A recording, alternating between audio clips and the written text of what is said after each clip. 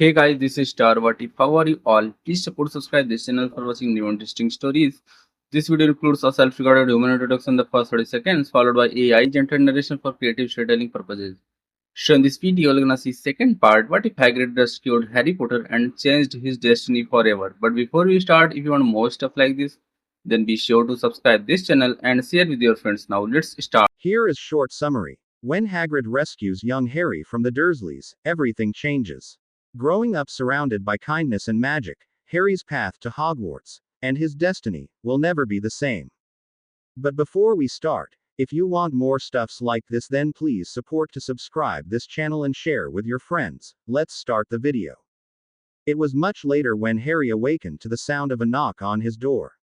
Grabbing his glasses and putting them on, Harry called out, "Enter." Ginny peered around the door and Harry noticed she was wearing a large bandana on her head. "You okay, Ginny?" Harry asked as he stretched, waking up. Ginny came into the room and sat on Ron's bed. "I think so. I'm very hungry and Mum and Dad haven't made it home yet. I went right to sleep after we parted. So I guess it's been about 2 hours. I went to brush my hair when I woke up and found this." Ginny reached up and untied the bandana. A cascade of hair came out and fell around Ginny's shoulders. Harry saw the change at once. Where Ginny had started the day with a head of dark auburn hair like her mother, she now sported a variety of different shades of highlights in her hair. There were strands here and there of gold, arlet, strawberry, and the bright red that was the signature of her brother's hair. All in all, Harry thought it looked really nice.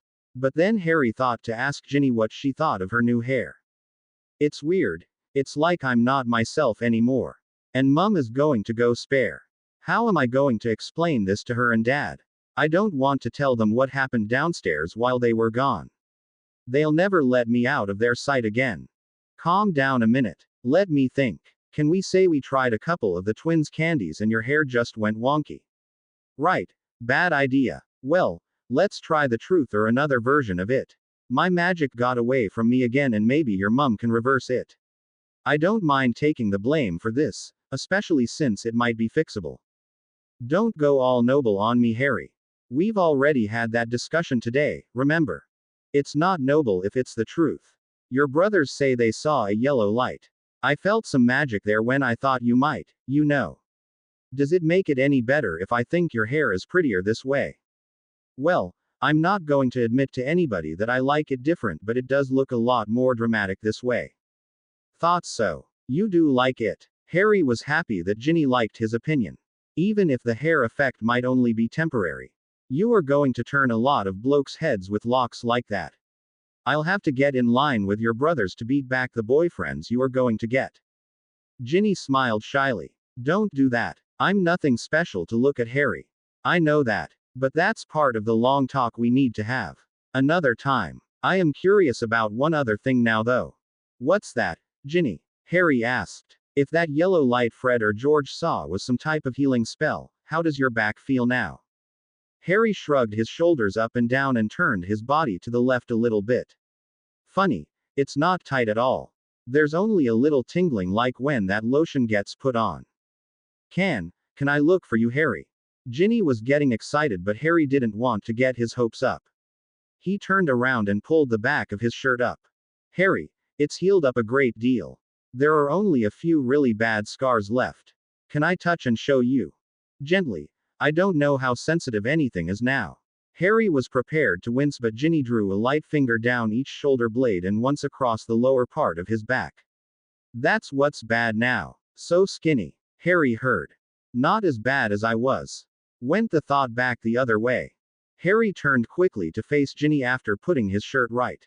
"I heard what you thought."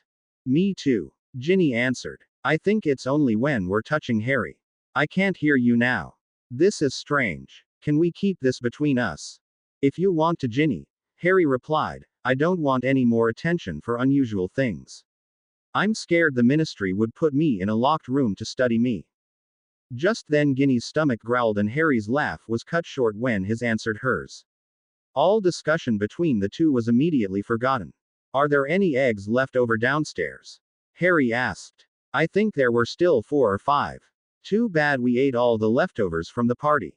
Guess we'll just have to tough it out until Mum gets home. If you can handle making toast, then I've got supper for us covered. Do you want your eggs scrambled, fried, or in an omelette, Miss Weasley? Harry Potter cooks too. On top of everything else. Pinch me somebody, I must be dreaming. OWW. You did ask, Ginny, Harry said with a laugh. If we do this right, we'll have supper in 15 minutes. I might even call Fred and George down to watch us eat. That's cruel and deliberate. You're learning well, Harry. The two friends laughed and raced down the stairs to get some food. When Mr. and Mrs. Weasley flowed home a half-hour later, they found Harry and Ginny finishing up their meal. Mrs. Weasley asked if there was enough for them also, but Harry apologized, saying that all the eggs were gone but he would try something else if they wanted. Harry hesitantly explained that he usually was forced to cook all the meals for the Dursleys, but he was better at breakfast than the other meals. Mrs. Weasley pulled Harry into a hug and told him he never had to do that in her house. Ginny apologized for jumping the gun on supper, but that they had worked up an appetite, going for a long walk, while her parents were gone. Mrs. Weasley was touched at their initiative and thanked them for making her supper preparation a bit easier. She also asked Harry if he and Ginny would like more chances to help her in the kitchen. They both said they would like to sleep on it, and then stared at each other in shock at their coinciding replies. Harry asked Ginny if she wanted to still go over the Owl Guide with him. When she said yes, Harry went up to his room to retrieve it. Ginny was setting the table for the others' supper as Harry came back down. He went to help her, but she just waved him off and pointed to the family room. Harry stopped and studied the Weasley family clock while Ginny finished. The hands for Ron and Charlie were still pointed at traveling, and Harry wondered how many stops there were in getting to Romania. Once Ginny had finished, she and Harry went to the living room to read the guidebook. After a small discussion of best place to sit, they decided to just lie on the floor with the book between them. Mr. Weasley looked in at them once in a while during the meal and just saw them enjoying the book and taking turns reading to each other. Occasionally Harry would ask a question that Ginny could answer, or vice versa. Harry came out once to fetch a quill and some paper to write down some questions they both had. Mr. Weasley saw that his daughter also made some notes about some of the pictures in the guide. The twins were fairly quiet during supper but made a point to go in and wish Ginny and Harry a good night's sleep before they went back up to their shared room. Ginny got up to give each of her brothers a rather long hug while Harry turned over to wave at them. Percy also wished them a good night on his way up to his room. Mr. and Mrs. Weasley came into the living room and sat together on the couch. Ginny leaned into Harry's shoulder on the floor. They look awfully tired. Harry was startled and stared back at the girl. Give a bloke some warning, will you? Ginny giggled a little and leaned back into his shoulder. Yes, let's announce out loud that we're going to go mental with each other. That would work just great. Harry sat up with a groan and turned to face the adult Weasleys. Long line at the ministry. Not so much outgoing, but there was a good number coming in. We met a Professor Quirrell who was going to start teaching at Hogwarts. He came in from Eastern Europe where he had been traveling through the summer. Seemed to be a nice chap. Little on the quiet side though. Anyway, it took a lot longer than we thought to get Charlie and Ron off, Mrs. Weasley said. I think I'm going to stay up a bit longer to see their hands on the clock get to work. Ginny, you and Harry should be heading up to bed now. Harry had found a scrap of parchment in the bag that Hagrid had the book and the owl treats in. The scrap just said, Vault 713 feet. Harry just used that scrap to mark their place in the book and went up to his room. Ginny was about to follow him but heard a scratching at the window. When she looked out, she saw Hedwig hovering just outside. Ginny opened the window and the owl flew inside and perched on the back of one of the kitchen chairs. Ginny was going to carry Hedwig up to Harry but saw that there was a post attached to Hedwig's leg. After she patted the owl, Ginny removed the letter and saw that it was addressed to her parents. She took the post back to the living room and handed it to her father. Being curious, she waited until he read it and handed it to her mother. It's from Madame Pomfrey. She's the Medowitch at Hogwarts, Ginny. She is unfortunately familiar with Fred and George's antics. Anyway, She would like to come here tomorrow evening to check up on Harry and have a small talk with us. Probably just routine. Would you tell Harry when you take his owl up, Ginny? Ginny gave her parents another goodnight hug and key, making sure her bandana didn't slip and reveal her new hair. She grabbed Hedwig and carefully put her on her shoulder to climb the stairs. Harry answered Ginny's knock and was surprised to see Hedwig. Ginny told Harry that Hedwig had returned from Hogwarts with a letter from Madame Pomfrey and that she would be coming to the burrow tomorrow evening to check on Harry. Harry reached out and Hedwig hopped on his arm to be transferred back to her cage. She's going to be very surprised to see my back. Harry looked at Ginny carefully. Did your parents get a glimpse of your new hair? If you didn't hear it from up here, then it's probably safe to say that Mum didn't notice, Ginny replied. She's much too worried about Ron this evening. Harry sat on the bed to talk to Ginny. I hope your hair gets back to normal overnight because I don't want to get you into trouble. I'm still tired from doing that magic whatever it was. I think I know somebody we can talk to about this mental contact. I'll ask your mum tomorrow if he can go to Diagon Alley with us. He was a good friend of my dad's, so I think I can trust him with this. I want you to know, Harry, that I'm not upset about being able to talk to you privately. So don't go blaming yourself. If it does wear out by tomorrow or sometime soon, it was nice to have something special with you, if only for a little while. I think that way too, Ginny. You best get back to your room before your mum comes to check on either of us. That's a good idea, Harry. With Ron gone, she will be extra watchful over the rest of us until he gets back. Ginny stepped closer and laid a hand on Harry's forearm. Good dreams, Mr. Potter. Harry smiled. You also, Miss Weasley. Ginny smiled and slipped out the door. Harry had a satisfied smile on his face as he changed into his pajamas and quickly fell asleep.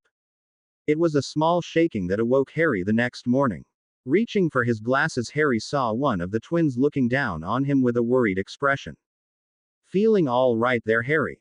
He asked. Pretty good, so far, answered the confused boy. Well, your day is going to go downhill from here. Percy accidentally ratted us out. He pulled Ginny's bandana off on her way downstairs. Of course, Mum happened to be right there. Dad had already left early for work, or there would be a full court hearing going on downstairs now. Harry was hurriedly pulling on clothes. Bugger. Has she said anything? No, she's keeping quiet. Mum just sent me up to wake you up. I'm heading back down as much as I don't want to. This could be a bad day for all of us, Harry. Right behind you, Fred, Harry said. It's George, actually, came the laugh from the twin ahead of Harry on the stairs. As Harry entered the kitchen, he saw an unusual sight. Everyone was sitting at the table, but there wasn't a scrap of food in sight. All but Percy and Mrs. Weasley had their heads down, and Percy looked like he wanted to be anywhere else but where he was. Trying to act normal, Harry cheerfully said, "Good morning, everybody." The mumbled replies from everyone but Mrs. Weasley did nothing for Harry's confidence. Anything I can do to help with breakfast, Mrs. Weasley? Harry said as he sat down. Glad you volunteered, Harry, Mrs. Weasley replied. No one here seems to have any idea of how my daughter's wonderful hair got changed between the time we left yesterday afternoon and this morning. Hair changed. Harry took a deliberate look at Ginny. While the effects of what happened the previous day had faded a little, Ginny's hair was still very noticeably blended. Ginny shook her head slowly, and Harry wished badly he knew what she was thinking. He thought he heard a small whisper in his mind. Don't take the blame, don't take the blame, don't. Well, I guess there's nothing else to do but fess up. Mrs. Weasley, I'm to blame for Ginny's hair. Everybody at the table groaned in sympathy at the glare Mrs. Weasley shot at Harry. What exactly happened, Harry? Said Mrs. Weasley with frown. Ginny and I were headed upstairs to send the thank you note to Professor Dumbledore with Hedwig. I was almost at the top when I got dizzy again. Luckily Ginny caught me before I tumbled more than a few steps. I was only out a minute or so, and then I went and laid down on my bed while Ginny launched Hedwig out the window. I really didn't notice her hair until she came back to check on me. I'm really sorry, Mrs. Weasley. I'd rather go back to the Dursleys rather than have anything bad happen to Ginny. I was hoping whatever happened would fade away. Don't punish her for something I did accidentally. Mrs. Weasley's hard stare went from Ginny to Harry and back again several times. When she finally made up her mind, she shook her head. Extra portions of food and potions for you today, Harry. Luckily, Madame Pomfrey is coming over this evening. Maybe she can untangle this mess. I'll talk to the two of you privately after breakfast. Harry gave a sigh of relief as Mrs. Weasley headed back to the stove. Ginny glared at him for a second but softened up and gave Harry a nod. The twins each gave Harry a quick pat on the back as they went to help their mother with breakfast. Breakfast was a very strange affair for the Weasleys that morning. The meal was eaten in almost absolute silence for a change. Only the clink of silverware and an occasional voice broke the quiet. Harry was worried at the consequences of the upcoming talk and downed both his potions without comment. The twins kept sneaking glances between Harry, Ginny and their mother, trying to be invisible for a change. Percy looked askance at the situation as if he couldn't believe he was at the right table. Breakfast was soon over and Ginny and Percy were delegated to do the dishes. The twins asked and received permission to go visit one of their friends for the day. Mrs. Weasley only told them to be back for an early supper. They left soon after, but not before whispering an apology to Ginny about abandoning them. Ginny smiled and told them they could hear the story later but asked them to deliver Luna's note for her. It was a serious Mrs. Weasley who sat across from Ginny and Harry at the table. The two children were very afraid of what was going to happen to them. Ginny was very afraid the real story would come out and Harry couldn't believe he had messed up again. After an extended painful silence, it was Harry who chose to speak first. Before you go punishing your daughter, Mrs. Weasley, I'm fully prepared to face up to my responsibility and take whatever punishment you want to deal out. But please spare Ginny, she had no choice in what happened to her. Mom, don't go too hard on Harry, Ginny exclaimed, he didn't do anything on purpose. Nobody really got hurt. Mrs. Weasley shook her head sadly and then smiled at the two. I'm just a little confused at what set I'm going to be comparing you two with for Arthur. What you just said sounds exactly like the conversation that I had with Bill and Charlie when Bill turned 11. You also have hung together in defending each other like the twins always have. I'm not sure what we're going to do. However, Ginny's and Harry's faces fell as they realized a decision had been made. Ginny, you first. Yes, Mum. Ginny sat up straighter in her chair to meet her mother's gaze. I'm very disappointed that you wanted to hide something like this from me and your father last evening. I wasn't so distracted by Ron's absence that I wouldn't have tried to comfort you or correct your condition then. I'm sure it's at least a little unnerving to have your appearance change so. You will meet your father first thing when he comes home and explain the hair you currently have. I'm not going to try and correct it now. You are also on table restriction or your room for the rest of the day. Yes, Mum. My choice is table. I still have one or two questions for you, young lady. The first is this. Are you scared to be around Harry and his mishaps?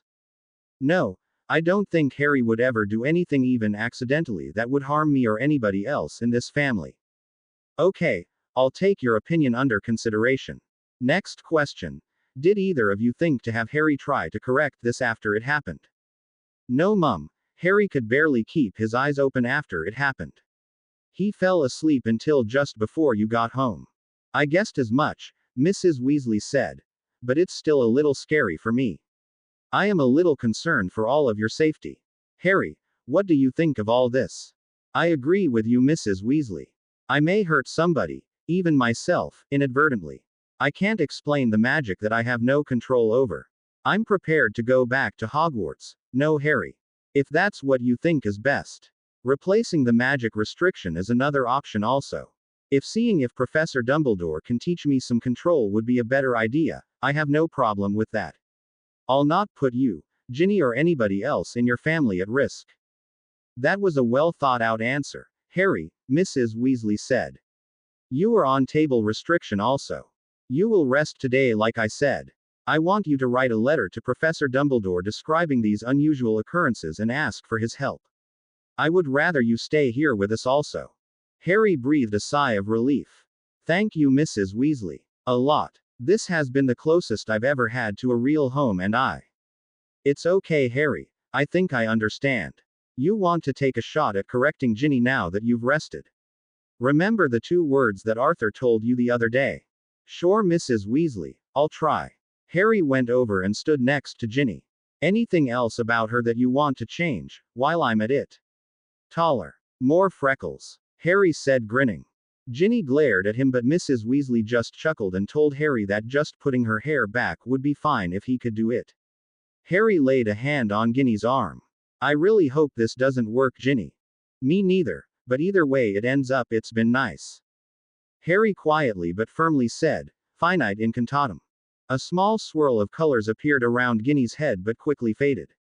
Ginny looked at her mother, but she just shook her head. Sorry, Mrs. Weasley, Harry said. I did try. Well, it was worth a shot anyway, Mrs. Weasley said. Madame Pomfrey will be here later. Maybe she can fix it. Ginny had raised her hand while Harry went and sat back down. When her mother nodded at her, Ginny asked a question. Can I explain to Harry what a table restriction exactly is, since he doesn't know it? Of course, dear. Go ahead. Mrs. Weasley said. Harry turned to face Ginny. Table restriction is basically a Hogwarts detention, Weasley style. You stay at this table for however long Mum or Dad decides. No talking. You are allowed to do homework or work on something constructive quietly. No goofing off. If you don't have anything to properly occupy your time, they will assign something to you. You must raise your hand to ask a question but not speak until you are acknowledged. Same procedure for loo breaks. Meals are not included in the non-speaking rule. Your restriction may be made longer or shorter because of your obeying or disobeying the rules. Did I forget anything, Mum? Yes, she said, smiling. No food or snacks, otherwise it wouldn't be a punishment for your brother Ron. Harry and Ginny both smiled at the idea of a punishment for Ron that totally cut off food. Mrs. Weasley smiled at them. Before I give you the start, I want to know what you have to work on today. Ginny. I've already finished my thank you notes and got them delivered. Harry and I were reading the Owl Guide last night and I supposed we can finish it separately. I'd like to go through that book that Neville gave me to see if there are any plants I recognize from around here. Harry asked me to create a list of the charms that are used around the burrow and what they do. Is that enough for the rest of the day, Mum? You and Harry may finish reading the Owl book together if you can do it quietly. I'd also like you to write a list of our birthdays for Harry, just in case. If he doesn't get to stay here when everything gets sorted out, he'll at least have the dates when he'll be invited to all our parties. Harry, your turn. I've another letter to Professor Dumbledore to write. I've also got to write the list of clothes that I would like to get. Magical and Muggle. Finishing the Owl Guide will take some time. I really can't think of anything else. I would like you to think about how you've reached your magic, Harry, and what is needed mentally and emotionally to control it. For me, could you also write a list of the meals you can cook? Mrs. Weasley took a look at the curious gazes of Ginny and Harry. Since you did so well on your own last night, I would appreciate it if you could teach Ginny and the twins how to fix some things the Muggle way.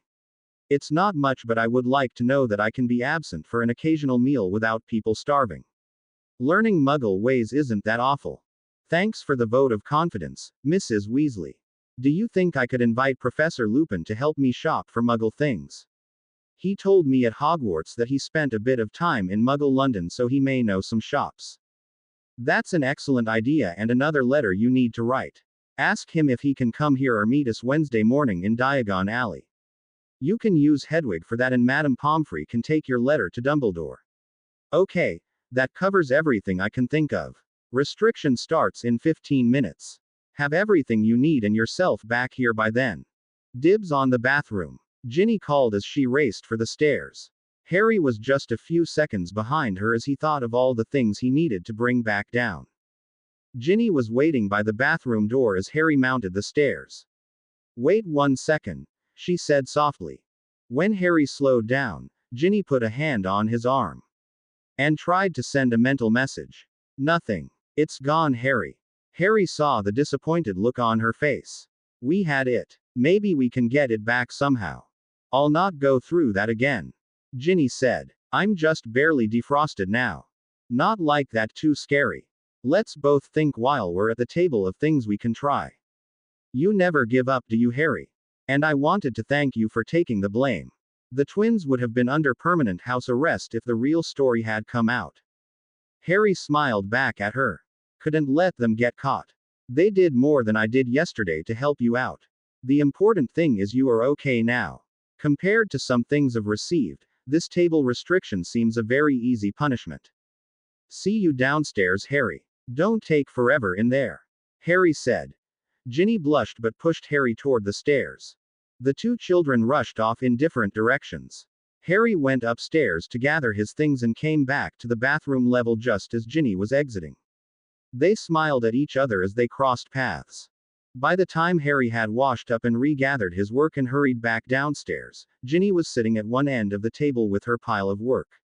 When Harry went to sit next to her, Mrs. Weasley just pointed at the chair at the other end of the table. Harry was disappointed that he couldn't sit beside Ginny, but he did realize it was a punishment after all.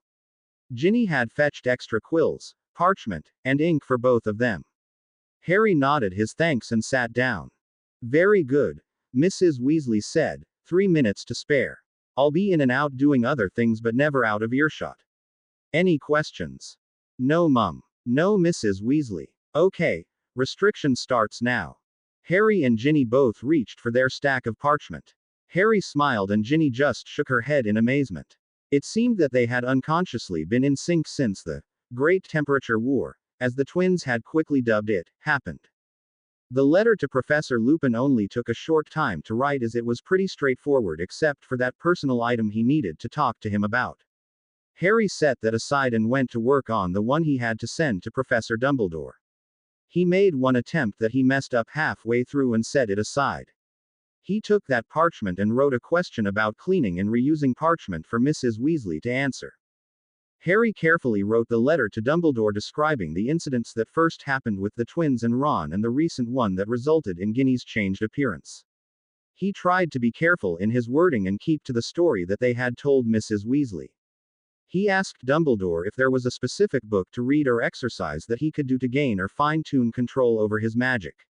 He also asked if that when he got a wand if things would get a little more settled. Mrs. Weasley left the family room to check on them a couple of times. She came in to get a drink of water after about an hour. She stopped and peered over Ginny's shoulder at what she was working on. She nodded and said something quietly to her daughter and picked up one parchment. She brought that parchment and laid it down on Harry's owl guide. Harry showed Mrs. Weasley the 2 letters he had written and she picked them up to read them. Mrs. Weasley said, "Good job," and then flipped over the parchment she had just placed down. Harry was glad to see the list of Weasley birthdays in Ginny's neat printing. He was about to say thanks to Ginny but Mrs. Weasley had put a warning finger over her lips. Harry nodded gratefully and pulled out the list of clothes he was required to get for Hogwarts. Mrs. Weasley just nodded and headed back to the family room. Harry heard the quick snicks and thought that Mrs. Weasley had resumed her knitting. It was somehow a nice comforting background noise and Harry quickly lost track of time as he worked on the list of clothes he wanted or might need. Harry was a little startled when Mrs. Weasley announced the lunch break. He had worked himself into a period of deep concentration trying to think a way of reversing of inadvertent magic. That was confusing just thinking about it. He shook his head and made sure he hadn't written anything down about that on the meal list that Mrs. Weasley could see. Mrs. Weasley set about making some lunch for them all. Ginny had stretched a bit and then went to set the table up with plates and glasses. Harry asked if there were a couple of minutes to go out and get some fresh air. When Mrs. Weasley nodded, Harry headed out the front door to go sit on the stone wall. Ginny was soon sitting beside him on the wall. "Do you need to go check on Hedwig, Harry?" "Thanks for asking, but I left her cage and the window open and told her she could go out if she wanted. I made sure that she had water when I went upstairs. It's nice to have to take care of someone else for a change instead of worrying if something bad might happen to me." "You're adapting nicely to having a pet since you never had one before, Harry." I thought of another question while we were sitting.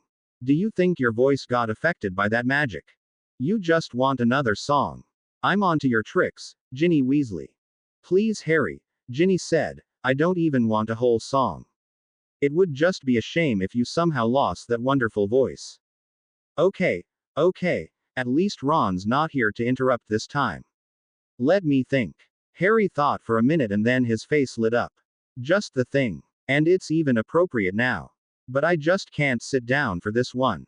Harry hopped down and faced his companion sitting on the wall. You should like this one, Ginny, Harry said. Ginny watched Harry settle himself into the singing mode as he had before.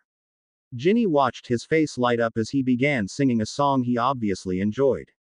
I've paid my dues. Time after time. I've done my sentence. But committed no crime. And bad mistakes I've made a few. I've had my share of sand kicked in my face but I've come through. Ginny smiled at her mother when she came out to hear what Harry was singing. When he quit, Harry was surprised to hear Ginny and Mrs. Weasley continue and sing the chorus to the song. He was the one to applaud their efforts this time. Leave it to you, Harry, to pick a song from one of Mum's favorite Muggle groups. Ginny said, smiling. Thank you, Harry, that was very nice, Mrs. Weasley said. My sons usually don't let me sing anything halfway current. It embarrasses them somehow. You've a good voice but nowhere close to Freddie Mercury. That man has a voice that's really magic. Just because we're out here in the country, doesn't mean we are ignorant about Muggle music. The Wizard Wireless sometimes plays some of the best or current Muggle groups on the weekends. I like to listen but I don't usually let my kids know I enjoy it as much as they do. Well, come along, lunch is ready. Ginny and Harry were following Mrs. Weasley back in when Harry started thinking of the first time he had heard that song. He almost walked over Ginny when she stopped suddenly in front of him and whirled around. Was that your cousin Duty? Ooh, we're back. Harry, I saw him dancing around in a room trying to copy the moves. That was your memory, Harry. Bit of a pig, isn't he? Wow, my memories. You have no idea about my cousin, Ginny. I'll try to show you the memory of when Dudley first met Hagrid. That ended up funny. We'd better get inside before your mum gets suspicious. Harry turned Ginny's shoulders so she was facing the door again and gave her a small push. I'll get you for that, Potter. Be nice or I won't share. Harry sent back. The two were giggling as they re-entered the kitchen and Mrs. Weasley just looked at them with a smile. Even though they had got into some trouble, they were still happy. Mrs. Weasley thought idly that Harry had changed a great deal for the better in a very short time. Lunch was a lot more animated than breakfast had been.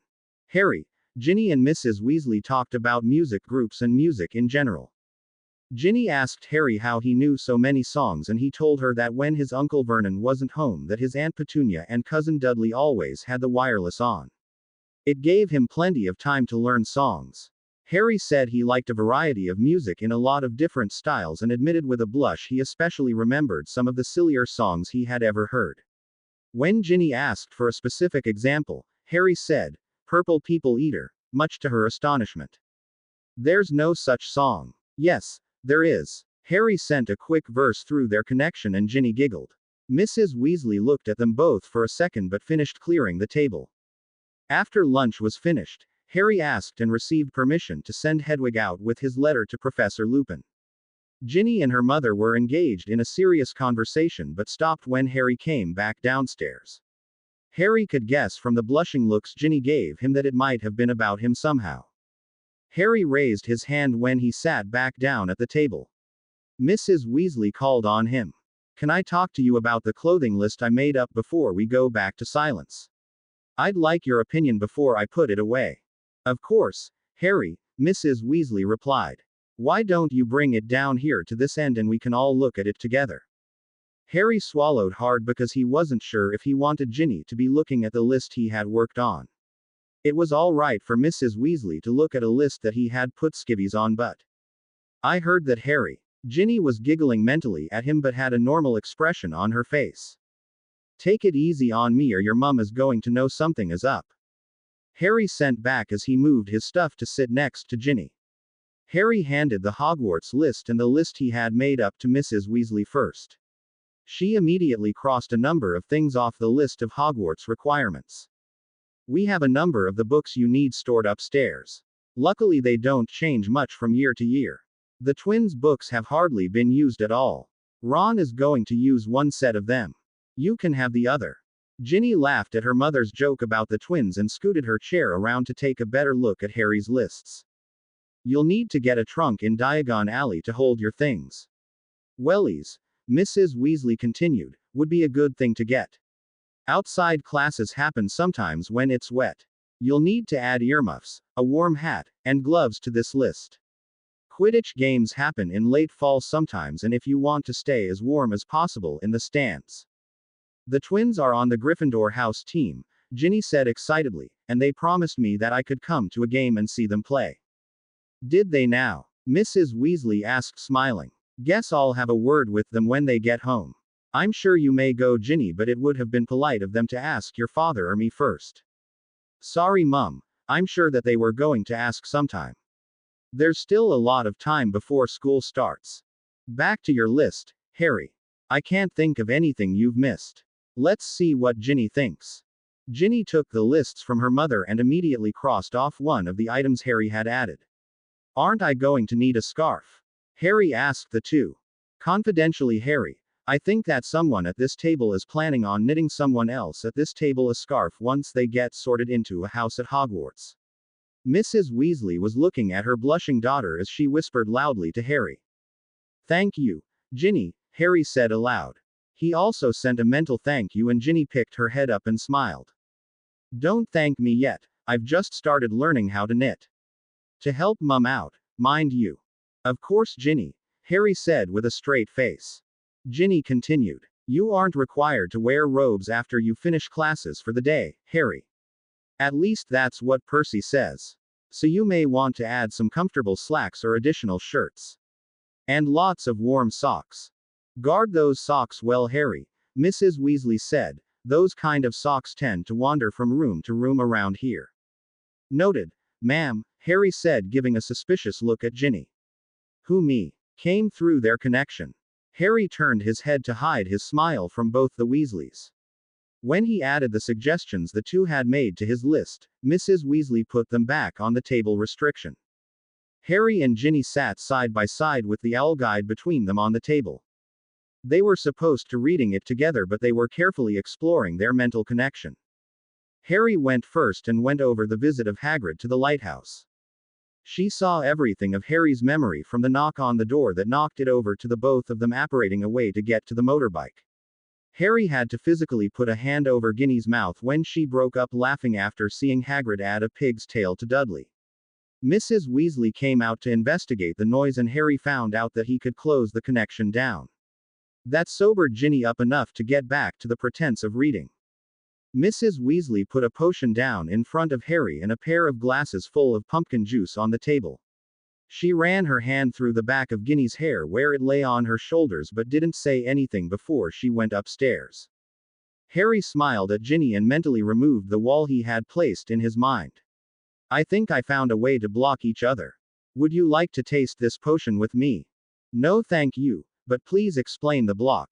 Ginny thought back. Harry sent a picture of a brick wall he had thought of that wouldn't let any thoughts through.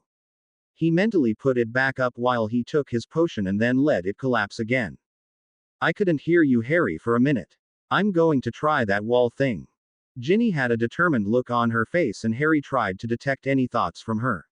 It took her a couple of tries to duplicate what Harry did. He gave her a smile when they were back in contact again. That's a relief. I was starting to worry about us accidentally visiting each other in the shower. Ginny blushed and covered her face with her hands. I would never spy on you, Harry. Harry blushed back at her. I know. I trust you too. But I wouldn't want any accidents to happen. Me neither. Ginny nudged Harry and pointed back at the book. We better finish this. Mum may ask questions.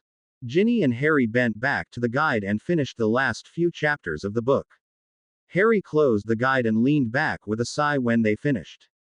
That was very informative. Did you always like books, Harry? Not until I learned to hide in the school library from Dudley and his gang. Now I just want to read and learn everything I can get a hold of. Harry sent Ginny his memory of the library at Hogwarts.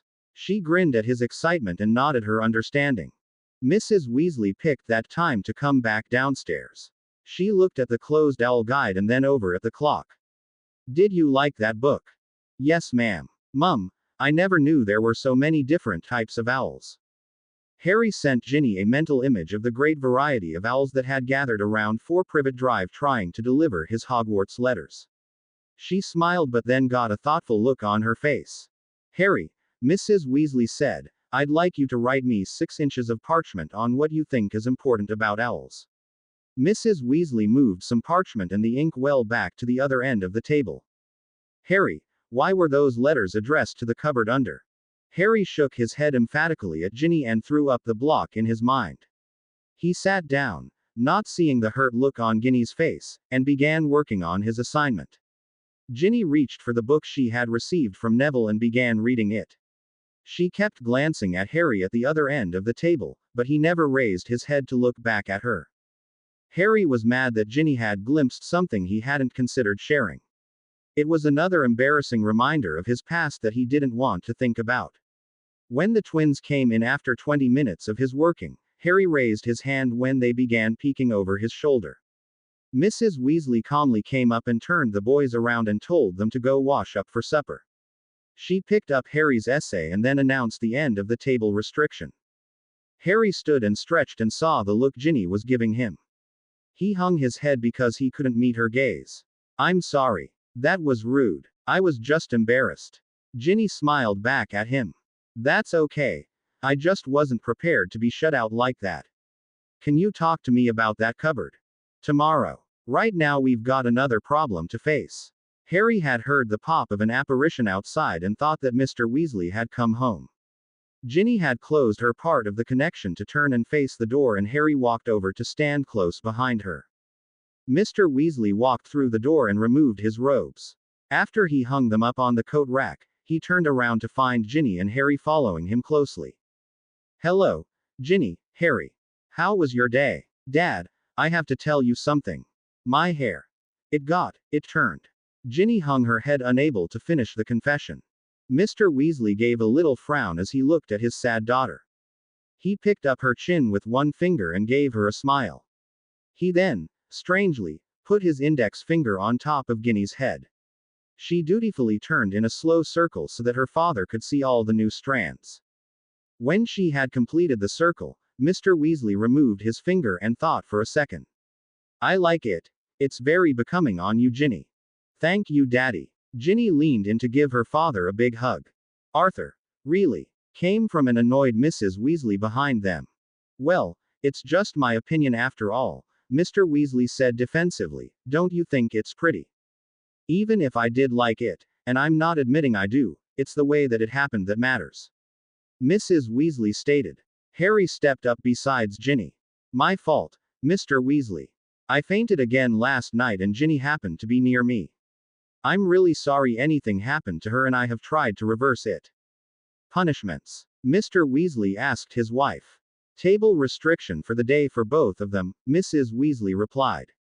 Ginny for not telling us last night, and Harry to think about magical control. He's also written a letter to Dumbledore asking for help. Well, that seems sufficient to me, Mr. Weasley said. Anything I can do to help with supper. You go rest up for a bit. Read your paper since you left this morning before it was delivered. Molly leaned over Ginny to give her husband a quick peck before he went to the living room. And you too, Mrs. Weasley said, speaking to the youngest members of the current household. Go put away your things, wash up, and send the twins down to set the table. Yes, Mum. Okay, Mrs. Weasley. The two returned to the table and gathered up their things. One more thing, Mrs. Weasley said. Harry and Ginny turned to face her. Ginny, I do like your hair. Ginny smiled at the compliment. And Harry. Yes, he replied. Never, ever do anything like this again.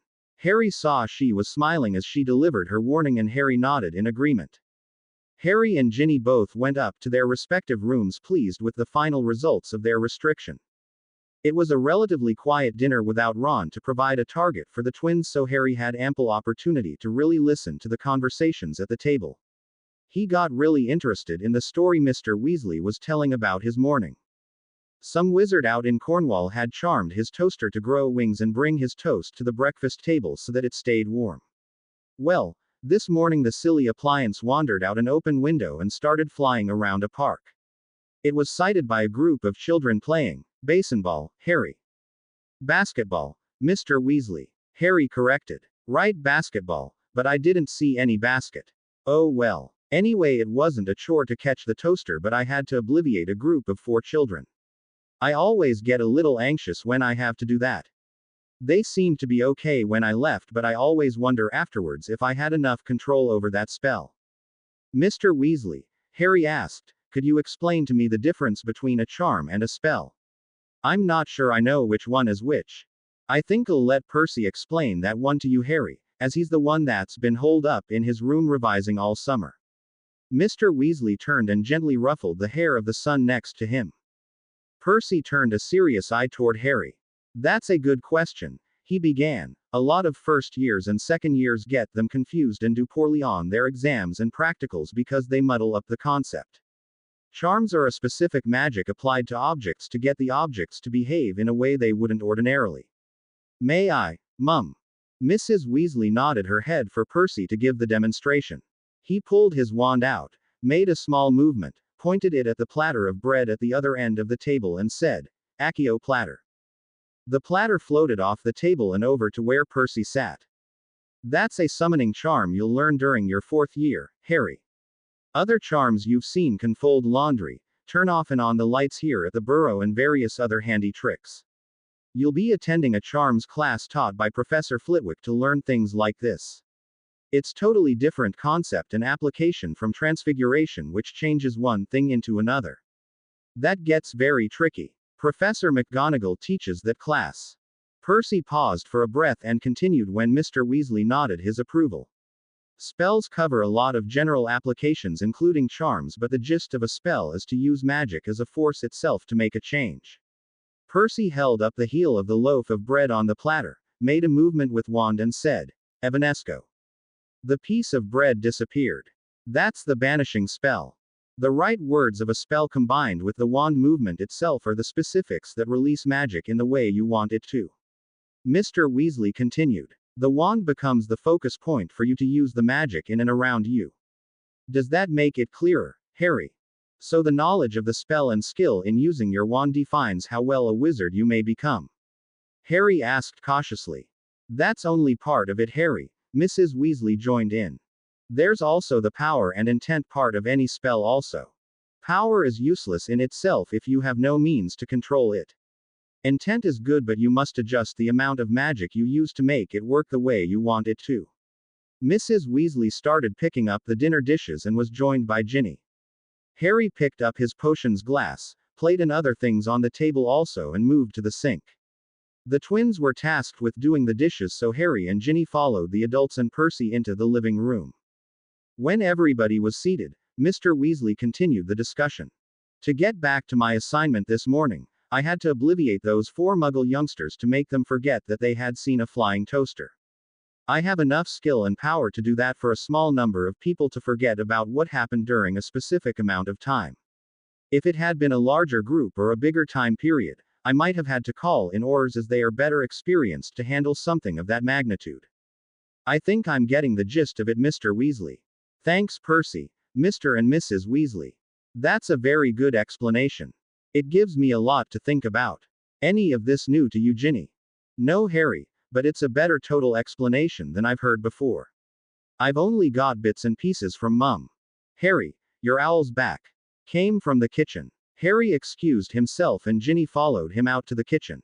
Hedwig was perched on a cabinet but flew down to Harry's arm when he held it out. Harry took the note off her leg as Ginny brought Hedwig some water in a small bowl. After she had drank her fill, Harry went to the door and told his owl she could go hunt or that there were treats up in her cage. Hedwig took off into the gathering darkness and Harry saw her flying through the orchard. Harry was just opening the reply from Professor Lupin when the green flames flared up in the fireplace. Mrs. Weasley appeared in the kitchen just as Madame Pomfrey stepped out of the hearth. Harry, noticing the easy way that the Medowitch came out of the flow, made a mental note to ask anybody how to do it better than his last trip. He heard a mental chuckle from Ginny behind him. The twins told me all about your trip across the kitchen. Sorry I missed seeing it. Am I too early, Molly? Madame Pomfrey asked, shaking the ashes off her green cape. No, Of course not, Poppy, Mrs. Weasley replied. Can I get you a cup of tea? That would be nice, thank you. Madame Pomfrey removed her cape and set it over the back of the chair she was sitting on. Ah, Mr. Potter, how are you feeling? I can see the effect of Molly's cooking has had on you. You don't have the gaunt appearance anymore. Between her cooking and all those potions I've been drinking, I'm feeling much better nowadays. Well, that's good then. I'll still have to do another diagnosis sweep and take a look at your back. That's okay, Madame Pomfrey, Harry said. I think the results should be much better than the last time. I have a letter for the headmaster, if you wouldn't mind taking it to him. He handed the letter to Madame Pomfrey and she tucked it into a pocket in her cape. Harry, Mrs. Weasley said, why don't you and Ginny go into the living room and wait for us to finish visiting? All right. Ginny went to sit by her father while he read the paper, while Harry paced nervously back and forth once they had returned to the living room. Nervous, Harry? Mr. Weasley asked. Yes, but I'm not sure why. Harry replied. He forced himself to sit and wait. He picked up a section of the paper and tried to concentrate on it. Harry. Yes, Ginny. Are you worried Madame Pomfrey will take you back to Hogwarts? Of course, I like it here. I just don't know what she's going to find this time. Harry, calm down. Harry folded up the paper and put it aside. He looked up to see Ginny and Mr. Weasley watching him. Ginny winked at him and crossed her eyes without her father seeing her do it. Harry chuckled and sent her a thanks mentally. Mrs. Weasley and Madame Pomfrey came into the living room at that moment and Harry stood up nervously again. This should do quite well, Madame Pomfrey said. Do you want some privacy, Harry, while we do this? That's okay, ma'am. The people here have already seen my back, so I'm not shy about that. Mrs. Weasley pointed at the doorway where the twins were standing. If there's something you need to know, we'll tell you about it. She pointed upstairs and the twins reluctantly headed up to their room. Mrs. Weasley also waved her wand to safeguard their privacy. Well, let's do the unpleasant thing first. Let me see your back, young man. As Harry turned away from Madame Pomfrey and pulled the back of his shirt up, he found Ginny had moved to sit in front of him. I'm here. Everything's going to be okay. Thanks, Ginny. This is a very pleasant surprise, Mr. Potter. The healing has come along much better than I expected. I wouldn't have guessed the extent of your prior condition if I hadn't seen it myself. I think we can cut back on your potions now. Harry has had a couple of incidences of an overloaded system, Poppy. Mrs. Weasley explained. It seems to have accidentally done a healing spell the last time it happened. I put some of that lotion on Harry's back 3 nights ago and it was nowhere near that healed up. Very well, Mr. Potter, Madame Pomfrey said. You seem to be a fast healer along with everything else. You can fix your shirt now and we'll get that diagnostic spell done. Harry turned around and faced the Medi-Witch again. Mr. and Mrs. Weasley were sitting on the sofa and Ginny had moved around so she was standing behind the sofa so she could watch. Harry took a deep breath as Madame Pomfrey pulled out a notepad and quill to record the results. This is pretty cool if you haven't seen it before, Ginny. I turn into a rune generator.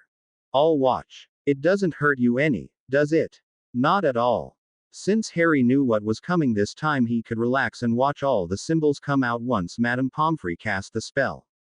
There were a lot more greens, blue and whites this time around and Harry didn't see single black symbol anywhere. He was smiling because he thought the results were a lot better, but then he noticed Ginny. Ginny was standing there with her mouth open in shock.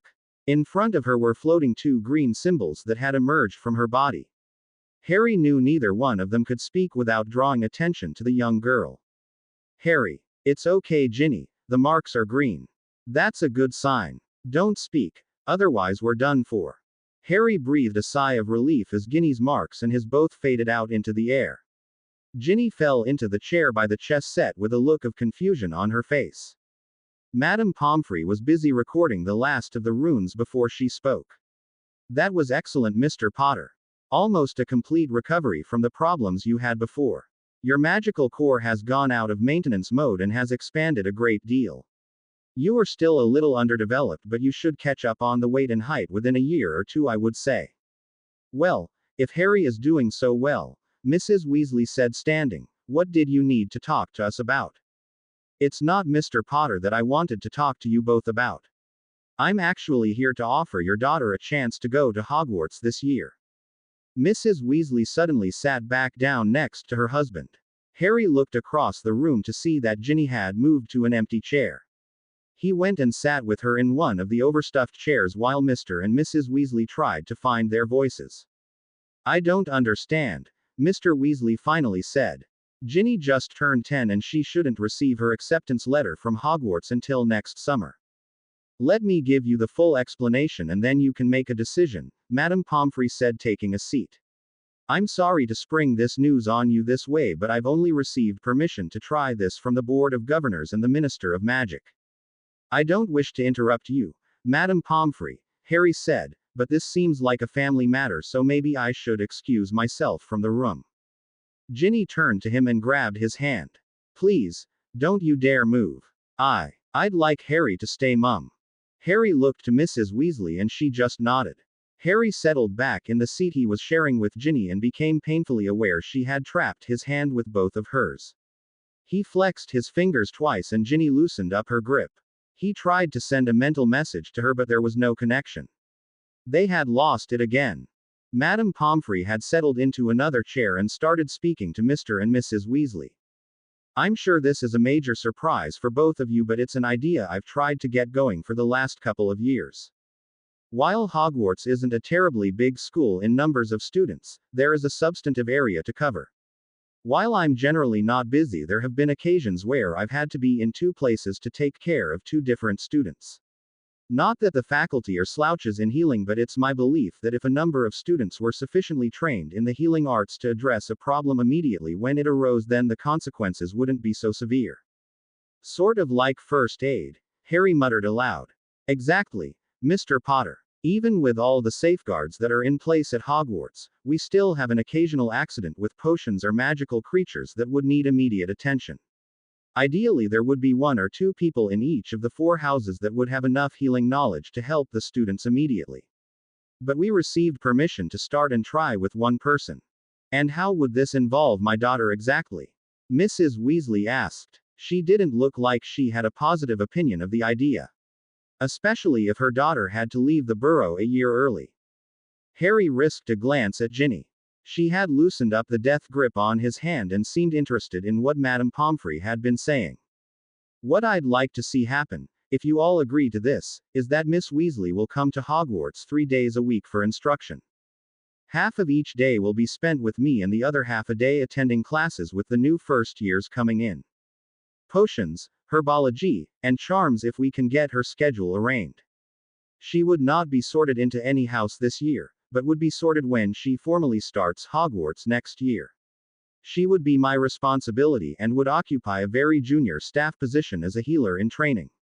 Mind you, she still has to obey all the Hogwarts rules and regulations like other students. If she elects to take the end-of-year exams for those 3 courses, and passes, she will be promoted along as if she was a first year. This is a little late notice to get everything together for Ginny in a few short weeks, Mr. Weasley said. There's tuition, books, robes and a lot of other things I probably can't think of now. Let me explain a few other parts of this plan. Miss Weasley, would you mind if I called you Ginevra or Ginny, since we may be working together? Ginny nodded her head, still a little overwhelmed to speak properly. She prefers Ginny, Mr. Weasley said. Because it is such late notice, the expenses for everything your daughter will need will be provided for. Molly, I know that look, and this isn't charity. Ginny will be earning her keep. Headmaster Dumbledore has agreed that since Miss Weasley will be providing a service to the school, that the initial costs this year will be borne by Hogwarts. If Ginny continues with training in healing, then there will be a discount on her future tuition also. She is under no obligation to continue on with me after she learns the first aid part, but she will take an hour or 2 a week in the medical wing in all her future years to keep up her skills. You have put a lot of thought into this, Poppy, Mrs. Weasley said. Ginny would be taking regular classes. And returning home each night. Yes, we want her to have some home life during this transition. She would be welcome to sit at meals at Hogwarts with her brothers or anybody else she would like. She may stay over weekends or nights with your permission, of course. That is something you'll have to work out for yourselves. I have a list of books and things Ginny will require. Madame Pomfrey handed over a list for Mr. and Mrs. Weasley to look at. We have most of these books here, but we were going to give some of them to Harry. Mrs. Weasley stated. I'd rather Ginny have her brother's books than me, Harry said. They really should go to her. I don't mind buying my own set. We have a wand for Ginny to use, Mrs. Weasley stated, reading further down the list. It belonged to my great aunt. That's one point that the headmaster and I both agreed upon, Madame Pomfrey interrupted. Ginny must have her own wand.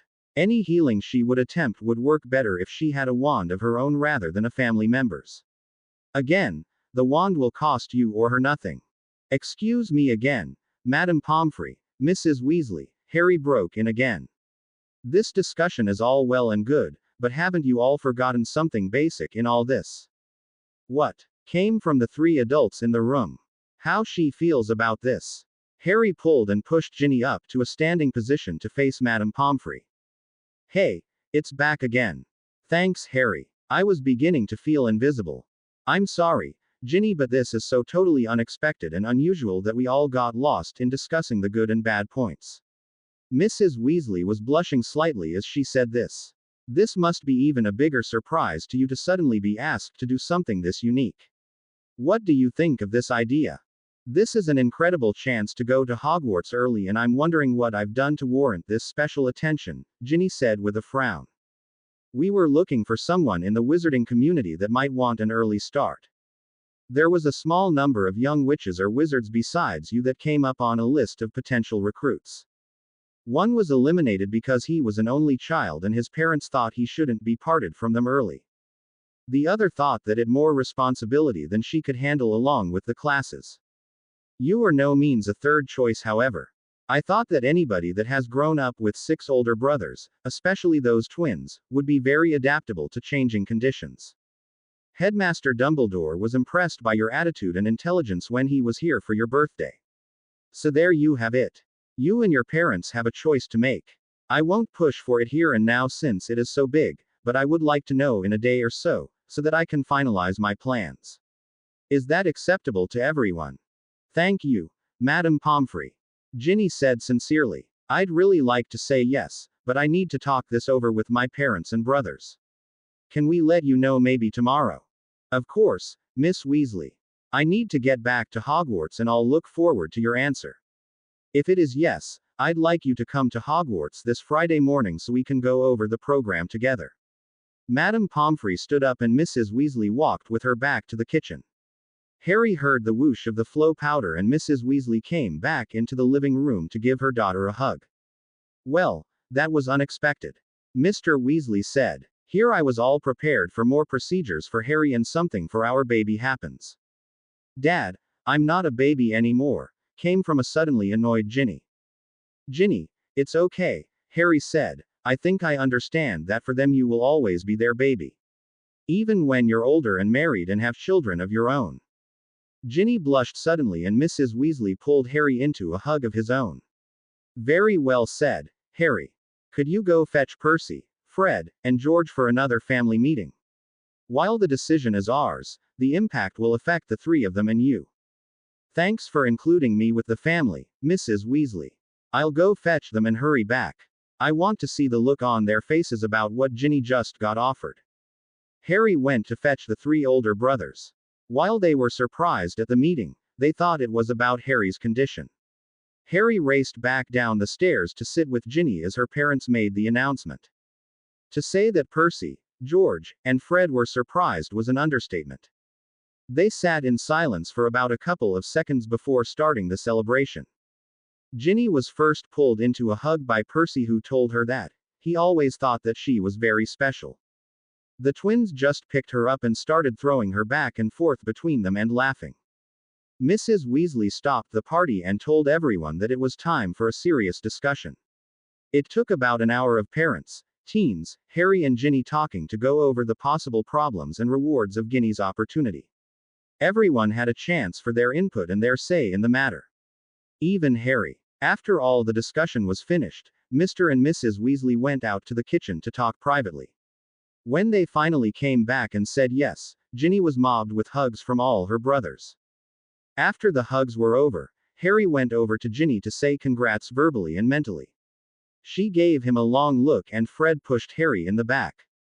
He settled for giving her a key to the forehead amidst catcalls from the twins.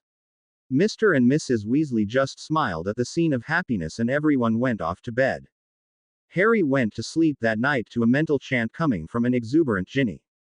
Harry, startled, fell out of his bed at the wake call he received. Rubbing his shoulder, he grabbed his glasses and looked around. There was a tapping sound. Scanning his room, Harry located the sound as coming from the window. He pushed it open just in time for a small pebble to bounce off his chin. He looked down to see Ginny with her egg basket waving to him. Let's go flying. Go gather the eggs. I'll be right down. Harry was glad that Ginny had woken him up. He had wanted to fly himself ever since he had caught her sneaking out that first time. Hurriedly dressing, Harry crept down the stairs at the burrow trying hard not to make any sound and wake people up. By the time Harry got downstairs, Ginny had set down the basket of eggs and was waiting for him by the orchard. The two raced to the broom shed and Ginny showed Harry how to jimmy the lock.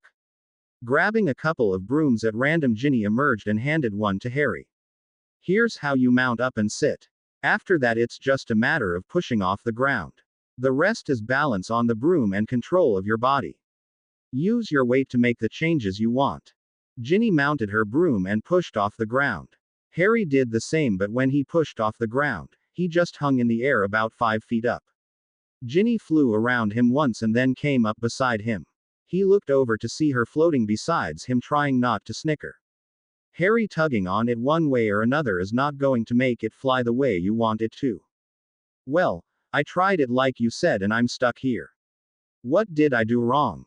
Ginny flew up beside him and touched his arm. Show me what you did. Harry went through the steps of getting on the broom and getting airborne. Oh, I think I see what happened. Remember when Dad said intent was involved with magic? Yes. For this, you have to have the desire and a connection with the broom also. It has a bunch of charms that you link up with. Try seeing it from my memory. Harry got the memory of Ginny's takeoff and saw the difference from his. Thanks, I think I've got it now. Harry took off like a rocket across the field. Ginny watched him in astonishment. Harry was handling his broom like he had been riding for years instead of minutes. She hurriedly went after him because she had forgotten to warn him about flying too high. They mustn't be seen by any muggles after all. Harry, slow down. You're going too fast. Don't fly above the treetops. Ginny, remember you said you couldn't do anything great for me. I'll remember you forever for this. This is brilliant. Ginny could hear the absolute joy in his mind as he got his first taste of flying.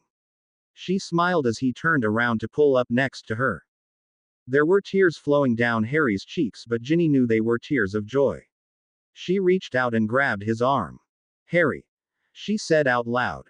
What? He replied. Tag, you're it. Ginny took off in the opposite direction that Harry was facing. He was startled for a second but shifted his weight around for a sudden turn. The two soon lost time in their game of tag and were only stopped when Percy showed up. Harry was the one to notice him first and sent a mental warning to Ginny. They both came to a landing and dismounted next to Percy. Mum noticed you hadn't come in with the eggs yet, Percy stated, so she sent me out to find you. Enjoy your flying while you can, because once you get to Hogwarts you won't have time for this. You have a lot of responsibility to assume and I know you won't want to disappoint Mum and Dad. Thank you, Percy, for coming to get us and the advice. Ginny and Harry put away their brooms and followed Percy back through the orchard. Ginny caught Harry's attention and rolled her eyes at her older brother. Harry had to bite his lip to keep from snickering. When Ginny walked into the kitchen, the first person to greet her was her mother. Did you have a nice fly, dear? Mrs. Weasley calmly asked her suddenly astonished daughter. You knew I was flying. Ginny was worried about a possible punishment. Your father and I have known for a while. You needn't hide it anymore. We would appreciate if you also didn't fly alone anymore. You've got to go to school in a while and it wouldn't do to show up with busted limbs now, would it? No, Mum. What's the punishment? Ginny held her head up but kept her eyes down on the floor as she knew she had been doing something seriously wrong. 5 inches on taking care of yourself and why it's not good going off on your own. Now come help me with breakfast. Harry had watched the exchange between mother and daughter but had been warned mentally by Ginny as they went inside to keep quiet for a change. He was about to sit down at the table when Mr. Weasley came up by him. You haven't been teaching Ginny any dangerous moves or stunts, have you, Harry? No, sir. I wouldn't do that. We were just playing tag and lost track of time. I'm really sorry about getting Ginny in trouble. Is there anybody else at this table that has lost track of time playing tag on brooms? Mr. Weasley directed his question at the rest of his sons. They all reluctantly raised their hands and the twins grinned at Harry. Welcome to the club, Harry. Confidentially, Harry, Mr. Weasley whispered, even Molly and I have been late a time or two because of the brooms. It happens to everybody. I think Molly just wants Ginny to think about what she is doing. Like getting the message through to Ron. Okay, I understand, Harry replied, but I think I really should add a watch with an alarm to my shopping list. Remember to get a magical watch, Harry. Muggle watches don't work at Hogwarts. Something about magic and batteries not getting along. You'll have to explain why Muggles have so many different sizes of those things to me someday. Yes, Mr. Weasley. Harry had quite a list of things he needed to explain to Mr. Weasley. He just hoped his explanations satisfied the curious wizard. Harry watched as Ginny and her mother got into a very serious conversation near the stove. Percy went to help with the food and Harry noticed that Mrs. Weasley cast a worried look his way. He sat down at the table to the amused looks of the twins. Wondering why you aren't in proverbial bucket with Ginny. Harry looked back at George and nodded his head. You flew with Ginny, so that met Mum's requirement of her not flying alone.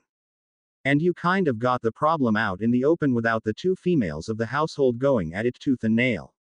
That's a fabulous deal when they don't fight over something they are on opposite sides of. Harry shook his head slowly. I guess I understand that logic. I supposed it would be bad form to go up and ask for a punishment as I was out there also. The twins looked at Harry in horror. Are you absolutely balmy? Do you want both of them to turn on you? Harry shuddered at the possibility of Ginny and Mrs. Weasley being mad at him. He tucked into his breakfast without another word and listened to the conversations going on around him. He tried to contact Ginny mentally, but he couldn't tell if the contact was lost again or if Ginny had tuned him out. She also wouldn't meet his gaze anytime he got a chance to look at her. Mrs. Weasley calmly announced that today was the day that Harry would start showing the twins and Ginny how to cook the Muggle way.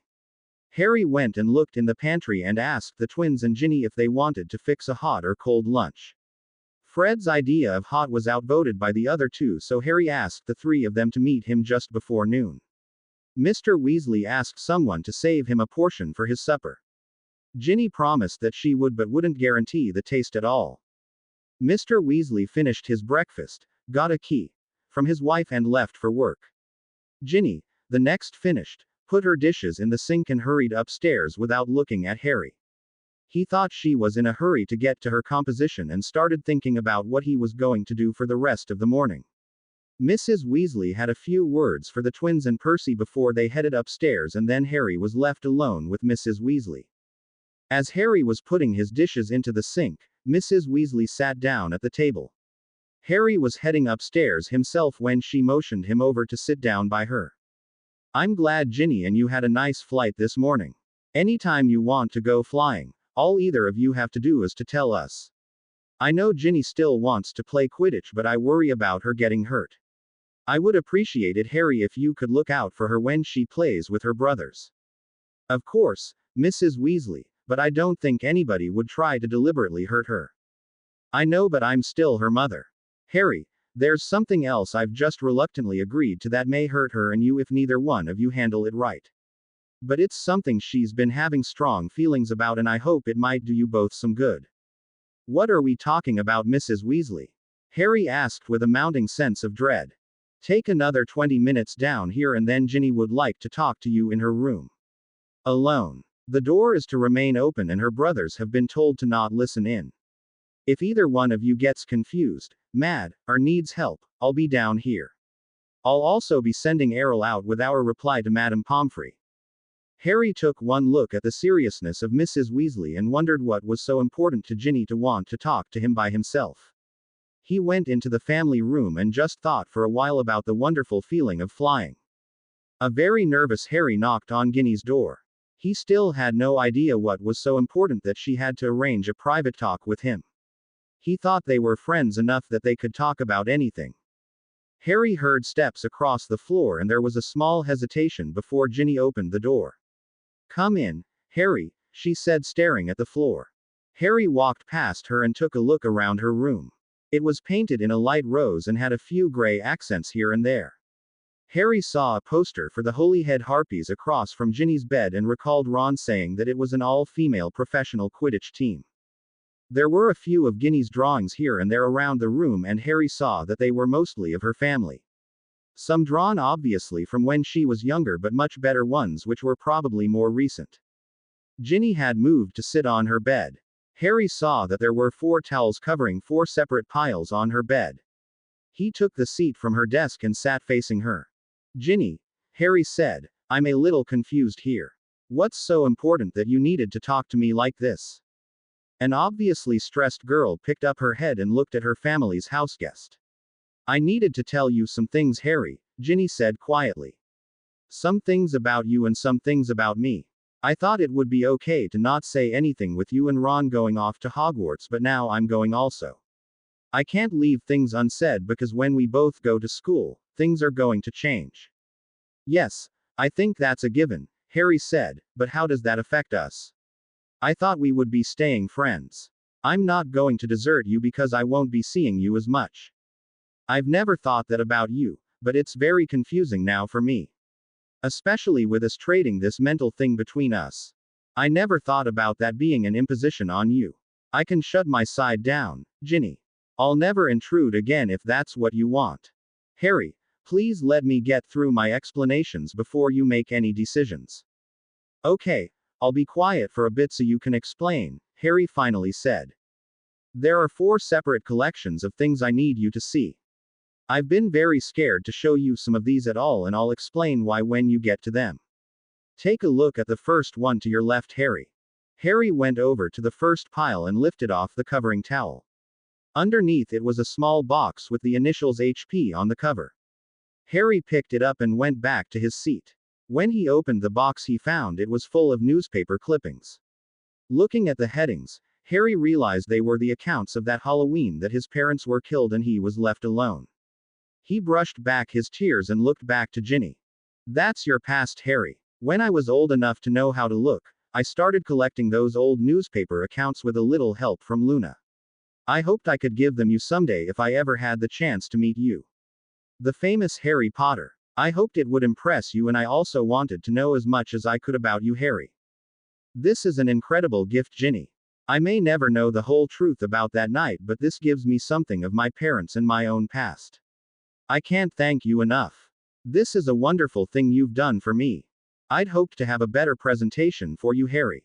You showing up here caught me by surprise. Would you let Dad make a copy of those so I can keep a set?" "Of course, Ginny. But can I ask why I've been so important that you would do something like this on the slim chance you would ever meet me?" "Harry," Ginny said, "you were left alone while your parents were toughly murdered, saving your life. I know how much I love Mum and Dad, and I couldn't imagine not having those important people in my life. You had no choice in the matter. I had no way of knowing where you were, but the thought of having that history ready for you someday made me feel better. I don't know what to say to you, Ginny.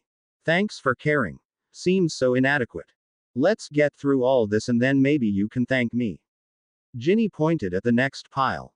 Harry carefully placed down the box and went to the next set on the bed. Removing the towel, he saw a doll sitting on a pile of assorted books, comic books, magazines, and posters. Seeing the jagged scar on the forehead of the doll, Harry turned and smiled at Ginny. "This must be the famous Mr. Ginny Weasley." Ginny gave a weak smile back. "Mum made me that for Christmas when I was 4.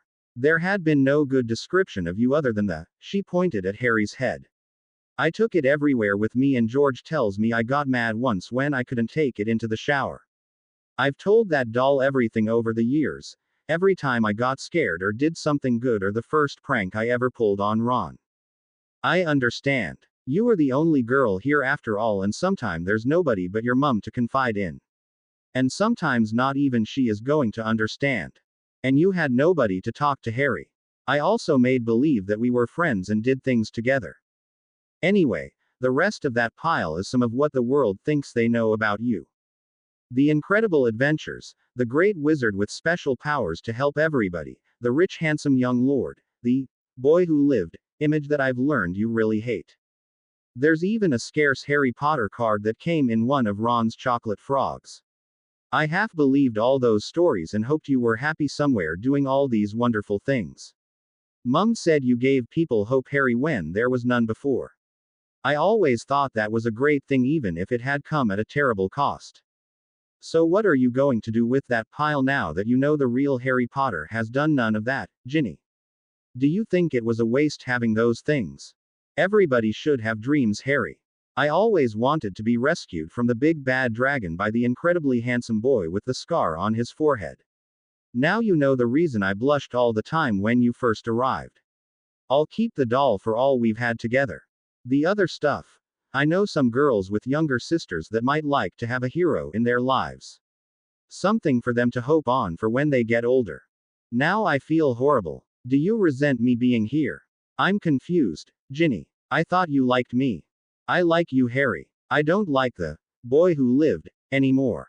He's not real, but he's been part of my life for so long. It's confusing. Does that make sense? As you are giving him up, I've got to take on all that rot. Harry said soberly. Which one of us is the most confused now? Ginny gave a big sigh as she sat back on her bed. I know you knew some of this, but maybe not the extent. There are young girls and boys all over magical England that think that is you, Harry. Harry hung his head. At least you and the rest of your family know the truth and who I am. You are going to be looked at a lot, Harry. People may expect things from you that you can't do. I'm worried about that. That and what Dumbledore said about the Death Eaters. It's a lot to think about, I know, Ginny. I'm sorry you are involved now. I don't want to put anybody else in danger. You've got to quit all this noble stuff, Harry. I'd like to take a break now for a bit, if you don't mind. I'm thirsty with all this nervousness and explaining. Go ahead. This is your show after all, Harry said. Ginny quietly left Harry sitting, staring at the evidence on the bed. And there were still 2 piles to go. Harry sat for a couple of minutes looking through the clippings that Ginny had just given him. Realizing he was thirsty himself, Harry headed down for the kitchen for a drink. Ginny was being hugged by her mother when Harry arrived at the bottom of the stairs. He waited until Ginny headed upstairs before he stopped her and spoke. I think I understand why you are doing this, and I appreciate the effort. You are being a good friend to me, and I know that takes a lot of bravery to be this honest. Ginny smiled at Harry's words and leaned in to give him a quick hug before trotting back to her room. Harry went and got a glass of water and drank it before sitting down next to Mrs. Weasley. Are you okay? Mrs. Weasley asked. I think so. She's obviously thought about all this stuff for a long time. I don't know if I'm a horrible disappointment to her now or her best friend. It's very confusing. It's been even worse for her since you've actually been here. The friendship between you two is a good thing. It would be nice if you two could keep it. It's my intention to try, Mrs. Weasley. Is she going to be okay, do you think? I think the two of you are stronger than either one of you realizes. Mrs. Weasley said. She's doing this for her own sanity. She has to resolve all this before she can pay attention at Hogwarts. I know, that's why I'm taking it seriously. Just knowing how much she wants to help me is touching. I'd better get back there. If this takes too much time, Harry, don't worry about instructing lunch. I'll take care of it. Thanks, Mrs. Weasley. Harry was the one to initiate a hug this time, and Mrs. Weasley smiled as the boy gave her the affection he didn't know anything about a few weeks before. Harry hurried back up to Ginny's room and passed the twins on the way down. Everything all right there, Harry? Fred asked. We're working on it. The cooking lesson may be postponed. That's okay. Mum's an adequate substitute for you at lunch, I guess. Don't let her hear you say that. Harry laughed back at them. And then turned back into Ginny's room. They were worried about me, Ginny said. They came in to make sure you weren't upsetting me too much.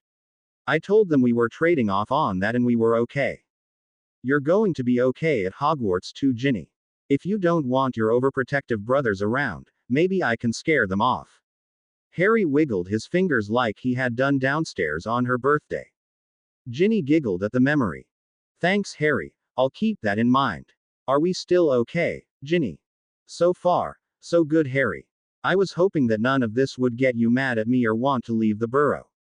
Nothing you've said or done has even come close. I think we're talking through things very well. In case you couldn't tell, Ginny said, smiling, we're working from the easiest to the most difficult. If you're ready, the next pile is waiting. Harry went to the third towel and removed it. There was only one thing under the covering. Harry had never seen a copy of Witch Weekly before, but he assumed it was one of the regular magazines that girls bought for fashion tips, hair styling, or movie heartthrobs. He'd seen girls looking at similar things in his old school. Harry picked it up and turned to Ginny. And this concerns me how. Turn to page 37, Harry. Ginny sat back down on her bed with a groan. Harry turned to page 37 and looked at the article that started there. The top 15 most eligible wizard bachelors, was the title. Ginny? Harry asked with a squeak. Ginny had totally covered her face with her hands by this time. Harry heard a muffled voice come out from the girl who was blushing to the tips of her ears. Number 12. Harry went down the list to number 12 and read the listing aloud. Harry Potter. While still only 11 years old, the boy who lived will catch many a witch's eye as he starts Hogwarts this fall. One can only hope that the choices he makes of potential girlfriends or wives will not break thousands of female hearts throughout the British Isles. Harry, the vanquisher of. He dropped the magazine in mid-paragraph and sat on the floor in disbelief. I'm only 11. He whispered. Ginny, where, how? Ginny struggled to regain her composure as she sat back up. You have been on that particular list for at least the 2 years that I've gotten that magazine. Maybe more, Harry. I really don't know. But I'm too young to get serious about girlfriends or wives. How can I have wives? Oh, I'm really getting a headache now. Harry stretched out and rolled over on his stomach as he thought about this latest revelation. Harry, I can't help you deciding on other girls, but I'm sure you may be the object of a lot of attention. Witches of all ages may want to be part of your life in whatever way. I don't know how you're going to be able to tell the glory hounds from the sincere. According to that article, you have all the things that girls want. Power, fame, money, a mysterious title that may or may not exist. All those goody things. Can I hide out here at the burrow? Harry was now the one with his hands over his face. I'm sure Mum would love that, but you're not going to learn much that way. Ginny replied with a smile. Can I ask for a Weasley meeting to discuss this? Harry asked, rolling over. This is way over my head. You're an honorary member of this family. Of course you can. I'm sure everybody, well, maybe not Percy, would be glad to help you figure it out. Ginny giggled. I just had the most horrible mental image of you running through the halls of Hogwarts chased by hundreds of girls. No, please, just kill me now and put me out of my misery. Sorry, I'm not going to let you get out of this particular problem that easy. Which brings us around to the last towel. Harry got up from the floor and was moving toward the last pile when Ginny stopped him. She reached out and clasped his hand in hers. I just can't stay here in this room for this one, Harry, and you'll see why. I'm closing this connection to give us both some privacy. Mum will know where I am if you want to talk to me after. If you don't, please leave me a note and we'll see each other around Hogwarts. Ginny turned quickly and was out the door before Harry could react to her astonishing message. Not able to immediately move to the last pile, Harry just sat on the bed thinking of all the things that had come before this moment. Ginny said there were things about him to talk about as well as things about her. That had happened, but she also said the piles got more difficult as they went along. Ginny was too nervous to be in the room with Harry when he went through the last collection. He had no idea why, but it had to be in that stack, however short or big it might be. Harry sat on Ginny's bed and moved the last towel aside and picked up the stack underneath it. He went through it once quickly, putting aside the last item for a separate reading. There were pictures, invitations, notes, letters, and a lot of other personal items. All from Ginny Weasley to or about Harry Potter. Harry judged they had started from maybe when she was 3 years old with a really bad crayon drawing of Harry Potter. Moving on from that, Harry wished he could have received the handmade Christmas cards from her when he was living at the Dursleys. There was an obvious seriousness and concern in everything that Ginny had written to him. Something that went beyond the normal care one should have for another. Harry reached the bottom of the stack he was holding, flipped it over and started reading it again slowly. He now understood why Ginny didn't want to be here when he went through the last stack. She had put her heart and her hopes and dreams down and wanted Harry to have them or share them. As Harry read through the stack again, he made a mental list of those items that he would awkwardly beg Ginny to be pro copies of. The item he had set aside at first was a loose leaf notebook that simply said, Ginny's diary. Harry held it for a long time, debating the wisdom of opening it and reading what was inside. He finally noticed a marker set in a particular page near the end. He opened to that page and read the writing on the marker. Just this entry, Harry and no others. Please, Ginny. Harry took a deep breath and began reading the entry. August 9, 1991. Dear Diary. I can't believe I'm writing this, but Harry Potter himself is sleeping just a few floors above me. Yes, really, Harry Potter. Ron and I were outside playing this afternoon when Fred came running up saying there was a family meeting immediately. Scared for Dad, Bill or Charlie, we ran back home as fast as we could. The first thing Mum told us when we settled in was that everybody was okay. That was a relief, but then we all noticed the new boy sitting with us in the living room. Mum told us Dumbledore himself asked our family to take in and care for a sick boy until he started Hogwarts. I thought he was a little cute, but he looked awful skinny and his hair was really messy. I actually fell out of my seat when Mum said his name was Harry Potter. Here with us. He's bunking with Ron and he actually talked to me when I got his bedding. He's got the most amazing green eyes. They're absolutely beautiful. I spilled juice on him at supper, but instead of getting mad at me, he made a joke of pouring his drink over his own head. Ron made an ass of himself and insulted Harry during dessert and he passed out. Harry, not Ron. I wanted to deck Ron after Dad carried Harry upstairs and came down and explained what happened to him, and we all got to check on him later. He was okay, but I guess it is just part of his illness. He was really friendly all day. Especially to me, I thought. Harry Potter is going to be living with us until Hogwarts starts. He's not what I imagined him to be, but he's also still everything I ever thought about him. The boy I've had a crush on since forever and the person I told Mum I was going to marry. He's here. My birthday is in 2 days, but this is the best present I'll ever get. Harry Potter is really here.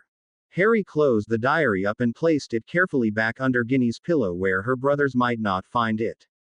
Ginny wanted him or had wanted him romantically. He wasn't sure how to take that. Harry was flattered but realized that he and Ginny were too young to be that serious. She was also scared that Harry would be mad at her or never want to see her again about this last bit of revelations. Harry was lost in thought about 20 minutes. He thought about Ginny Weasley and what she had given him that morning and the things they had said to each other since he had first arrived. He made a decision and hoped it was not the wrong one. He placed the 4 towels back on her bed and quietly closed the door to Ginny's room behind him. Walking down to the ground floor of the burrow, Harry again was reminded of all the changes that had happened to him since his birthday. Remembering the birthday cake he hadn't received, Harry laughed at the memory of his cousin Dudley running around that lighthouse with his hands trying to cover his tail. Mrs. Weasley caught him smiling when he came to the bottom of the stairs. Considering the forlorn look of her daughter when she left the room earlier, Mrs. Weasley thought that maybe Harry had found a way out of the dilemma the youngsters were in. Harry sobered up as he caught Mrs. Weasley looking at him. Hoping to have a small talk with her before he went to find Ginny, Harry sat at the kitchen table. Mrs. Weasley came over with 2 cups of tea and sat them down. "How are you feeling, Harry?" she started. "I'm not sure there are enough words in the Hogwarts library to describe how I'm feeling right now. Embarrassed, flattered, scared, anxious, relieved, and sad come to mind first of all. I'm not mad at Ginny if that was one of your worries. She is real scared of being rejected and having her heart broken, Harry, Mrs. Weasley said slowly. She's so young. I think she's one of a kind, and I would feel very privileged if I could ask you and Mr. Weasley in a couple of years if you wouldn't mind me being her boyfriend. But we're way too young to be that serious now.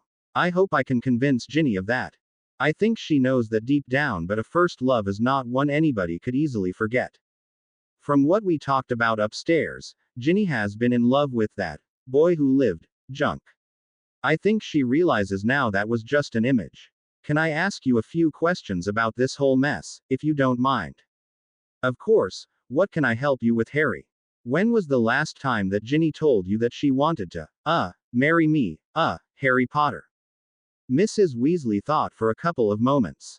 I guess it's been about 3 years now. The last time she said it so people could hear, the twins and Ron just teased her unmercifully.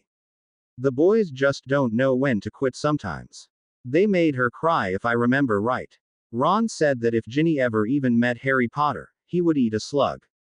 Can we enforce that when Ron gets home? Harry asked with a smile. We could at least have the twins make up something that looks like a slug, Harry. Oh, don't look at me like that. I like a good prank just as much as the next person, but I'm the mother, so I'm supposed to be all serious. Don't give my secret away, Harry. Only Arthur and Ginny know so far. I'd never betray your secret, Mrs. Weasley, Harry said seriously. Did you know right away that Mr. Weasley was the right one? Good gracious, no. Let's see. I've told this story before, but you haven't heard it. Arthur was horrible at potions the first couple of years at Hogwarts. Sad but true. His 4th year he decided to do something about it. He bribed one of my girlfriends to switch places with him so he would be my partner in potions class. We became friends over a cauldron, mixing and portioning herbs and potions. We started liking one another too. We started hanging out together outside of the potions class, and Arthur finally worked his courage up to ask me out on a Hogsmeade date just before school let out that year. It took a while to get further than friendship, but it happened because we became friends first and really got to know each other. On the other hand, I have a friend who found the boy she ended up marrying on the train ride to Hogwarts her first year. They were totally inseparable all through school. I'm not saying it doesn't happen suddenly, but it wasn't the case for Arthur and me. Professor Lupin said my mum and dad were totally a different story.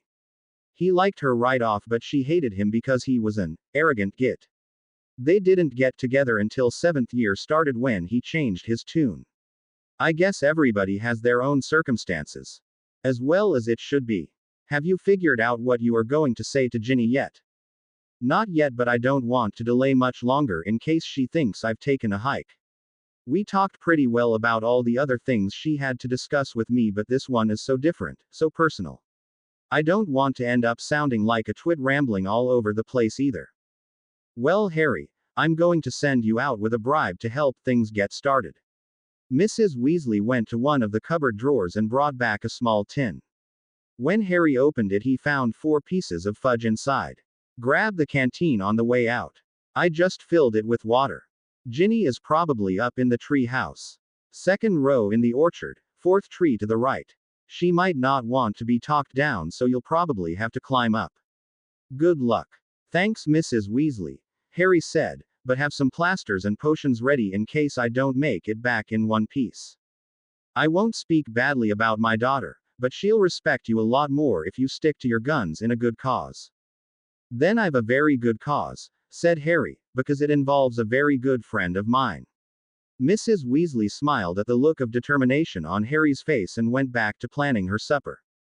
Harry had little trouble following the directions to the right tree in the orchard. He found the tree house to be a few boards laid horizontally across the biggest branches, with a small lean-to on one side to protect it from the elements. It was hard to spot unless you were very close to it. Undecided how to start the conversation, Harry tried to see if humor would work. Ahoy the castle, he called from the base of the tree. He estimated that it was about an 8-foot climb to get up to the tree house. Har! Harry, is that really you? Came a surprised voice from above. Well, of course it is, but don't I have to give the password to get up there? What's the password then? Spies do get shot without it. I brought fudge, Harry said with a laugh. Got it in one. Ginny's face appeared over the side of the floor of the tree house. She was smiling, but Harry thought she might have been crying as her eyes were all red. Here, catch the rest of the provisions then. Harry tossed the canteen of water up for Ginny to catch. Putting the tin in his pocket, Harry found handholds to climb up to the tree house. He pulled himself up and found he had room to sit side by side or facing Ginny. He waited and let Ginny set the pace for this. When she just patted the seat beside her, Harry moved next to her. Ginny held out her hand and closed her eyes. Harry looked at her puzzled for a second but then reached into his pocket and placed the tin of fudge in her hand. Right response, Ginny said, opening the tin. She gave Harry a piece before taking one herself and putting the tin away in her pocket. Do bribes always work this well? Harry asked. It depends on what the bribe is, of course. Ginny replied as if that was just too simple to explain. So if I showed up with a new broom over my shoulder, I would have tackled you to get it. Ginny replied, and then they were both laughing. I'm glad you aren't mad at me, Harry, Ginny continued shyly. I can't fault you for having feelings, Harry started.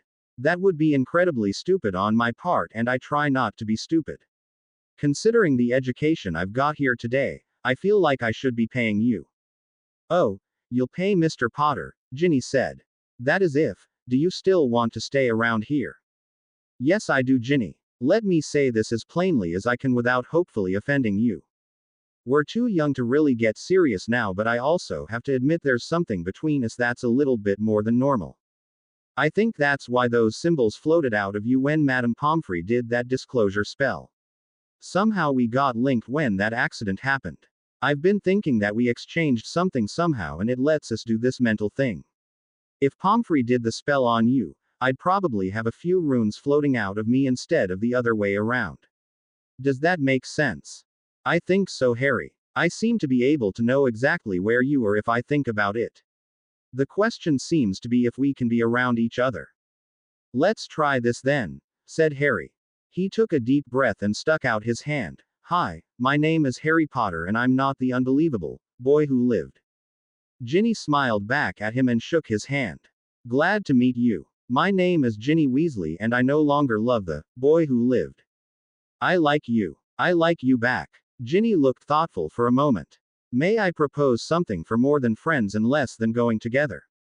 I guess so, Harry replied. Hug buddies and I'm never your sister. Okay. Hug buddies as long as I'm not your brother. Future possible, but not certain. Not certain. Agreed. And agreed back. The two laughed with each other and fell into a mutual hug. Harry felt something else pass between him and Ginny and wondered if it was their mental link settling down. Harry broke the hug first and leaned back to grab the water. He took a look around from his vantage point, just enjoying the breeze and the view. Ginny was still looking at him with a strange smile. Something wrong, Ginny? Harry asked. Just glad my idea worked at getting everything out in the open with you, Harry. I was so stressed out that everything I needed to tell you would make you hate me. The funny thing is I never got the least bit angry with you over the last bit. What we discussed before with the other piles kind of led into it. I was surprised but not really. It was. Oh, hang it. Would seeing my memory explain this better for you? I wouldn't want to if you don't want me to, Harry. Ginny still looked a little confused at Harry's stumbling. Let's start on this mental thing a little at a time. If I offer to let you see something, then it's okay by me if you see that.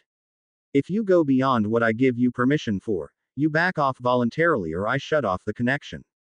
Hopefully that's one rule that lets us both have some privacy while sharing at the same time. Sound okay? Yes, that sounds about right. You really don't mind. Ginny, Harry said, you just let me read your diary. Even I know how secret and guarded those are for most girls. I know I'll want to try explaining things by talking to you sometimes, but I also know this mind sharing is a better way to let you see things in detail without me stumbling over myself. Especially about emotional stuff. That last pile was especially a jumble and I'm not sure how to give it justice with words. Okay, show me. Harry went back in his memory to where Ginny had walked out of her room. He felt a small observer in his head going over the events that took place from there on.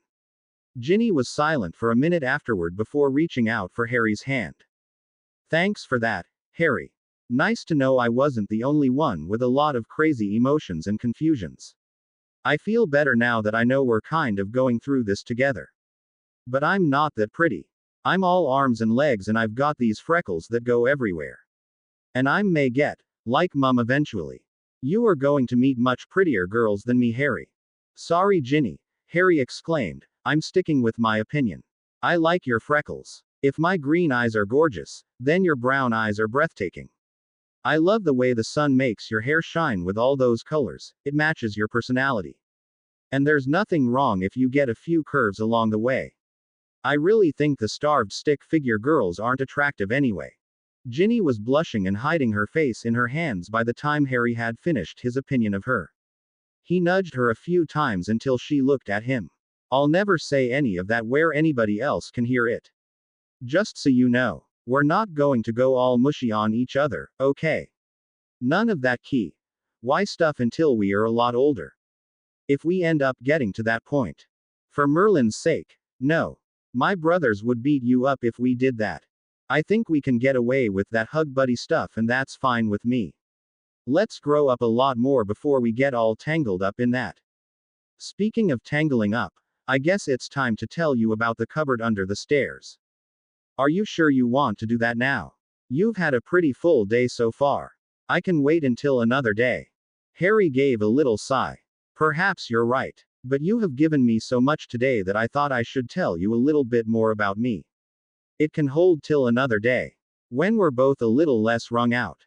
Draining the canteen, Harry turned to his new hug buddy. How about we get to that cooking lesson and find something to snack on while we're doing it?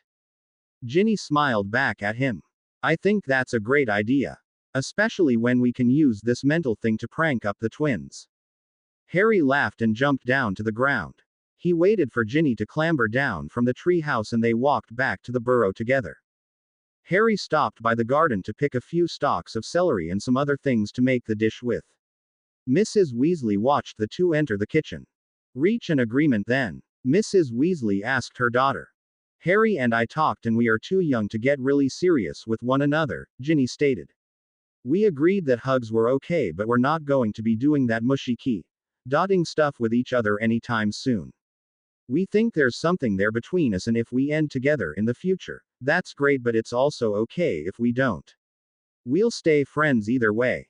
Do you think anybody will have a problem with me and Harry like that? Seems like a good solution to both your situations.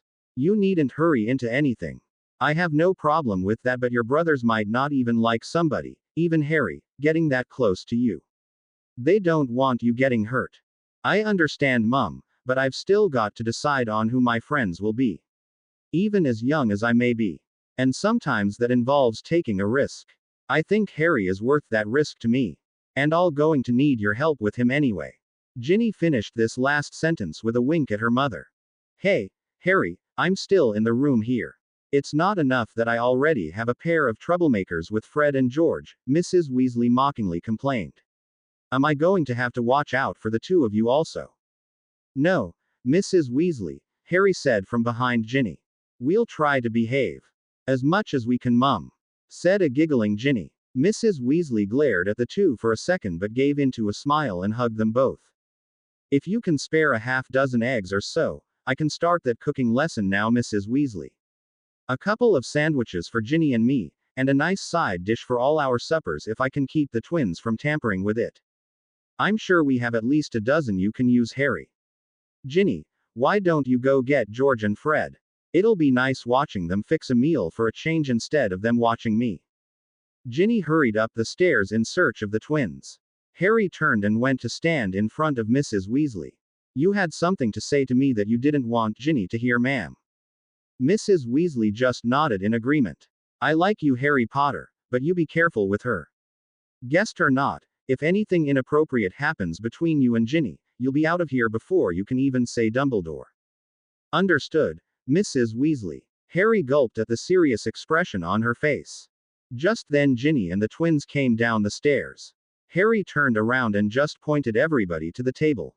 When the three had seated themselves, Harry gave a stumbling explanation of what they were going to be learning: egg salad. Ginny remained for a bit when Harry sent everybody off with specific tasks of gathering ingredients and pots and bowls. You look worried, Harry. Did something happen? Just a stern warning from your mum.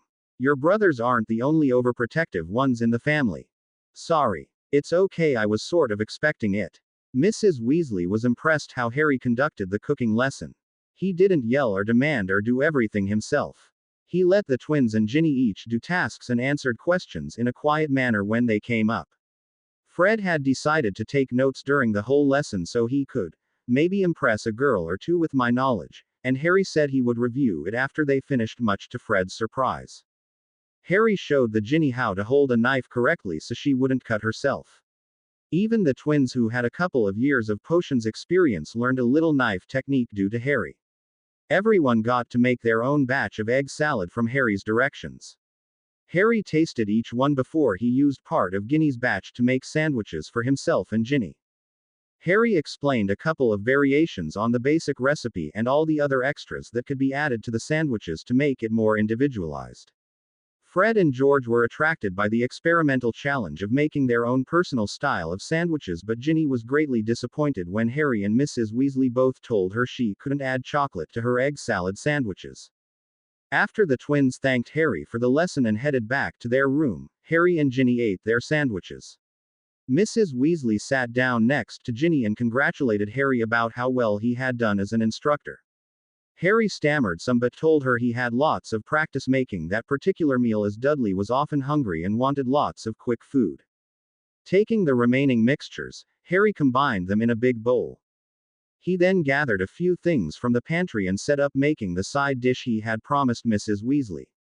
Ginny and Mrs. Weasley listened as Harry added a bunch of seemingly random ingredients to the mix and added some more seasonings to the dish to make a sort of curried egg salad.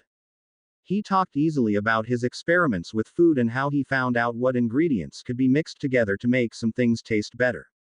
When he finished with the dish, Mrs. Weasley tasted it and immediately asked Harry to write down the recipe for her.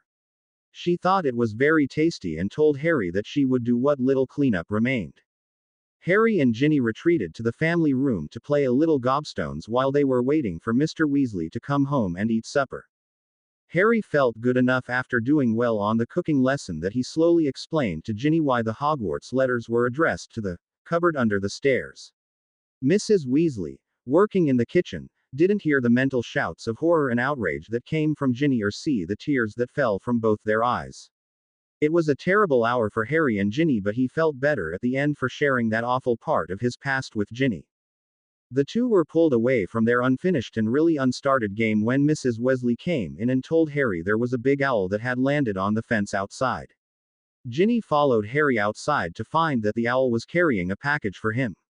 Harry gave the messenger a couple of owl treats that he had been carrying in his trouser pocket.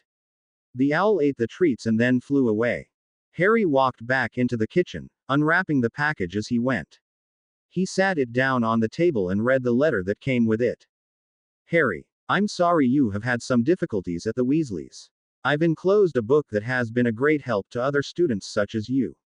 Feel free to come to Hogwarts with Miss Weasley this Friday morning if you'd like to discuss anything with me. The other matter we discussed may also start then. Other matter, Harry. Some defensive training on my own, remember? Right. I've also kept my promise to visit your previous guardians and spoke to them strongly about their conduct in caring for you. If it is ever your choice to go back to 4 Privet Drive, you should find a more hospitable attitude. I hope you enjoy the little souvenir I got for you while I was there. Sincerely yours, Albus Dumbledore. Ginny read the book title over Harry's shoulder, Magical Cores and the Mental Arts. This should be helpful, I would think, Harry said. I'll start reading it after supper. Maybe this will also explain this mental thing, Harry. Harry.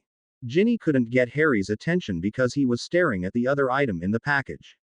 He looked at it and looked at it again. He picked it up and turned it over in his hands and looked at it from a couple of different angles. He set it carefully back down on the table and then collapsed on the chair holding his sides and laughing. Mr. Weasley came home at that moment to find Harry helpless with laughter while Mrs. Weasley stood by unable to explain what had affected Harry. It took a couple of minutes for Harry to stop laughing. Every time he slowed down and saw what was on the table, he started laughing all over again. Ginny finally put the item in her pocket to hide it from Harry's sight. When Harry finally got control of his voice again, he apologized to the people in the room. "I'm sorry, but I've just got to show you something. Ginny." Ginny dutifully took the item out of her pocket and handed it to Harry. "This has given me the best sense of satisfaction ever. Or justice, I'm not sure which. Professor Dumbledore went to visit the Dursleys and he sent me back this." He handed the object to Mr. Weasley. Mr. Weasley held the object up close to his face to get a good look at it. "This looks like a Muggle automobile, Harry. It is Mr. Weasley, but not just any auto. This car belonged to Vernon Dursley. It's his pride and joy other than his son. He might report it stolen, but I don't think even the insurance company is going to believe a wizard took it. He hates taking the bus or the train, and he has spent any savings he had on his wonderful son Dudley." This is so. Harry fell over laughing again, and this time Ginny and Mr. Weasley caught the joke and joined Harry in his laughter. Supper that night was a happy occasion for most of the participants. Mr. Weasley also liked the dish that Harry had whipped up with his children's help. He apologized to Harry and said that he would be unable to go with them shopping as the minister had scheduled some last-minute meetings he had to attend. After a little family discussion, it was decided that only Harry and Ginny were going to Diagon Alley to do their school shopping with Mrs. Weasley. Mrs. Weasley would get the supplies for Ron also, and Mr. Weasley would go the next week with the twins and Percy. Harry read the book from Dumbledore for a while and went to sleep that night with a smile on his face, imagining his Uncle Vernon's face the next morning when he tried to leave for work. Harry was woken up the next morning with cold water dripping onto his face. Slowly opening one eye, Harry suddenly flung his pillow at Ginny. "Well, come on. Get up," she said, laughing. "We're going to Diagon Alley." "Not right now. Professor Lupin isn't meeting us there until 9. Harry was going to get up but realized he hadn't the top to his pajamas on. "Now get out of here so I can get dressed. Spoil sport. I don't have my top on, thank you very much." Ginny blushed and hurried out of the door. Harry sent her a mental laugh, which she returned. Harry hurried up and got dressed and joined the Weasleys for breakfast. The twins were extra nice to everyone at breakfast and finally talked their parents into letting them go to Diagon Alley also. They were instructed to help Mrs. Weasley, Ginny, and Harry carrying supplies as well as just doing the browsing they wanted to do. After Mr. Weasley left for work and breakfast was cleared up, it was time to flow to Diagon Alley. Mrs. Weasley made sure Harry and Ginny had their shopping list with them. Harry was still nervous about the last time he had used the flow, but Fred told Harry he could travel with him. Mrs. Weasley, with Ginny on her arm, left first, followed by George. Harry hung on tight to Fred's arm as he threw the flow powder and yelled, "Diagon Alley." Harry was a little more relaxed this time, but unfortunately had the same result at the end. He fell skidding out of the fireplace and bowled over Ginny, who was just watching for their arrival. The rest of the Weasley just shook their heads and helped Ginny and Harry up and brushed them off. Harry heard some clapping in the background and turned and saw Professor Lupin standing nearby laughing. "Well, it must be a family thing, Harry. Your father couldn't flow at first either. It took almost 3 years before anybody would stay around at his arrival point." Harry went and shook Remus' hand and turned back to the rest of the Weasleys. "Remus, this is George and Fred Weasley and their sister, Ginny. Everyone, this is Professor Remus Lupin. He was one of my father's best friends." Remus shook hands with the twins and told them he had heard the reports of the pranks they did at Hogwarts. The twins stammered their embarrassed thanks as Mrs. Weasley glared at them. Remus bent over to key Ginny's hand in greeting, and then turned to Harry to ask him why the Potter men always find the most attractive redheads to date. Ginny and Harry both blushed beet red, and Harry stammered out that they were just very good friends. The twins and Mrs. Weasley were chuckling at their embarrassment. Mrs. Weasley soon sent Fred and George off to gamble and japes. She told them not to take too long as there was a lot of shopping they had to do. Harry and Ginny fell in behind Mrs. Weasley and Professor Lupin as they approached the biggest building on the street. Before going up the marble steps, Remus turned to the two youngsters and gave them a warning. You are about to go into Gringotts. It's the oldest magical banking institute in the world. And it's run by goblins. Do not insult them by fearing their appearance or intelligence. They are a proud race that is usually looked down upon by most of the magical community. Treat them fairly and they will do the same to you.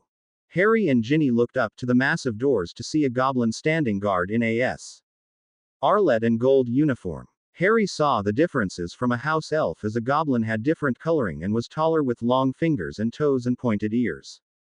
They entered through the main doors and through another set of doors to enter the main room of the bank. There was a long counter with goblins sitting on high stools working on ledgers set before them. Mrs. Weasley nudged Harry from the rear and held out the small gold key that was supposed to open his vault. Harry took it from her, gulped and went to stand before one of the goblins who had just switched ledgers.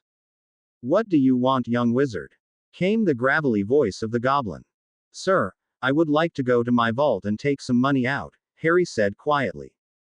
"Do you have your key? And have you been here before?" the goblin further asked. "Yes and no, this is my first visit here." Harry tried to look confident as the goblin looked down upon him. "Very well. You will need to be authenticated and escorted to your vault." Griphook. A slightly smaller and maybe younger goblin opened a flap in the counter and walked over to Harry. "Follow me, please." Harry looked back to where Remus was standing and he just nodded his head. Harry followed the goblin to a smaller office just to one side of the long counter and saw that Ginny, Mrs. Weasley and Professor Lupin were following him and had settled on a small bench just across the way. The goblin shut the door behind Harry when he entered the office and went to a desk. "My name is Griphook and I need to authenticate your identity." "Your name, please."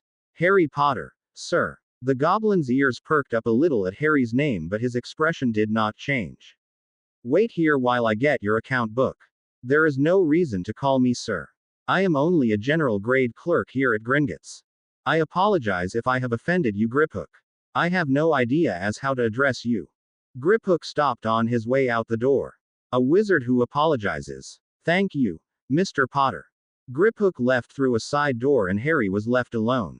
"Harry, are you okay in there?" "So far, Ginny, I think this is normal procedure. Just listen, okay?"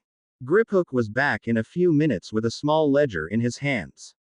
He placed it on the desk but put himself between it and Harry. "Are you being coerced in any way to access your account?" "No, Griphook. No physical or mental force working against your own wishes. We are aware of the contact you maintain with the young witch outside." "Certainly not," Harry replied. "I am here of my own free will and that contact is a shared trust with a friend."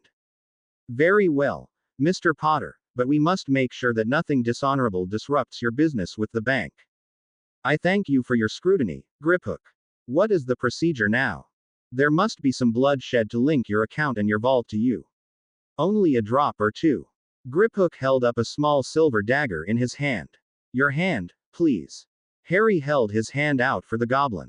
Griphook turned it and just pricked Harry's thumb pad and then held the ledger under the dripping wound. 2 drops fell on the ledger and Harry saw a glow surround the book and fade away. Griphook waved his hand and the cut on Harry's thumb healed. Harry remembered what he had been told by Patcham about magical beings having their own types of magic. Griphook then handed the ledger to Harry. "If you had not been who you claimed, then the cut would have widened and you would have bled to death. Thank you for that information. Ginny, a little privacy please." "Okay, Harry, we're still out here waiting for you." Harry felt Ginny withdraw her observation and opened up the ledger. There were 3 lines of entries. The first, the original trust account figure set up by his parents. The second line was the survivor award from the ministry and the third was that special law that Dumbledore had talked about. Harry saw that the third figure was magically changing even as he watched it. Harry wondered humorlessly if some young witch had bought another Harry Potter book somewhere in Diagon Alley. When he looked at the final tally at the bottom of the page, Harry was a little confused. "Could you tell me what the exchange rate is between galleons and British pounds, please, Griphook?" When Griphook named the figure, Harry sat back in the chair with a gasp.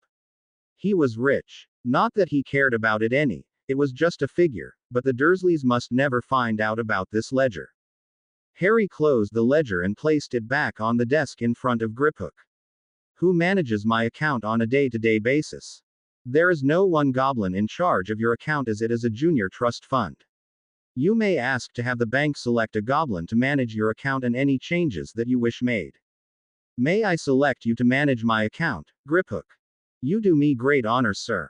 I am only one of many goblins in my section and I would not become eligible for an account of my own to manage for many years. You have been patient in explaining terms to someone who is a novice in banking. I would like to make you my manager if you would like the position. A wizard also asking. This is a good day for Gringotts. It would be my privilege to manage the honorable wizard's account. Thank you, Mr. Potter. Please just call me Harry, Griphook. I'd like to go to my vault now, but can I make one change first? Yes, Mr. Harry. Could everything from the last 9 months that came from into my account and all the future additions to my account from that special law be forwarded to the general fund at St.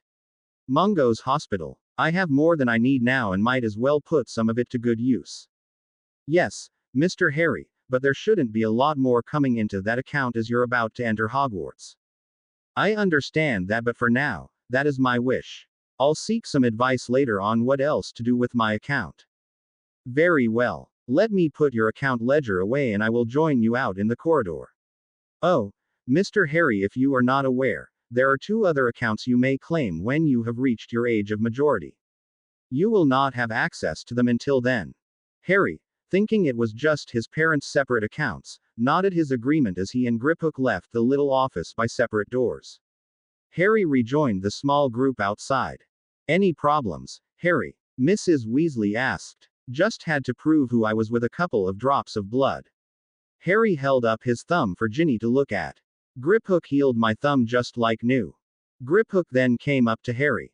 Are you ready to access your vault, Mr. Harry? Remus smiled at the title the goblin gave his small friend. He knew they stood on formality most of the time and did not go to shortened names without having formed a favorable impression of that person.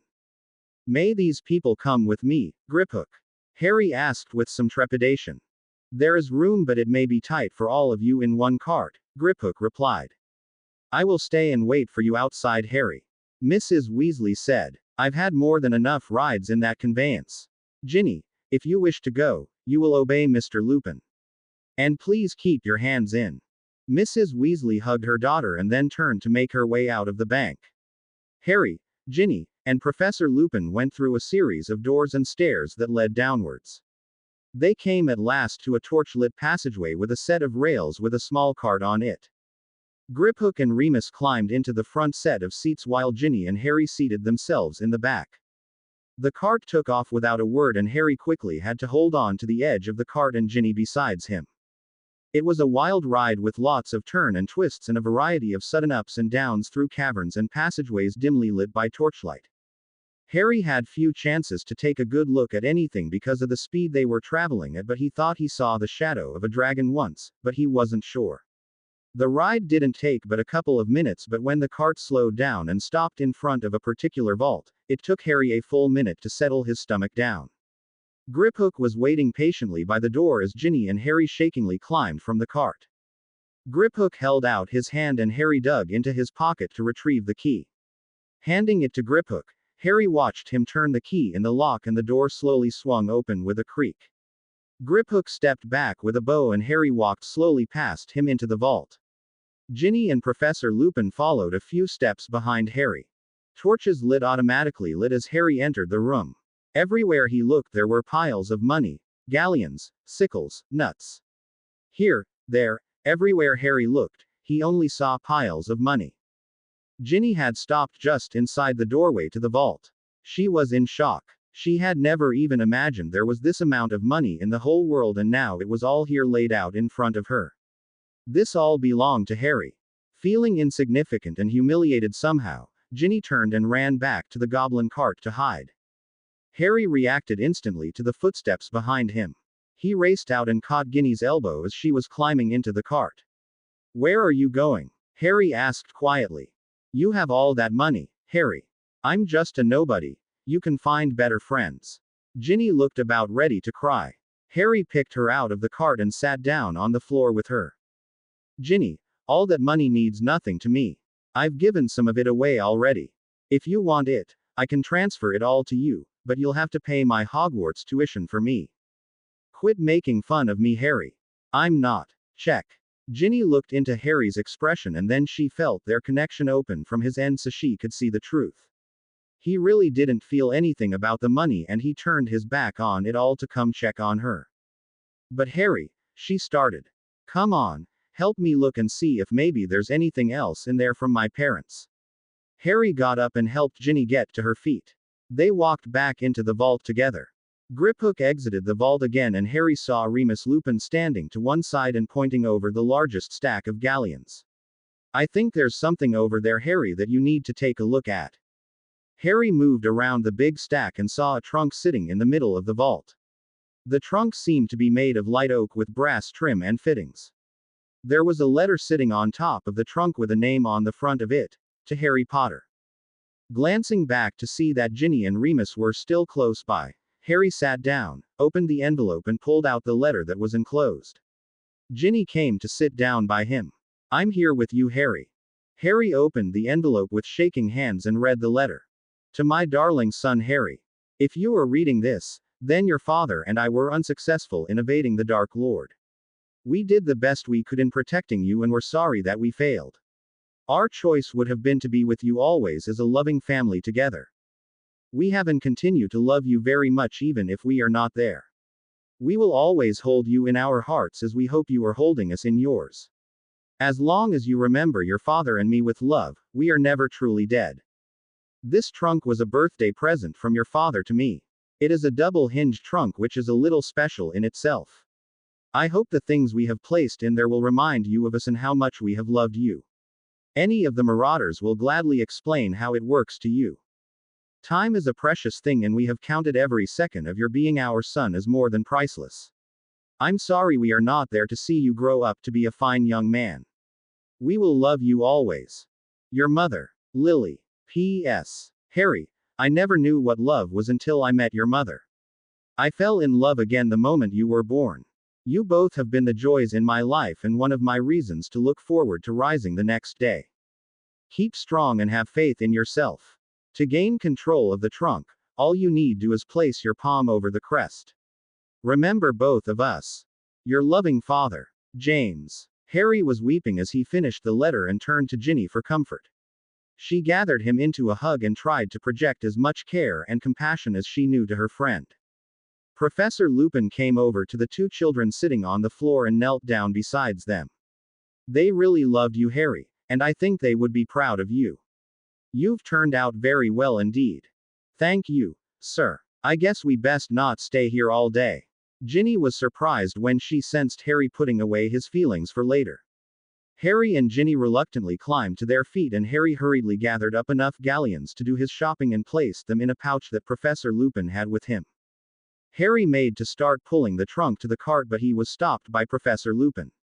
If that's the trunk I think it is, there's a better way to do that, Harry. Harry recalled the words in the letter and looked for the crest. There were two crests along the arch on each side of the top of the trunk. The crest was a pair of braced griffins with their wings unfurled over a letter P. Harry placed his hand on the nearest crest and there was a golden glow that engulfed both Harry and the trunk. That trunk is keyed to you now, Harry, Professor Lupin exclaimed. It should obey verbal commands if your mother did the charms right. Professor Lupin held up his hand, his thumb and forefinger apart and then brought them together. Harry looked skeptical but opening his palm toward the trunk, he simply said, "Shrink." The trunk obediently shrank down to a 2x3 miniature trunk that Professor Lupin picked up and put in his pocket. Isn't magic a wonderful thing, Harry? He said with a laugh. All four beings climbed back into the cart to return to Gringotts proper. Harry was holding onto his letter, his mind muddled in thoughts. Ginny threw a comforting arm around his shoulders and wondered how much of the world the boy was supposed to carry on them. Once the cart had arrived back at Gringotts, Griphook led the other three up the passageways to the main lobby. Harry went forward with the goblin as Ginny and Remus held back. Thank you for your assistance, Manager Griphook, Harry said formally. It has been an honor to serve you, Mr. Harry, Griphook replied. Whenever you come to Gringotts in the future, just mention my name at the front counter and I will come. I understand. Harry felt he needed to say something else to the goblin to express his thanks. Remembering the words Remus said on the way into the bank, Harry had an idea. If this is allowed, Manager Griphook, may you and your family all attain prosperity and honor through your long lives. Griphook looked astonished at the words that Harry said. He gave Harry a deep bow as he replied. You have made a friend in Gringotts here today. That was as close to a normal goblin parting as I have ever heard from a human wizard. Harry bowed back to the little goblin and both retreated a step before turning. Harry went to the nearest goblin at the counter to exchange part of his galleons to pounds. While he was doing all this, Ginny turned back to Professor Lupin with a question. Did you know about all that money in Harry's vault or the trunk from his parents? I knew there was a considerable amount of galleons left by Harry's parents in the vault, but certainly not that much. I hoped that particular trunk was there. It wasn't recovered in the wreckage from the Potter house in Godric's Hollow. All that could be recovered from there is in a separate vault here in Gringotts. Maybe someday Harry would like to go through that stuff, but it's probably too painful for him now. Harry had rejoined the two and looked rather sad. I guess we better go meet up with your mum, Ginny. We took a lot more time in here than I originally thought.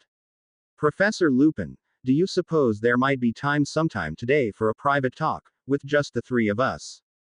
Of course, Harry, you said you had something important to talk over privately. Maybe we can talk Molly into letting Ginny join us for the Muggle part of our shopping trip. Ginny smiled at that. I've always wanted to see some of London. Mrs. Weasley was waiting patiently in the street for the children to rejoin her. Did you have enough in your vault to get all you shopping done, Harry? Harry sent a mental warning to Ginny to please not discuss the contents of his vault. Yes, and I found a trunk there that my parents left for me. Mrs. Weasley looked around and cast a questioning glance at Harry. Professor Lupin spoke up then. I took the liberty of reducing Harry's burden a little, Molly. He patted his pocket and Mrs. Weasley just nodded her head knowingly. Well, I guess the next stop, Mrs. Weasley said, as Madame Malkin's, since it is right next door here. I'm not sure I like this idea of Hogwarts paying for your supplies, Ginny, but I guess it's for the best now. Molly, if you can spare me for a bit, I'll catch up with you later. I have something I need to check on while we're here. Professor Lupin handed Harry his shrunken trunk and mussed up Harry's hair before heading down the alley. Harry and Ginny followed Mrs. Weasley into the robe shop. There were a few older witches standing behind the small counter with measuring tapes around their necks. Going to Hogwarts, dears? Asked one of the witches. Yes, standard black for the boy, and I have a letter from Madame Pomfrey for my daughter. Mrs. Weasley said. Oh, yes, we've been expecting you, Miss Weasley. I'm Madame Malkin, just follow me. Mrs. Weasley followed Ginny and Madame Malkin through a curtain to the back of the store. Harry followed another of the witches and found there were 5 screened-off fitting rooms. Harry saw Mrs. Weasley close the curtains on one end and he followed the witch who introduced herself as Gleona to the one next to that. Harry stepped on a footstool in the middle of the small room and Gleona had Harry slip a robe over his head and then began pinning up the hem. Harry could hear Ginny and the other 2 older witches talking and giggling to one side of him. He unfortunately couldn't avoid hearing the loud conversation that came from the other side of him. Confound it, you Muggle-born idiot. If you stick me once more, I'll have my father come and have you fired from this shop. He's a very important wizard in the ministry. That's why he's paying for these silk robes. Only the best for those born to pure-born families. Why my father thought I could get adequate service here, I'll never understand. Yes, Mr. Malfoy, we're finished here. The new robes will be delivered by tomorrow morning's owls. Harry heard the boy who delivered this tirade hurry from the fitting room and slam the door on the way out of the shop. Did you hear that, Ginny? Couldn't help it, even from over here. Why, this is a mum explanation, Harry. After we're done here. Harry hadn't paid much attention to how his fitting was going. He was surprised when Gleona smiled up at him and told him she was finished. She thanked him for his patience. She also apologized for the conversation next door. Young Mr. Malfoy has been back twice for refitting. Seems he wants to impress everybody with his family's wealth once he's at Hogwarts. Silk robes may give him a shock or two once winter comes, he'll find out. Harry carefully took the robe off and exited the fitting room. Gleona told him his robes could be picked up in about an hour or they could be delivered to his home. Harry paid for the robes along with a heavy liner and gave Gleona what he hoped was a sufficient tip while he waited for Mrs. Weasley and Ginny to appear. The two females soon appeared, but having a slight argument going on between them. Is there a problem? Harry asked carefully. Mum doesn't understand. Harry, my robes aren't black like everybody else's. They're green. I'm going to look like a blooming Christmas tree with this hair. Can I hazard a guess that it'll be easier to find you if an emergency occurs? Or that's a healer's traditional color. See, I knew there was a good reason for the color, Ginny, Mrs. Weasley said. I just couldn't think of it. Thank you again, Harry. You're on her side. No, it's part of negotiating. Give up something now, get something in trade later. But Harry, they're green. The three people left Madame Malkin's and headed toward their next stop. Before Harry could question Mrs. Weasley about the boy they heard in the robe shop, he was knocked over and bumped his head. Harry looked up from the cobblestones to see a skinny adult wizard wearing a turban and holding an unfolded map. Oh, I am so sore. Sorry. I wasn't looking where I was going. Are you okay, young man? Mrs. Weasley gave Harry a hand up and then pulled him to stand before her. Not quite a disaster, she said. You get to meet one of your new teachers. Professor Quirrell, here is one of your new pupils, Harry Potter. The boy who lived. This was a lucky meeting indeed. I'm very pleased to meet you. The professor said, holding out his hand. Harry couldn't return the handshake as the scar on his forehead erupted in pain. He fell back to one knee as he heard Ginny give a squeak of pain beside him. He tried shutting off the connection with Ginny, but it took a lot of effort on his part to do it. He looked up at Professor Quirrell. Sorry, Professor, it's nice to meet you also, but I guess I'm still a little dizzy from the collision. Professor Quirrell shook his head. I'm very sorry again, Mr. Potter. Perhaps we shall talk at Hogwarts. The professor walked away trying to fold up his map. That was odd, Mrs. Weasley said. Are you okay, Harry? The pain started fading away from Harry's head. I must have hit my head a little when I fell. I'm feeling better now. Harry, are you okay? Now I am. My scar has never hurt like that before. Sorry I couldn't cut the connection sooner. Just surprised me. I only got part of it, I think. Consider yourself lucky. Bookstore next? Harry asked. How about we sit and rest on that bench in front of the store for a few minutes? You still look a little shook up, Harry. I think that's a great idea, Mrs. Weasley, Harry said tiredly. The day wasn't half over yet, but he was already ready to go home. Mrs. Weasley settled on the wide bench near the front entrance to Flourish and Blots. Harry cast a glance into the window display with all the books there and almost walked in the store anyway. However, he was still a little disoriented from the encounter with Professor Quirrell and he really wanted to talk about that arrogant Malfoy boy at the robe store. Mrs. Weasley, Harry asked, can I ask a question about that brat we heard back at Madame Malkin's? I'm sorry you heard that, Harry, but there's still a prevalent attitude among some of the older families that being pure-born somehow makes you better than other people. Well, wasn't that the reason that the war with Lord Voldemort? Wait. What did I do? Ginny had dropped her mouth open in shock and had covered up her ears. Harry, Mrs. Weasley explained, that name is not brought up in normal conversations. But why? It's just a name, not that wizard himself. Mrs. Weasley pulled her wand out and made a short gesture that Harry recognized as the privacy ward. Harry, you haven't heard a great deal of the time when, you know who, was attacking magical England. Nobody knew where or when he would show up with his followers. Nobody was really sure who his spies could be.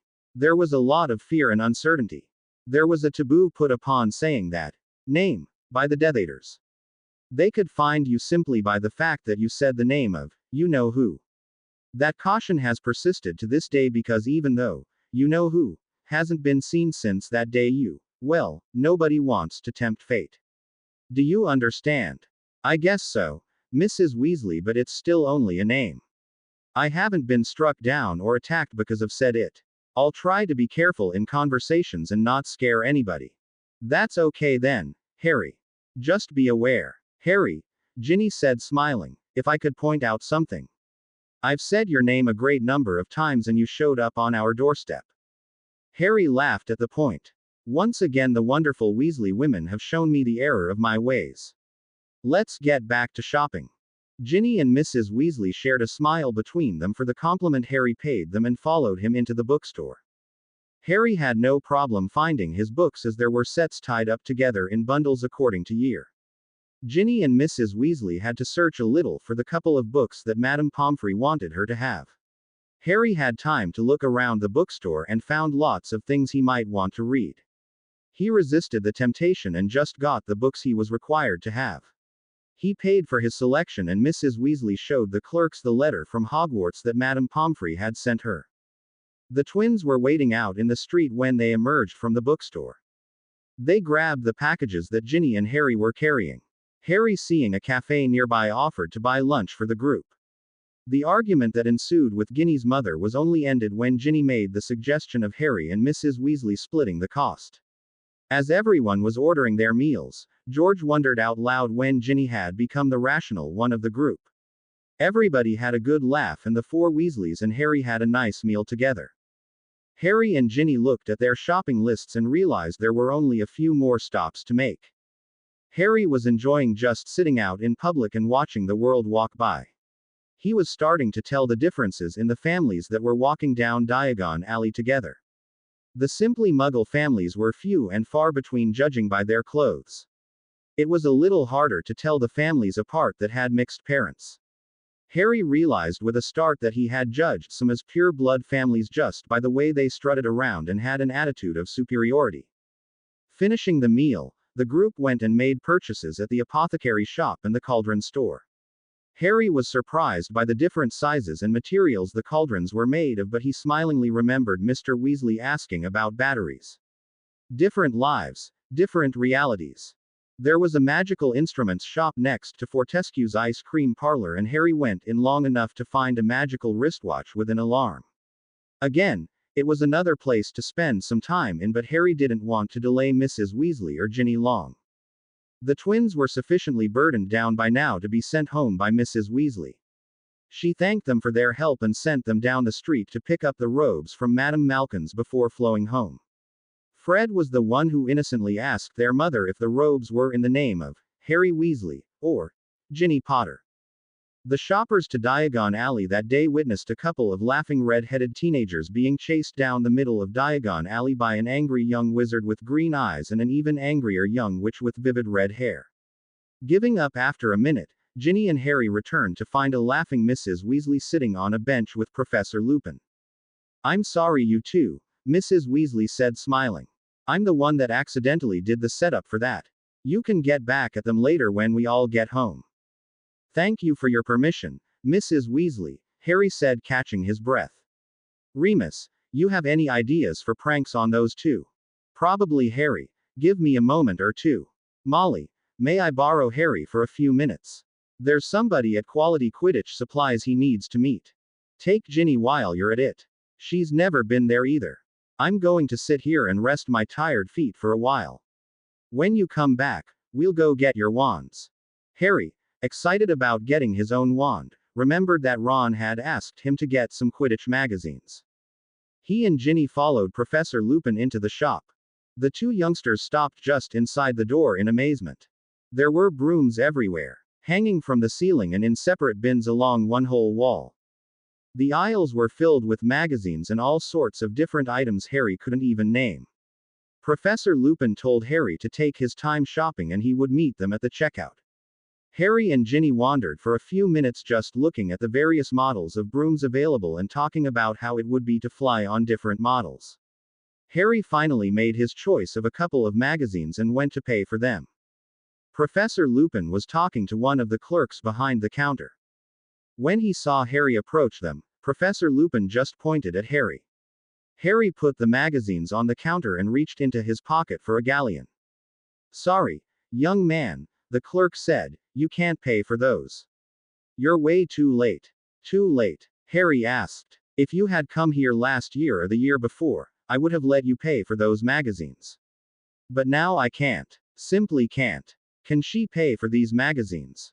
Harry asked, pointing at Ginny. Why would she want to do that? You're the one with the credit problem. Harry, I'm confused. Not any more than me, Ginny. What do you mean I have a credit problem? I've never been here before. And I have money anyway. Sorry, Mr. Potter, but you have a very large outstanding credit problem on the books and you simply must take care of it. Harry turned with alarm to his adult companion. Remus, I don't understand this. Could you help me, please? Very well, but only this once, was Remus' reply.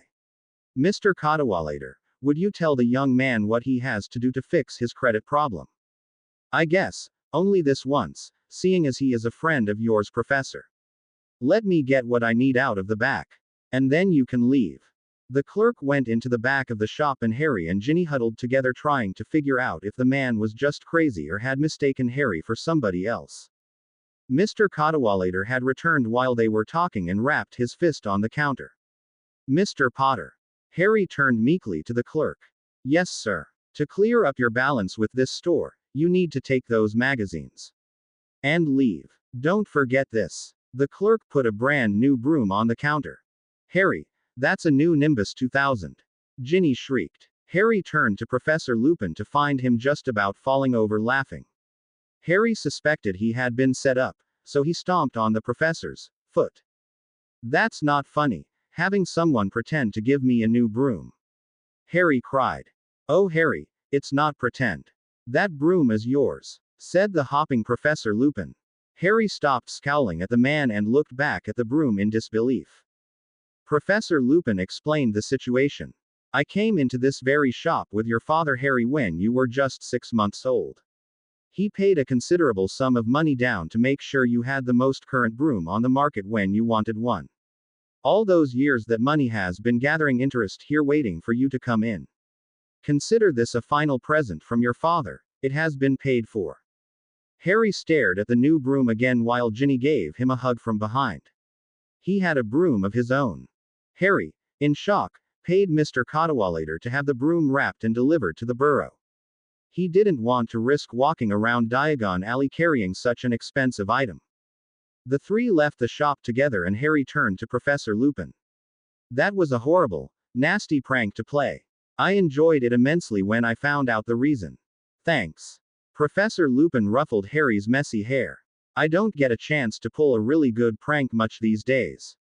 Benny Cadwallader has been a friend of mine for years. I hoped he was working here today. Enjoy your broom, Harry. Ginny had run ahead to tell her mother about Harry's good fortune. Molly was touched that James Potter had thought ahead for his son. She gave a slightly dazed Harry a hug when he came up to the bench she had been resting on. Congratulations on your new broom, Harry. Too bad you can't take it to Hogwarts with you. First years aren't allowed to have their own brooms. Thanks, Mrs. Weasley. At least I have a couple of weeks to ride it at the burrow before we leave for school. Dibs on second ride, Harry. Of course, Miss Weasley.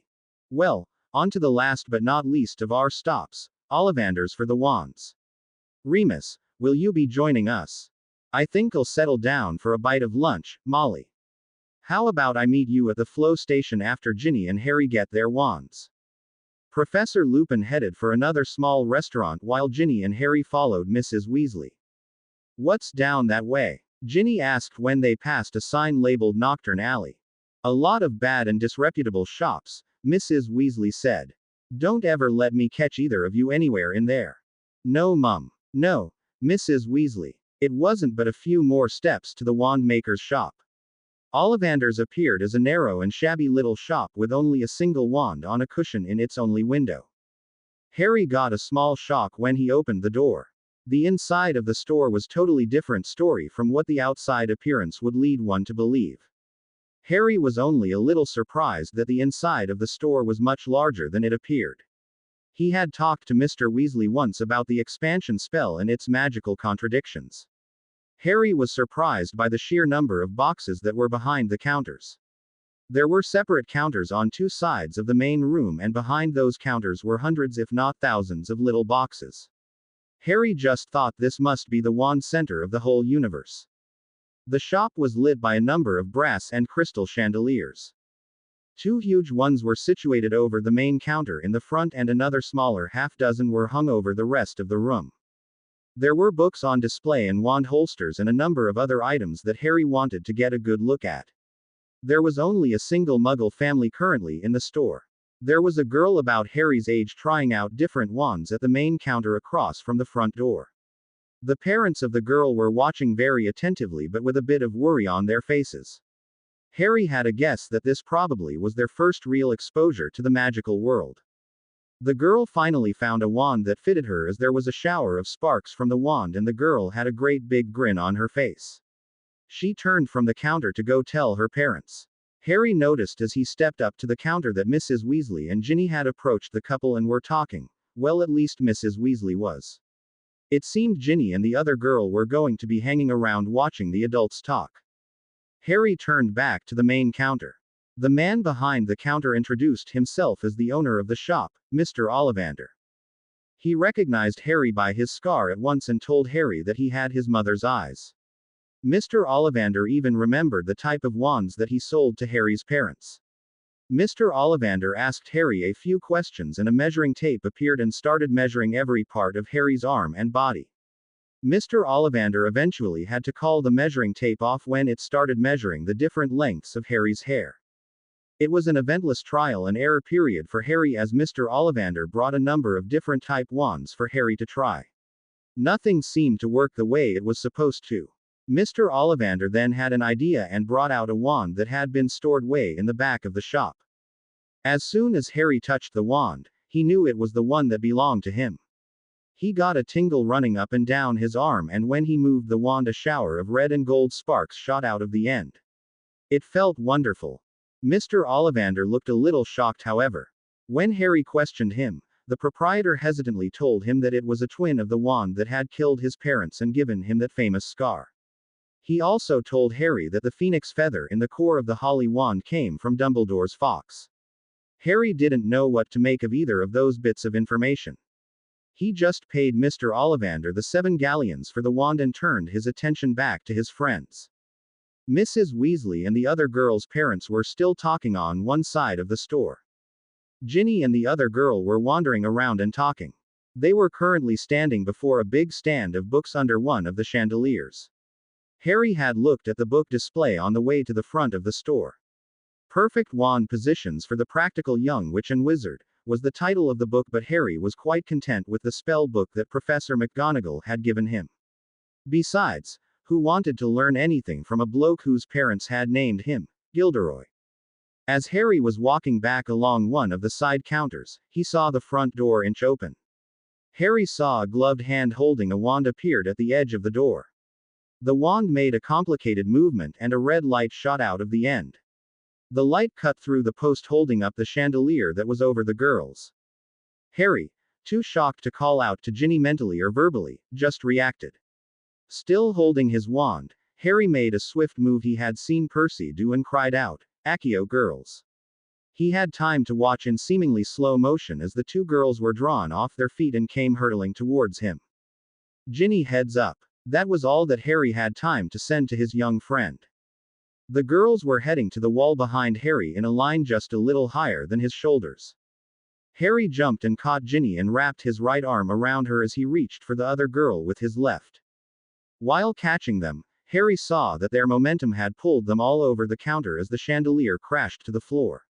He tried to bring both of them around to his front to protect them from the impact.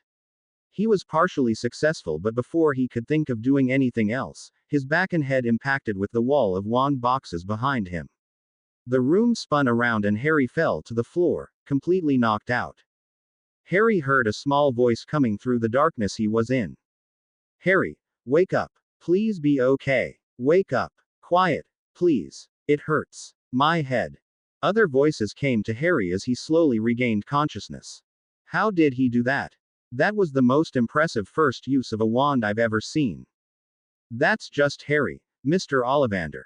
He seems to have a knack for doing the unusual. Harry recognized that voice as belonging to Mrs. Weasley. Trying to remember what happened to him, Harry tried opening his eyes and sitting up. Surprisingly strong arms held him in place. Easy, Harry, easy. We've got you. Harry recognized that soothing voice as belonging to Ginny. Harry slowly opened his eyes and saw a number of people staring down at him. He realized that his head was resting in Ginny's lap. Suddenly remembering what had happened, Harry jerked and turned his head around as much as he could. It hurt to move so fast, but Harry needed to know. Ginny, are you okay? What about that other girl? I saw somebody deliberately use a spell to cut that support. I'm okay, Ginny answered. I'm okay also. Thanks for not letting us be crushed. Harry turned the other way to see the other girl had been kneeling down beside him and holding his hand all this time. Harry blushed and gave the girl another good look. She had brown hair and bright brown eyes and was slightly taller than Ginny. She had a worried look on her face as she looked from Ginny back down to Harry. Ginny and the other girl's clothes were dusty and wrinkled from the impact. Harry's apparel wasn't in any better shape, he noticed looking down his torso. As Harry struggled to sit up, he heard another voice address him. Let him rest there. He took a big blow to his head. I've never seen anything like that before. Harry realized the voice came from the father of the girl. He was standing beside his wife on the other side of the counter. Harry struggled to the point where he was sitting up. He looked past the two girls and saw the disaster that was around him. There were hundreds of wand boxes lying around him along with a broken shelf or two. Harry reached up and gingerly touched the lump on the back of his head and winced. Would someone tell Mr. Ollivander that I'll pay for this damage that happened? It was my fault. Don't worry for a second about the damage, Mr. Potter. The box avalanche seems to happen in this shop at least twice a year, but never as spectacularly as today. The important thing is if you are okay. Mr. Ollivander peered over the counter to talk to Harry. Mrs. Weasley looked down at the three people behind the counter. Can you stand up, Harry? Harry shakingly reached his feet with the assistance of the two girls. I've got a pretty good headache. Maybe I should just go home and get a nap. The other girl spoke up sharply. You mustn't do that. You might have a concussion. You have to stay awake. A little startled by the loudness and authority of the voice, Harry flinched in pain. I'm sorry. I didn't mean to yell at you, it's just I don't want you to get any worse. Harry looked at the girl with a small smile. I think I'm okay. Just a little banged up. It's worth it if you two are okay. Harry, I'm forgetting my manners, Ginny said. We've been talking for a bit waiting for you to wake up. Harry Potter, the witch that you just rescued, along with me, is named Hermione Granger. Harry held up his hand and Hermione took it and carefully shook it. It's nice to meet you, Hermione. Sorry the meeting was so abrupt. Hermione smiled back at Harry. Considering the alternative, you're forgiven. She looked back to the center of the room and Harry saw the broken and bent chandelier that had obliterated the display of books. Harry gave a shudder as he imagined what might have happened to the two girls. We're both okay, Harry. She checked on you first before she pulled me off of you. You were laying on me. I needed to make sure your heart was still beating. If I could send a hug, thanks. Harry came around the end of the counter to be pulled into a hug by Mrs. Weasley. You have to be more careful, young man, but thanks for what you just did. Harry had another surge of pain and staggered a little. My wand. He ground out through clenched teeth. Has anybody seen my wand? It's right here, Harry, said Hermione. You wouldn't let go of it, even when you caught the both of us.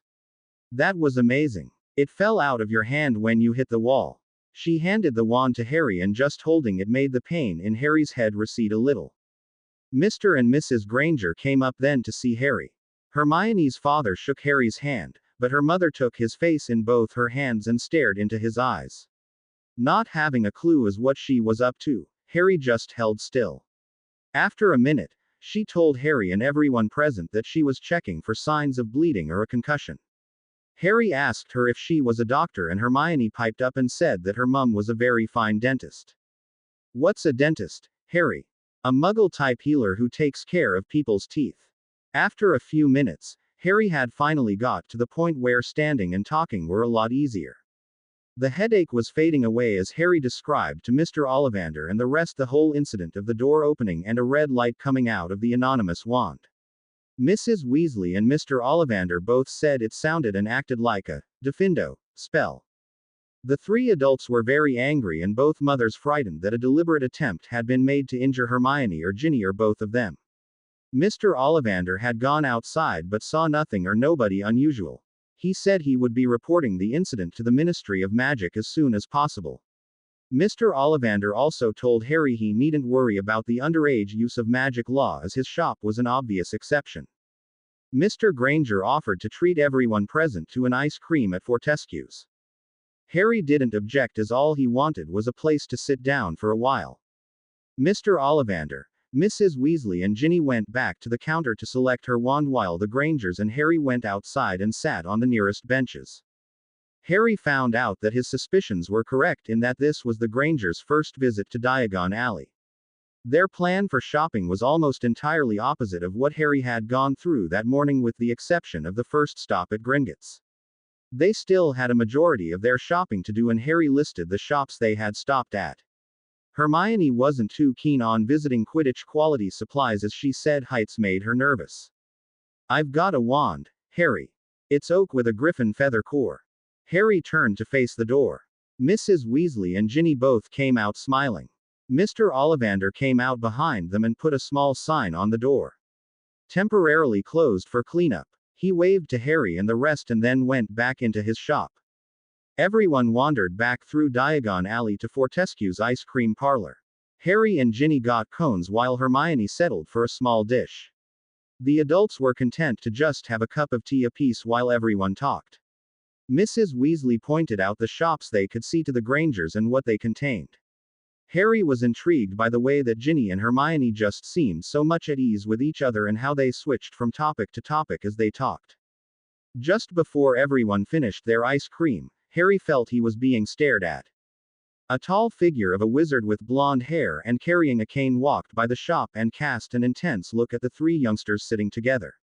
Harry noticed that the wizard had gloves on but he couldn't believe anyone that attacked them would just so casually walk by. Harry thought he was just being paranoid seeing anyone with gloves as the attacker. Even that clumsy Professor Quirrell had been wearing gloves earlier but Harry didn't think it was him. The Grangers eventually said that they had to go finish their shopping.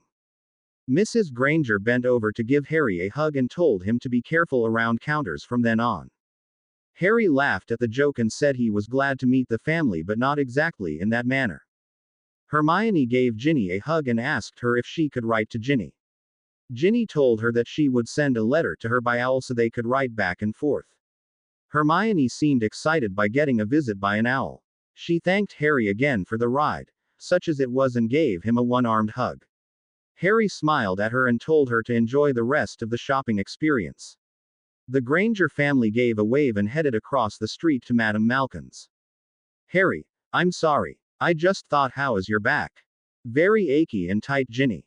Maybe I can ask your mother for a back rub after supper." "I could try doing it, Harry. I'll take it easy." "You'd better ask her. I'm not sure what touching she'll allow now in our agreement." Ginny and Harry walked along with Mrs. Weasley to the nearby Flow station. Professor Lupin was sitting on one of the nearby benches just watching people arrive and depart through the 8 huge fireplaces. He stood up when the trio got closer to him. "Everything go okay in Ollivander's, Harry?" "Well," Harry answered, "if you define okay as getting my wand, saving 2 girls from being murdered and flying halfway through a wall, then I did very okay." Professor Lupin listened in shock as Ginny and Mrs. Weasley described the events that happened in the wand maker's shop. He thought for a couple seconds and then addressed Harry. "Then it was no accident. It was a deliberate attempt to hurt one of the 2 girls, not you, Harry. The wand wasn't aimed at you. I'm almost positive it was the Granger girl that was the target. The coward hoped to scare other Muggle-born away by having an accident right here in Diagon Alley. You don't have to worry about her anymore today. I'm sure your rescue scared him away. Your father always seemed to have a knack for being in the middle of things too. I'm really glad everyone is okay. Do you still want to do the rest of your shopping, Harry? It would be perfectly fine with me to put it off for another day." Harry looked at Professor Lupin for a second and then over to Ginny and Mrs. Weasley. "I'd just as soon finish my shopping in one swoop and not have to be out in public a second time." So far only the shopkeepers know I've been here today. I really want to get it over with. Okay, Remus, Mrs. Weasley said, have them both back by supper. Mum, Ginny asked excitedly. I didn't even ask. I wanted to go with Harry and see some of London but was sure you wouldn't let me go, especially after. I've just gotten a huge scare, but I trust you to be on your best behavior, young lady. I'm going to try, mind you, not to have arguments with you as long as you make concessions on your side also. One of these concessions is that you may go with Harry today, but starting tomorrow I expect some time spent reading your textbooks. Do we have an understanding, Ginny? Yes, Mum, and thank you. Ginny gave her mother a big hug to let her know how happy she was. Wands, please. Mrs. Weasley held her hand out and Harry and Ginny placed their wands in her hand. Harry gasped when saw a swirl of light surround their wands and different colors melded together, but covered his surprise up with a cough. He also observed a few distinctive colors that were banded around the grip of both wands. Mrs. Weasley bent down and gave her daughter another hug and then turned to Harry. Do you suppose that there's ever such a thing as a normal day around Harry Potter? I'm waiting for one also, Harry answered as he gave Mrs. Weasley a hug and then a surprising kiss on her cheek. Thanks for coming with me, as today. Mrs. Weasley smiled down at her houseguest and then entered the nearest fireplace. The familiar green flames engulfed her as she spoke. The burrow. Harry smiled. On to the other part of the day. Well, Professor Lupin asked, what shall we do first, the shopping or the talking? Shopping, said Ginny. Talking, said Harry. Of course, nothing simple. Professor Lupin shook his head. My choice is the deciding vote, and the only adult is that we go somewhere and have a nice private chat. Harry and Ginny walked with Professor Lupin back down Diagon Alley past the apothecary and cauldron shops to a dead end at a brick wall. Pay attention to the sequence, Harry, Professor Lupin said as he pushed a number of the bricks seemingly at random. The middle brick in the wall wiggled a little bit and disappeared to reveal a hole. The hole became larger and larger as other bricks folded back and disappeared. In a very short time, there was a passageway that all three could walk through. After the three had walked through, the wall reformed itself behind them. Professor Lupin led the way down a short hallway and opened a door at the other end. Harry and Ginny carefully followed into a dingy and run-down common room. It seemed to Harry to be an old pub or inn. There were a number of occupied tables laid out in front of the bar. The bartender waved to Professor Lupin and he walked over to talk to him. We'll have 3 cold butterbeers, Tom, and could we use the parlor for a little bit? Tom nodded his head and went and fetched 3 bottles and pulled their caps off. When he came back the end of the bar where the 3 were standing, his eyes lit up in recognition when he saw Harry. Tom wiped his hands clean on a bar rag and came around the end of the bar. It's an honor to meet you, Harry Potter. I've been looking forward to this day for a long time. Welcome to the Leaky Cauldron.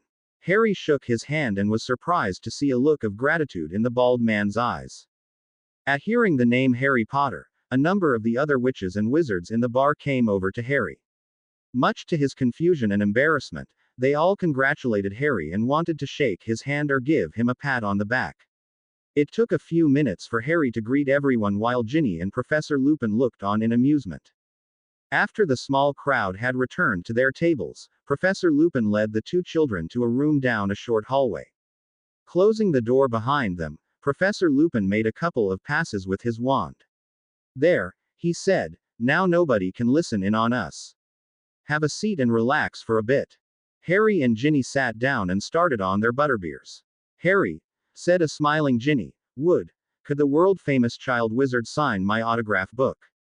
I could sell it and make a gazillion galleons. She giggled at Harry's embarrassment. Harry turned to his adult friend. See what I have to put up with, Professor Lupin. Not only do I have to get used to all that out there, but my close friends make fun of me also. How close a friend are we talking about? And I told you could call me Remus as I'm not your professor at this time. That includes you too, Ginny. Ginny smiled at the older man. Thanks, Remus. It's nice being treated sort of like an adult for once. Harry spoke up next. Can we leave the discussion of Ginny and I for last as it's the most complicated, Remus? Harry reached into his pocket and pulled out the miniature trunk. I've got a few questions about this. My mother's letter said that any of the marauders could explain it. I just realized I never asked you about my father's other best friends. Can I go talk to them about my parents also? Remus had sat down heavily in one of the table chairs when Harry mentioned the marauders. It took him a minute to form an answer. I'm afraid you're stuck with me. The other two besides James, Peter Pettigrew was killed only a few hours after your parents. Sirius Black, my best friend, is no longer with us either. Harry sat back in shock. Then the only connection he had left with his father was sitting in front of him. I'm sorry, Remus, for the loss of your good friends. You're welcome to visit with me anytime if it would help any. Me too, said Ginny quietly. Thank you both. I will try to be a better friend to you, Harry. I'm sorry I've been absent from your life so far. Hopefully things will be a little better from here on out. To get back to the trunk, Remus continued, James gave that to Lily for her birthday the year they got married. You've already seen one of the tricks can do for you. I don't think anybody else can even break into it, but I'd put a lock on it just for appearance's sake. Why is it called double-hinged? I don't understand that part, said Harry picking it up. That is sometimes called an heirloom trunk, Harry. They are frightfully expensive and quite rare. The top opens up in two different directions. One way, it's just an ordinary trunk that you can store things in. Opening the top in the opposite direction will give you access to things that, in this case, your parents probably wanted you to have. Some will be immediately available and you can pick them out and use them. Some of the other contents may not reveal themselves for days, weeks or years. It's a combination of a holding spell and some other charms. Both your parents, especially Lily, were quite good in that regard. So Harry might find anything when he opens the other side, Ginny said. More letters, pictures, anything. And intelligent as well as pretty. Remus smiled at her. Well done, Ginny. Ginny blushed at Remus' compliment and went to stand next to Harry. You want to open it now, don't you, Harry? Harry looked up into her face and saw the support there. More than anything, Ginny, but now isn't the time or place. If I open it now, I may not make it through the rest of the day. I'll save it for later at the burrow. Harry put the trunk back in his pocket. I'll be there with you if you want me to be. That's my girl. Both blushed furiously at the inadvertent comment that Harry had just made. It didn't escape the notice of the other person in the room that both children had blushed simultaneously without a word being exchanged between them. So what's this other thing you needed to talk to me about? Remus saw Harry and Ginny exchange a glance between them for a few seconds and then Harry spoke up. Actually, it's two things. The first is just a mysterious annoyance. I've had a couple of instances of being able to see magic. I've seen the charms on Mr. and Mrs. Weasley's wedding rings and I saw something on our wands when we both handed them to Mrs. Weasley a while ago. Our wands also kind of blended colors when Mrs. Weasley held them together. That's a pretty rare talent, Harry, Remus stated. It could be downright handy in a pinch. To answer part of the question, there are specific charms on wands until you reach the age of majority at 17. There are specific tracking and reporting charms to let the ministry know if anybody is using magic before they should. And outside of a specific environment, like the Hogwarts grounds. I don't know what to tell you about your and Ginny's wand colors merging. I've never heard anything like that before. Maybe if you ever get back to Mr. Ollivander's shop, Harry, you can ask him about it. If anybody knows, it would be him. Thanks for that, Remus. I keep coming up with these questions and sometimes nobody can give me a complete answer. Your best on those, Harry, is to ask Dumbledore. He's the smartest wizard I know. Well, now the really important matter. I need you to promise me that what we're going to tell now you stays private between us three. Of course, Harry. Why the sad face? Remus said. Harry looked down at his hands for a long time. When he raised his head up again, Remus saw the tears in Harry's eyes. That's not quite good enough for this. I want you to swear on the friendship with my father that you'll never tell anyone unless we give you permission. Remus stared down at his best friend's son and realized the seriousness of the matter to Harry. Remus pulled his wand and held it up. I, Remus Lupin, Swear on the good names of James and Lily Potter that I will never betray that secret I am about to learn. Remus. Wand lit up and there was a sound of a bell ringing in the room. Thank you, Remus. Ginny spoke quietly. Harry didn't want to do that, but we don't know what this is and I'm not quite ready to tell my parents yet. I wasn't aware I was hiding something from your parents. It must be something very serious if you both are willing to face Molly Weasley's temper. Remus smiled. Okay, let's hear it and I'll see if I can help you. It all started the day after Ginny's birthday last weekend, Harry started. Ginny and I volunteered to taste some trick candy the twins had given her. Everything was going okay and we were having a lot of laughs until I had a really bad reaction to a chiller chomp, Ginny continued. Instead of a slight temperature change and a mild blue color, I began to freeze and got to the point where I could hardly breathe. The twins gave Harry the opposite candy. I think they're calling it a warm whip. Anyway, he started getting hot and we ended up lying, my back to his front, on the couch. He was holding me close, rubbing my stomach and talking to me, trying to keep me from freezing. But I could hear him mentally. I heard what he was saying with his voice but what he thinking also. It was the strangest experience, but once I heard Harry's thoughts, I knew I was going to be okay. Just when I thought that Ginny might not make it, the twins told me that they saw a yellow light come out of me and into Ginny. She began getting better immediately and I kind of collapsed with exhaustion.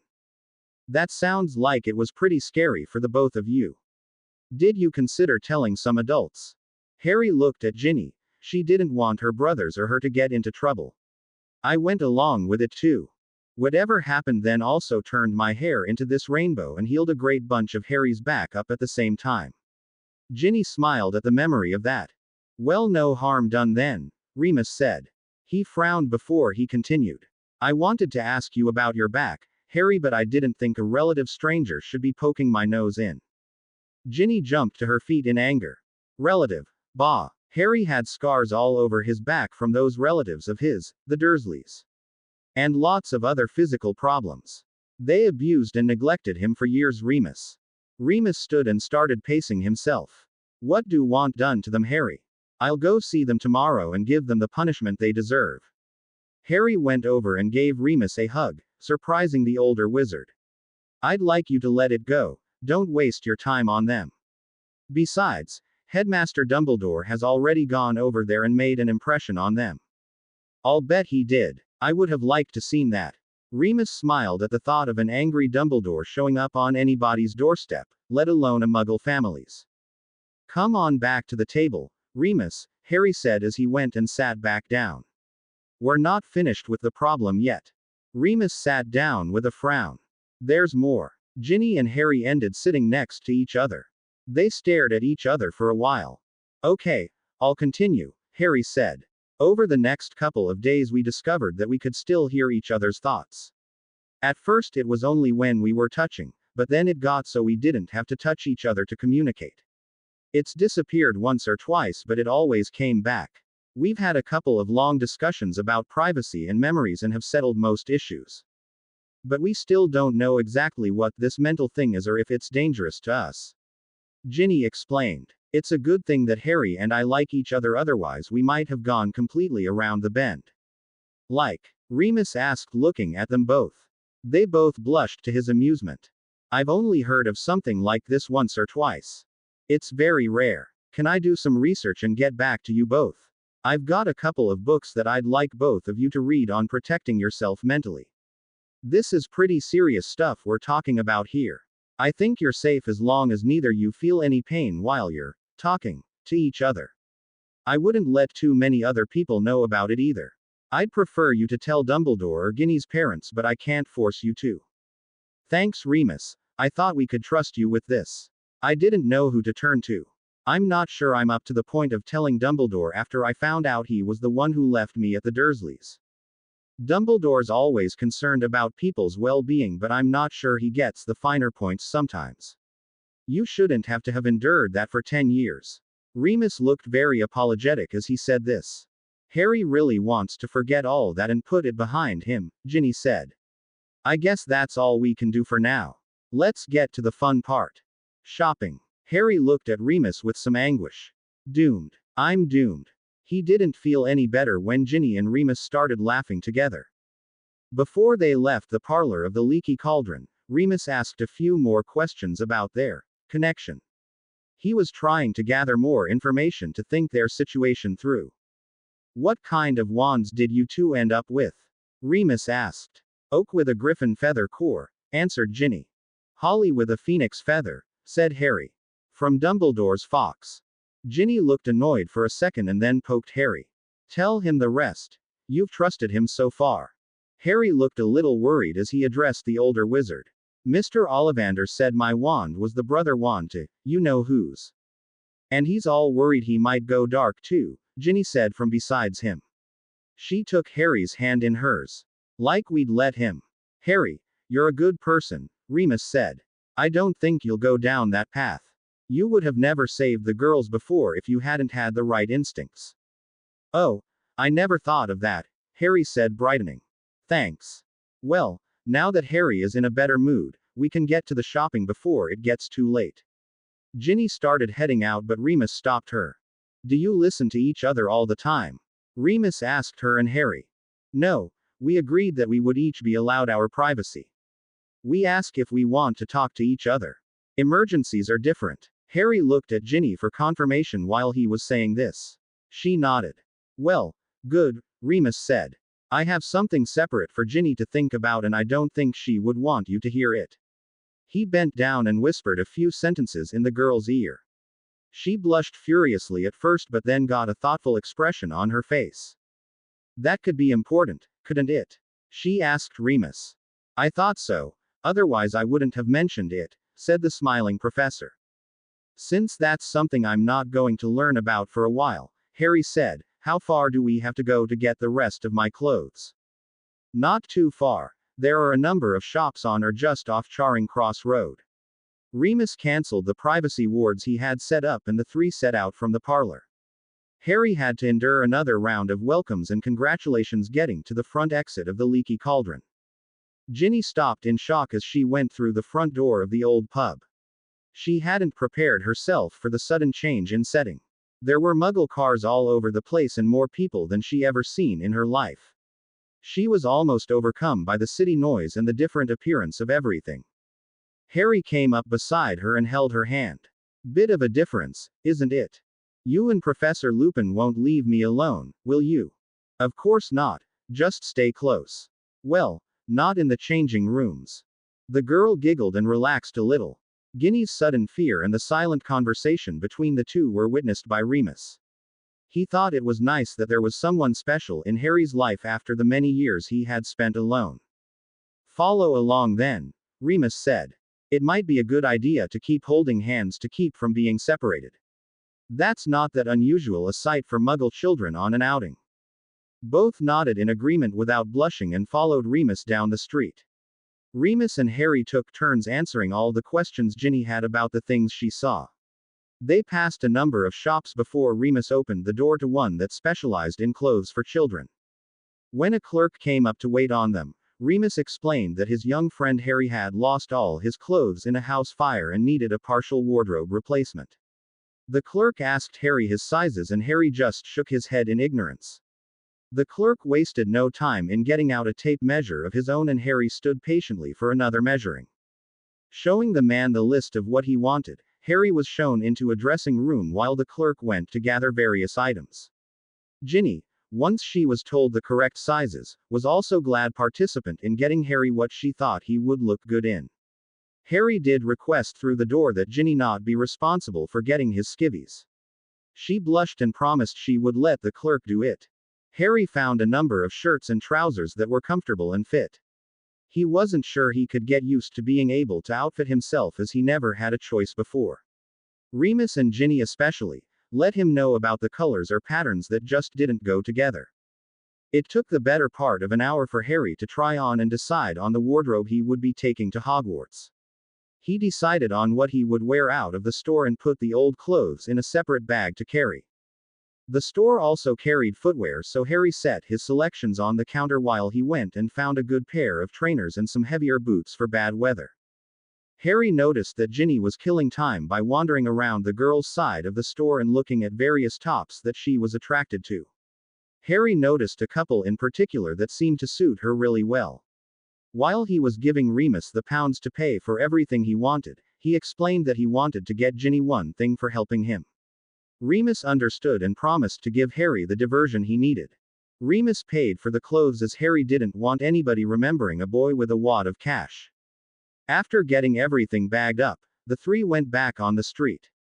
They had only gone less than a block and were passing a small market when Remus asked Harry if he had purchased extra laces for his trainers. Harry said no and prepared to go back. Ginny was going to go with him, but Harry, seeing the groceries in the window, asked her if she would go purchase some tea in the store as a way of thanking her mother for letting Ginny come on the outing. Harry gave Ginny a number of pounds which she stared at. Remus said he would explain the muggle money to her as he went inside the store with her. Remus turned at the door and winked back at Harry. Harry went back to the clothing store and quickly found one of the tops Ginny had been looking at. Guessing at the right size, Harry also found some extra laces and paid for everything in time to rejoin Ginny and Remus coming out of the store. Ginny was excited about telling her mum about all the choices of food that she had seen. Harry told her it was only a small market and some of the bigger supers had an aisle just devoted to chocolate and other candy. Ginny immediately wanted to go and see that but was told by Remus that there were any of those close by. Ginny was disappointed but said that she still had an excellent time shopping. It was an uneventful trip back through the leaky cauldron and Harry and Ginny both waved at Tom behind the bar. He smiled back and told them they were welcome to come back anytime. Harry, helped by Ginny's memory, opened up the magical wall on his second try and the three wandered back through Diagon Alley. When they got to the flow station, Harry hesitated just a second. He had come through the first time on Fred's arm but wasn't sure he was ready to flow solo. Ginny offered to go through with him but Harry insisted she go through with Remus. Remus took the packages that they had acquired and with Ginny on his arm flowed to the burrow. Harry gave them a good minute to get out of the way and then threw the flow powder himself, yelling out, "The burrow!" His exit from the fireplace was a little better, he thought. He was still flying forward at a good speed but a couple of hands reached out and slowed him down a little. He still ended up in an overturned kitchen chair but at least nobody was laughing this time. When he looked around after getting up and dusting himself off, Harry saw that nobody was actually even smiling. It was Mr. Weasley who spoke to Harry first. "There's someone here from the Department of Magical Law Enforcement that wants to talk to you and Ginny about what happened at Ollivander's today." Looking around the kitchen, Harry noticed a couple of people outside of the Weasleys. Dumbledore was there, along with Susan Bones, Aunt. "I guess word got out about the problem at Ollivander's," Ginny commented. "The first thing I did when I got home," Mrs. Weasley said, "was to flow call your father Ginny, and let him know what happened. He was most upset that there was an attack right in the middle of Diagon Alley. Especially with the people who were involved. And I went directly over and saw the head of the magical law enforcement. She had just received an emergency report from Mr. Ollivander about an unprovoked attack on two girls and a miraculous rescue by a boy who had just received his wand." "Well, that just about sums up the whole thing," Harry said. "Where is the Auror, then?" "That would be me," said the voice from the other side of the room. "Ginny, Harry, I want you to meet Amelia Bones, the head of the Ministry's Department of Magical Law Enforcement," said a smiling Mr. Weasley. "Susan never told me," Ginny exclaimed. "All she said was that her aunt worked at the Ministry of Magic." "Wow. Wow indeed," said Amelia. "I'd like to conduct separate interviews with Ginny and Harry to get their reports. Neither of you is in trouble. We'd just like to gather as much info as possible so maybe we can catch the criminal. How about we let Ginny go first? I'd like you, Molly, to come with her as you were there. Maybe you can add something." Remus said his goodbyes to everyone and asked Harry to write to him. Harry gave him a hug before he flowed away. Ginny, Mrs. Weasley and Amanda Bones went into the family living room.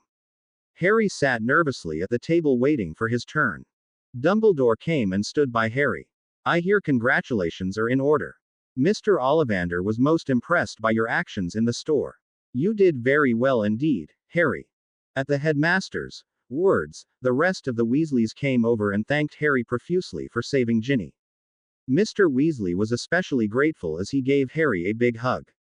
George whispered to Harry that it really wasn't fair that Harry kept saving their little sister instead of them. Harry blushingly said that he and Ginny would give everyone present a complete rundown later. Harry put his head down, pretending he was tired. Everything okay in there, Ginny? Not now, Harry. Mum's just giving her version first. I'm just nervous. We didn't do anything wrong. Okay. Harry, it's the head or. Harry withdrew from Ginny's view of things. He lifted his head up to see Dumbledore looking at him. Anything bothering you, Harry? Dumbledore asked. Harry went over so he could sit next to the older wizard. He started talking quietly so that just the two of them could hear. Things just seem a little out of control today. I found a letter and a trunk from my parents, got an unbelievable present from my dad, and got hurt rescuing Ginny and Hermione from an attack. I keep wondering if all this is just a crazy dream and I'm really back at the Dursleys. Dumbledore just smiled at Harry and patted his hand. I think the important thing is that you found a way to reach your magic and help your friends. That is most extraordinary accomplishment after just being handed your wand. But sir, my wand, I was told by Mr. Ollivander that it was similar to the one that Voldemort used. I know, Harry, I know. I asked Ollivander to let me know if anyone came into his store and got that particular wand. That is why I came here tonight. You and Voldemort may be linked somehow, but having that wand does not mean you are going to turn into a dark wizard, Harry. You made a choice in that shop to use your magic for good. I'm very proud of you for that. I guess so, Headmaster. I was just doing what anybody else would have done. Not many adults would have had the presence and reaction time to pull off what you did this afternoon, Harry. Just think about that. Oh, I see that Amelia is done with Molly and Miss Weasley. Harry looked up to see a teary-eyed Mrs. Weasley and a scared Ginny exiting the living room. Harry stood up as Ginny ran into his arms for a hug. I got scared, Harry. Going over it again. Ginny exclaimed. It's okay, Harry said as he held her out to look at her. I was just a little bruised up and everybody is fine now. Right. Right. Ginny answered. She wiped away a tear and turned to look at the rest of the surprised Weasleys. Hey, Harry just saved my life. I'm entitled to be a little emotional. Everyone, included Dumbledore, laughed at Ginny's declaration. Mrs. Weasley came over to give her daughter a pat on the shoulder. Your turn, Mr. Potter, came from Madam Bones. Harry turned to the other adults. Mr. Weasley, Headmaster, would you mind? Could you keep me company in there? Of course, Harry. Always happy to hear a good story firsthand, said Dumbledore smiling. Ginny pulled Harry into another quick hug. I remembered something important, Harry. I'll tell you later. Before he entered the living room, Harry turned back for a second. Mrs. Weasley, could you and Ginny tell the story to Percy and the twins while I'm giving my account to Madam Bones? I'm not sure if I'm up to telling it twice. Of course, Harry, Mrs. Weasley said. We'll go outside and get a bit of fresh air. Come on. Let's leave them alone for a bit. Harry watched the five leave the kitchen and head out towards the garden before he entered the living room. Madam Bones was smiling as Harry took a seat on the couch while Mr. Weasley sat next to him and Dumbledore stood off to the side. Harry, there's no need to be nervous now. I just want to get your viewpoint on what happened at Ollivander's today. Before we start, ma'am, do you think it would be possible to write a letter of apology to your niece Susan before she finds out what happened today in Diagon Alley? I'm a little confused, Harry. I do not regularly talk to Susan about my work. And what do you need to apologize to her for? Harry hung his head a little. When Ginny's friends all came to her birthday party, I was misintroduced. Ginny knew I didn't like any of the boy who lived stuff and I kind of went along with it because it was Ginny's birthday and everyone should have been concentrating on her and not distracted by Harry Potter. I've felt a little bad since then about the deception. Amelia Bones smiled at Harry's earnestness. How about I tell her I ran into you and that you wanted me to convey your apologies and explain the mix-up? Would that be okay, Mr. Potter? Thank you, ma'am. That's very nice of you. For an Auror, I don't think I'm quite as scary as people expect. Now, Harry, how about you tell me what happened at the wandmaker's shop this afternoon? Under the watchful eyes of Mr. Weasley and Dumbledore, Harry gave his account of the events from the time he received his wand until he woke up with his head on Ginny's lap. Madam Bones took notes and occasionally flipped to other pages she had written as if to check against somebody else's story. Well, everything here seems to be in order, Madam Bones finally said. All the accounts seem to tell the same story. Unfortunately, there doesn't seem much to go on in catching the criminal. This was the third attack in the last week on a young muggle-born witch or wizard. The first in Diagon Alley though. We'll start a patrol in Diagon Alley to try to stop any further incidents. I'd like to see your wand, Harry, before we go. Of course, ma'am. I gave it to Mrs. Weasley before we finished our shopping. I know where she put it, Harry, said Mr. Weasley. I'll go fetch it. I just don't understand Albus, Madam Bones said. No troubles other than an occasional accidental spell for years and now all these attacks. I'm sorry, Amelia, I have no clue either. Dumbledore replied. Mr. Weasley came back in at that time to hand Harry's wand to the head Auror. This is just the procedure to show the last spell that came from your wand, Harry. Prior incantato, Madam Bones said as she held the wand. A ghostly shower of sparks as well as a beam of pale blue light came out of Harry's wand. That was odd, she said, there should be only one type of spell showing up. The images of the spells faded out in the living room as the Madam Bones handed the wand back to Harry. The wand glowed briefly in Harry's hand before returning to normal. Oh, I have one more thing for you, Harry, Madam Bones said. My first stop was at Ollivander's shop. He asked me to give you this. She reached into a pocket of her cloak and pulled out a small package that she gave Harry. It's a wand holster. He said it was just a small reward for services rendered. He said it's not good for business to have pretty young witches murdered, so this is his way of saying thanks. I'll write him a thank you letter tomorrow, Harry stammered in surprise. Thank you also, Madam Bones. I'm just doing my job, Harry. It has actually been a pleasant visit for me. I have to get back to the ministry.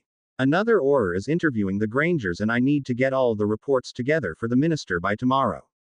Madam Bones made her way out to the kitchen as the rest of the Weasleys came back in from outside. After the goodbyes had been said, Madam Bones flowed back to the Ministry of Magic. Dumbledore had remained in the living room with Harry. They both sat in silence, alone with their thoughts. Dumbledore eventually went to Harry's side and placed a hand on his shoulder. Mind if I have a look at your wand also, Harry? Dumbledore asked. No, Harry said, handing it up. Why? Just a thought I had. Dumbledore replied. He held it in his hand for a long time, turning it around and looking at it from a number of angles. Mr. and Mrs. Weasley followed Ginny back into the living room just as Dumbledore made a couple of motions with his free hand over Harry's wand and handed it back to the boy. Arthur, Dumbledore asked, do you have your wand with you? Of course, Albus, what do you need? Could you show Harry something simple like how to create a light? I've temporarily disabled the spells on Harry's wand and I am curious to see how Harry does. Okay, Harry, this is probably the simplest of all the spells you'll learn. Mr. Weasley held his wand out in front of him and said the word, Lumos. A white light came out the end of the wand. Mr. Weasley said, Nox, and the light went out. Just as simple as that, Harry, Mr. Weasley said. Go ahead and try now, Harry. Dumbledore requested. Harry held his wand up in front of him as he had seen Mr. Weasley do. With a slightly nervous voice, Harry said, Lumos. An almost blinding light shot out of the end of Harry's wand, but unlike Mr. Weasley's light, the light that came out of Harry's wand was both white and gold and had little sparkles in it. Ginny laughed with glee behind Harry and Mr. Weasley whistled in surprise. Harry, astonished at the display, whispered, Nox, and his light went out. Dumbledore just came over to where Harry was standing side and placed his hand on Harry's shoulder. Thank you, Harry. That was quite illuminating.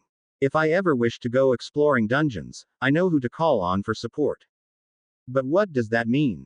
Harry asked. I'm not quite sure. I will have to go back to Hogwarts and do some research. It's an unusual day when the student sends the professor to the library. Perhaps we shall have an answer by Friday. You do still plan on coming with Miss Weasley, don't you? Of course, sir. I'm just as curious as you are about this. Well, we'll see you Friday, Harry. Good evening to you also, Miss Weasley. Good night, Headmaster, came from Ginny and Harry. Mr. and Mrs. Weasley walked out with the older wizard to the kitchen.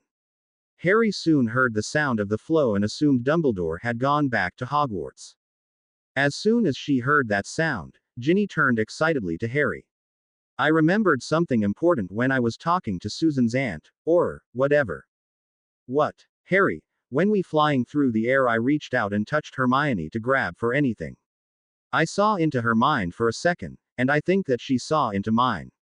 Harry sat down upon the couch. Are you sure, Ginny? I think so, Harry. It all came back when I was talking to Madame Bones. My contact with Hermione just lasted for a second or so as we were both flailing around. I know where her bedroom is in her house and I can tell you what her backyard looks like. Oh, Harry, she's all alone too. She's an only child and a bookworm on top of that. What are we going to do? Harry sat and thought for a moment. Let's try it this way. Why don't you go ahead, write Hermione, and ask her how she is feeling and how the rest of her shopping went. Normal girly stuff, whatever that might be. Maybe she doesn't have any recollection of anything extra at Ollivander's. We can only find out. Find out what? Mrs. Weasley asked as she came into the room. Ginny was wondering if Hermione was feeling okay after her flying lesson. Harry answered quickly. I was just about to tell her she could borrow Hedwig if she wanted to write to her. That's nice, Harry. I was wondering about that myself. It's not every day that one gets to fly without benefit of a broom. I came in to remind you both that you need to put away the things you've gotten today. Harry, did Mr. Lupin restore your trunk before he flowed away? Harry sighed again and looked toward the floor. I guess it's time for another conference, Ginny. Harry stood up and went back into the kitchen. Percy had already gone up the stairs, but the twins and Mr. Weasley were just sitting around the table talking. Can I talk to you all for a few minutes? Harry asked. As everybody nodded, Harry sat down in one of the open chairs. Ginny and her mother came and sat down across from Harry. I've had a really long and unusual day and I need to tell you all some things. Things I realized I didn't want to hide from you as you have all been especially kind to me. Harry, I thought we weren't going to tell. Other things, Ginny, not our connection. Harry reached and found the last bag he had bought and pulled the receipt and the extra laces out. He handed the bag to Ginny. This is for helping me doing my shopping, Ginny. Ginny opened up the bag and then looked up at Harry in anger. You weren't supposed to do this. What did Harry do now? Asked Mr. Weasley. Ginny reached in and pulled out a cream-colored top that had fine red lace overlays around the collar and below the elbows on each sleeve. He saw me looking at this in the Muggle shop. He went back and got this for me. Harry, you needn't buy things for Ginny. Mrs. Weasley said. She was glad to go help you go out and shop. You shouldn't waste your money. The way I look at it, Mrs. Weasley, I'm only paying her back the money she's already given me. What? Came out of every Weasley mouth seated at the table. Ginny looked especially puzzled. Let me explain, Harry said, holding up his hands. Dumbledore told me before Ginny's party that the Wizengamot, provided Mr. Weasley. Thank you, sir. The Wizengamot passed a secret law after the end of the last war that dealt solely with me. For everything sold that has the name, Harry Potter, on it, I got something like a partial royalty put into my trust fund. That stops when I start at Hogwarts. But that would mean, Fred started. That after 10 years, George continued with amazement. And everything that has Harry's name on it, Ginny stated. That I have more money than I'll ever know how to spend. Harry said slowly. I'm not going to insult any of you by offering money I can just as well throw away. That's not how I want our friendship to be defined by money. George and Fred raised their hands. We're not that proud, Harry. We'd be glad to take any extra you have lying. Ouch. Harry laughed as he realized Ginny had slipped off her chair the second they had raised their hands and had swatted both the twins. Gits, she said, much to the amusement of her parents. For your information, Ginny said, Harry gave a big pile of money back to St. Mungo's today. I saw his vault, remember? and Harry could care less about the money. Being as it may, could everybody just forget that this conversation ever happened? I don't know what I am going to tell Ron when he gets back. I'm not sure he likes this boy who lived business, and I don't want to get him mad or jealous again. We'll talk to Ron when he gets home, Harry, Mrs. Weasley said. Don't worry about it. Thanks, Mr. and Mrs. Weasley. I have one more thing to explain and show you all. I'm under your roof and I don't feel right hiding important things. But I'm not sure how important this is. Careful, Harry. Ginny had come around to stand beside Harry as he reached into his pocket and pulled out his miniaturized trunk. He placed it on the table. Mr. Weasley pulled his wand out of his pocket. I'll fix that for you, Harry. That's not necessary, Mr. Weasley, but thank you for the offer. Harry stood up and, taking a deep breath, said, expand. The trunk enlarged on the table to the gasps of the twins and Mrs. Weasley. Harry, she asked, are you doing wandless magic? That's just incredible at your age. I'm very sure it's just the trunk that's magical.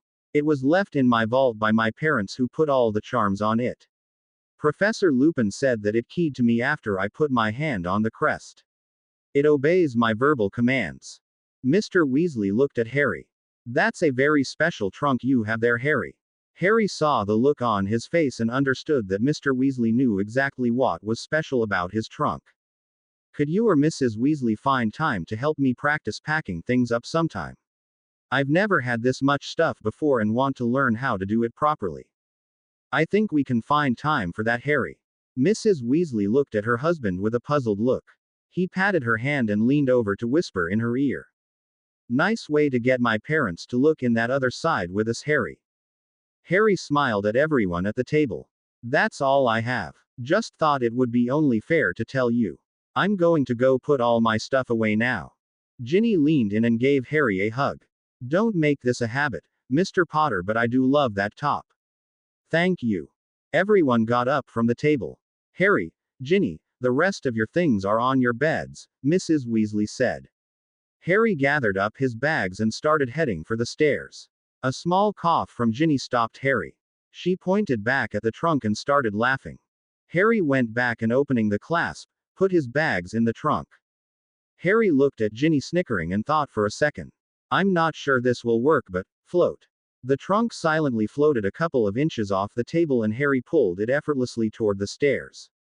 You do have to find out that charm for us, Harry, Fred said with a laugh. The twins, Ginny, and Harry all went up the stairs talking animatedly while Mr. and Mrs. Weasley looked at each other in wonder. It was a relatively quiet rest of the day for the household.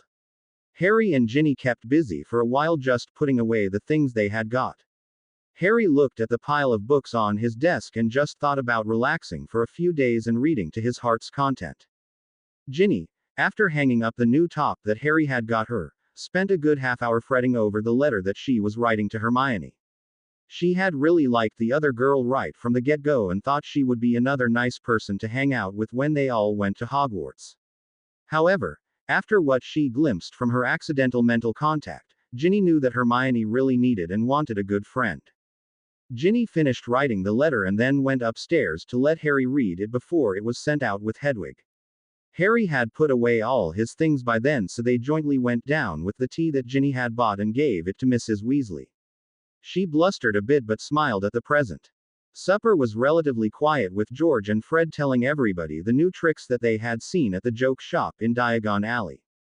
Mr. Weasley also explained that the meetings the minister had called for that day were due to the attacks that had just begun happening to the young Muggle-born. The minister wanted some explanations and he wanted every department to be involved in looking out for the attackers.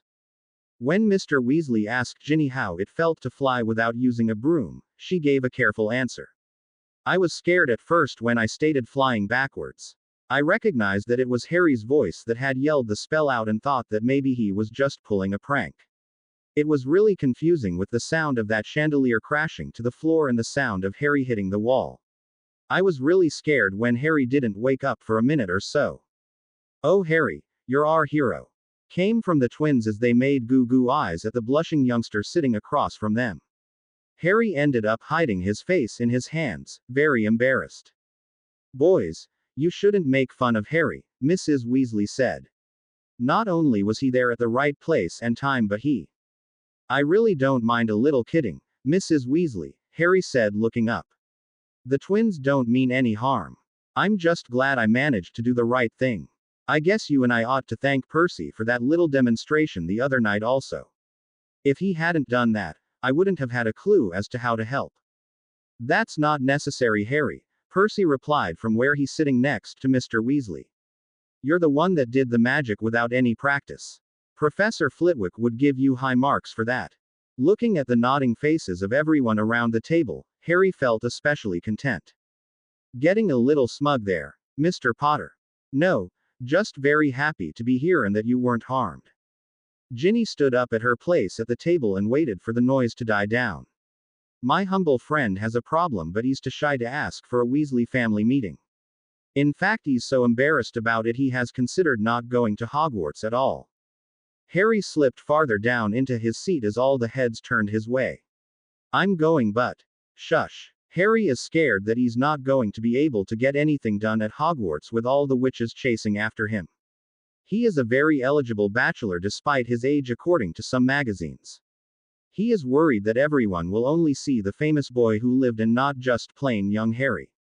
I guess that would seem to be a very big problem for you, Harry, Mr. Weasley answered. How about we all take a day and think about it some and have the meeting tomorrow night after supper? That sounds very nice, Mr. Weasley. I get a headache every time I think about it for any length of time. And no, Fred, I'm not going to get all disguised up as a girl. Fred had a disappointed look on his face. How do you suppose Harry guessed that was going to be my first idea? He said, turning to his twin. Ginny must be giving him lessons, George replied, smiling. Everybody at the table laughed at the exchange between the two brothers. Thanks, everyone. I know I'm a bother, but Ginny said she thought I'd end up running through the main hall with all sorts of witches chasing after me. Harry, hate to surprise you, George said, but there may not be just witches chasing you across the hall. Oh, said Harry with a puzzled look. Then he figured it out. Oh, really? The twins and Percy nodded solemnly. Harry let out a deep breath. If it's not my turn for cleanup, I think I'm just going to take a nice hot shower and go read some upstairs before I go to sleep. Back bothering you again, Harry? Asked Mrs. Weasley. Just from the impact at Ollivanders. I think a hot shower will fix it up. Mum, Ginny started, can I give? No, young lady, you may not. Mrs. Weasley stated flatly, cutting her off before she could finish her question. The twins and Mr. Weasley looked back and forth from Ginny and her mother with puzzlement. Ginny's face flushed with anger, but she just hung her head as she put her dishes in the sink. She gave her father a key. Then headed up the stairs. What was that about? Mr. Weasley asked with puzzlement. Nothing important, dear, Mrs. Weasley answered her husband. Just another one of the mother-daughter talks that have suddenly come up. I'll go up and talk to her in a bit. Seems to have been a lot of those lately, Mr. Weasley remarked. Harry, sensing an opportunity to escape, also placed his dishes in the sink. He said goodnight to everyone and only had to put up with a bit of horseplay from the twins. Harry paused on his way up to stop outside Ginny's door. You okay in there, Ginny? Just me and Mum butting heads. Again. It happens a lot lately. I'll be okay. I'm going to go get that shower. Talk after. Maybe. It depends on how long the lecture from Mum is going to be. Okay. Good night then and thanks. Harry hurried back upstairs to put on his pajamas and robe on before heading back to the shower. He saw that Mrs. Weasley was just closing the door to her daughter's room when Harry got back down to the bathroom. Harry was glad that he and Ginny were not always listening to each other's discussions. Harry quickly finished his shower and found out that the hot water had really helped his aching back. He was still drying his hair as he walked out of the room. Mrs. Weasley was waiting for him with a very tired look on her face. Just one question, Harry, she said. Did you ask Ginny to give you a back rub? No, ma'am. Harry replied honestly. She volunteered, but we both thought it was something to ask you about. I don't want to make anybody uncomfortable or get Ginny in trouble. I would never presume. Thank you, Harry. That's just what Ginny said. I guess I'm just going to have to get used to the idea that my little girl is growing up and wants to make decisions on her own. There was a sudden squeal from down the hall and Ginny poked her head out. Hedwig's back with a letter from Hermione. Harry looked up at Mrs. Weasley. She eventually smiled and told Harry to go read the letter also if he wanted. Leave the door open, she said as she went back down the stairs. Ginny was waiting by the open door with the return letter back from their maybe new friend. Harry went into Ginny's room and picked up Hedwig from where she was perched on the chair. Good girl, that's a lot of flying for one evening. How about we get you up to your cage and some water and food? Hedwig hopped onto Harry's arm and he carried her up to his room and gave her exactly what he promised her. Hedwig drank some water and then she flew to her perch and fell asleep. Harry ruffled her head feathers gently before hurrying back down the stairs to Ginny's room. The twins were in Ginny's doorway when Harry got back to the first floor. They both looked at Harry suspiciously when he made his way between them and then went and sat on the chair. Harry, said the one closest to him, we appreciate everything you've done for Ginny and all that, but is there something going on that Mum knows and we don't? That was a pretty suspicious dialogue downstairs. Harry looked over at Ginny who was staring back at him. I think your mum is just being a little cautious, Harry said. She doesn't want Ginny to be involved with anything more than a friendship with anybody until she's a lot older. In case you haven't noticed, we've gotten to be pretty good friends since I've arrived here. Ginny spoke up then. I just received a nice lecture from Mum about acting my age and more like a young lady. Both the twins made faces at that statement. We, Ginny said pointing at Harry and back at herself, agreed we were both too young to be anything but maybe best friends. Mum was okay about Harry and I exchanging hugs, but that is as far as personal contact between us will go. If you two have any problem with that, then let both of us know now. Easy. Easy. We just asked. That's all. We like Harry also, but you have to remember we've been lectured to that we have to protect you since we were 6 years old. By both Mum and Dad. We're technically on your side, Ginny and Harry, but family obligations and all that. Well guys, thanks for making your position as clear as mud, Harry said with a laugh. We're okay and I'm sure Ginny will be the first to tell you both if I do anything even remotely wrong. Got that right, Potter, Ginny said grinning evilly. The twins both came into the room to give their sister a hug after that statement. We'll run some interference with Mum if you need it, Ginny. We also got that lecture. About acting like young ladies? Asked Harry innocently. Ginny rolled on her bed laughing as the twins picked up Harry and started tickling him. When the twins finished with Harry, they placed him back on the chair and said their goodnights. Harry, catching his breath, looked over at an amused Ginny. Glad they like me, Harry said. Otherwise I might not survive their attention. Well, you do rate pretty well with their little sister, Ginny said sweetly.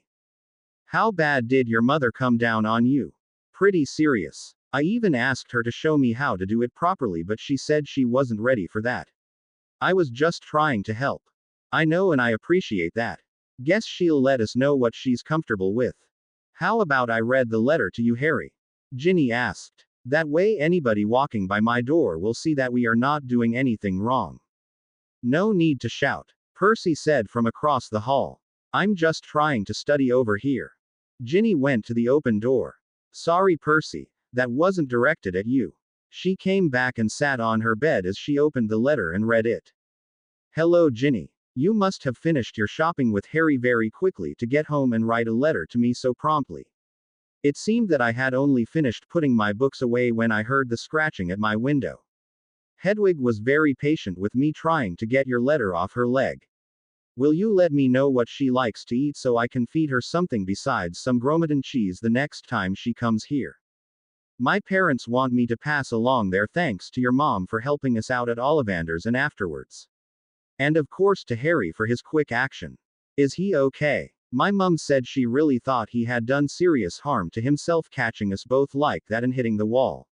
That was a remarkable piece of coordination anyway. I am okay except for a bruise or two. Aren't you thrilled about getting to go to school early? I was reading Hogwarts, a history, on the drive home from shopping. I think you are the first underage witch to attend Hogwarts since after the Great Plague of London in 1665. You will have your name in the next edition of that book. You'll be famous.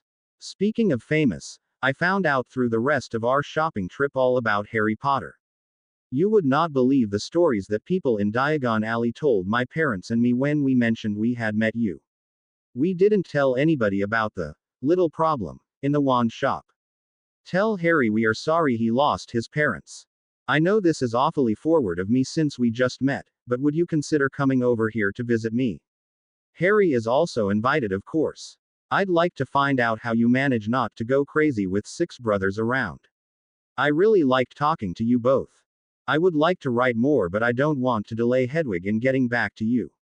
Write when you can and, please, think about my offer. Hermione G. Ps. Did you find another poster while shopping to hang up with your one of the Holyhead Harpies? Well, Harry said, that all sounds reasonably safe to me. She didn't say anything about anything unusual happening. Maybe we can relax. Harry, I never said anything to Hermione about having 6 brothers, only that my brother Ron was starting this year. And nothing about my room or any poster I have. We're sunk. But she's keeping it quiet, I think. She wrote the letter so that anybody else reading it wouldn't get suspicious about any of the comments she made. What are we going to do now, Harry? I think we'll both write careful letters to Hermione tomorrow. And let your mother read that letter herself. If you or both of us can't visit Hermione next week, then maybe you can ask her to visit us here at the Burrow. That's a great idea, Harry. What's a great idea? Ginny and Harry looked up to see Mr. and Mrs. Weasley standing in the open doorway. Mum, take a look at the letter we got back from Hermione, Ginny said, waving the letter. She wants to thank you for all the help you gave her and her parents this afternoon. Ginny walked over to hand Hermione's letter to her mother. Mrs. Weasley read it quickly and handed it back. It sounds like she's a little lonely, Mrs. Weasley said as she handed it back to Ginny. Would you like to go visit her? Yes, Mum, but I know it can't possibly be until after the weekend. We have to go to Hogwarts Friday and then Ron is coming back Sunday.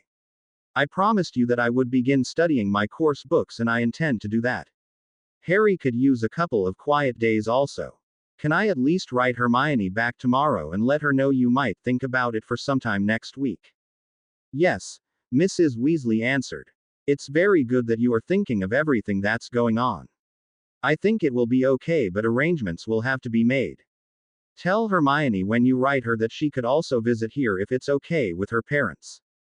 Thank you, Mum. Ginny went over and gave both her parents a hug.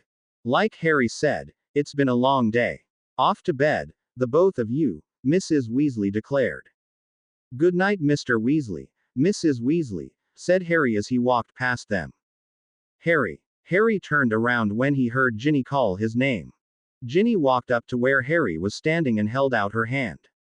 When Harry saw her wink at him, Harry took it and shook it very slowly. Good night, Mr. Potter. Good night, Miss Weasley. Ginny ran back to her room, giggling as she went past her parents. Harry saw that both Mr. and Mrs. Weasley were trying very hard to hide their smiles. He waved to them both and quickly made his way up the stairs. Harry read for an hour or so from the book that Dumbledore had sent him. He now understood a lot more about how magic was created and how one could tap into that supply to do the things he wanted. He had just about to call it a night when he read something that somewhat described what he and Ginny had been doing. 2 unusual types of magic were involved. Legilimency was the ability to extract emotions and memories from another person. The book said that eye contact was usually the best method for using this skill, but Harry knew that he and Ginny didn't need to make eye contact to know what the other was thinking or feeling. Going further along in the same chapter, Harry read about occlumency, which was the ability to shield one's mind from penetration or being read. Harry read about clearing one's mind of thoughts and emotions and building up defenses. It seemed that Harry had accidentally found a key when he shut his mind off from Ginny that first time. It also described other methods for strengthening the blockage like meditation and building up the defense over time. Harry was really fascinated by the whole topic. Harry tried to reach Ginny mentally to let her know what he just found out, but he couldn't reach her. He just assumed she had gone to sleep, so he resolved to tell her first thing in the morning.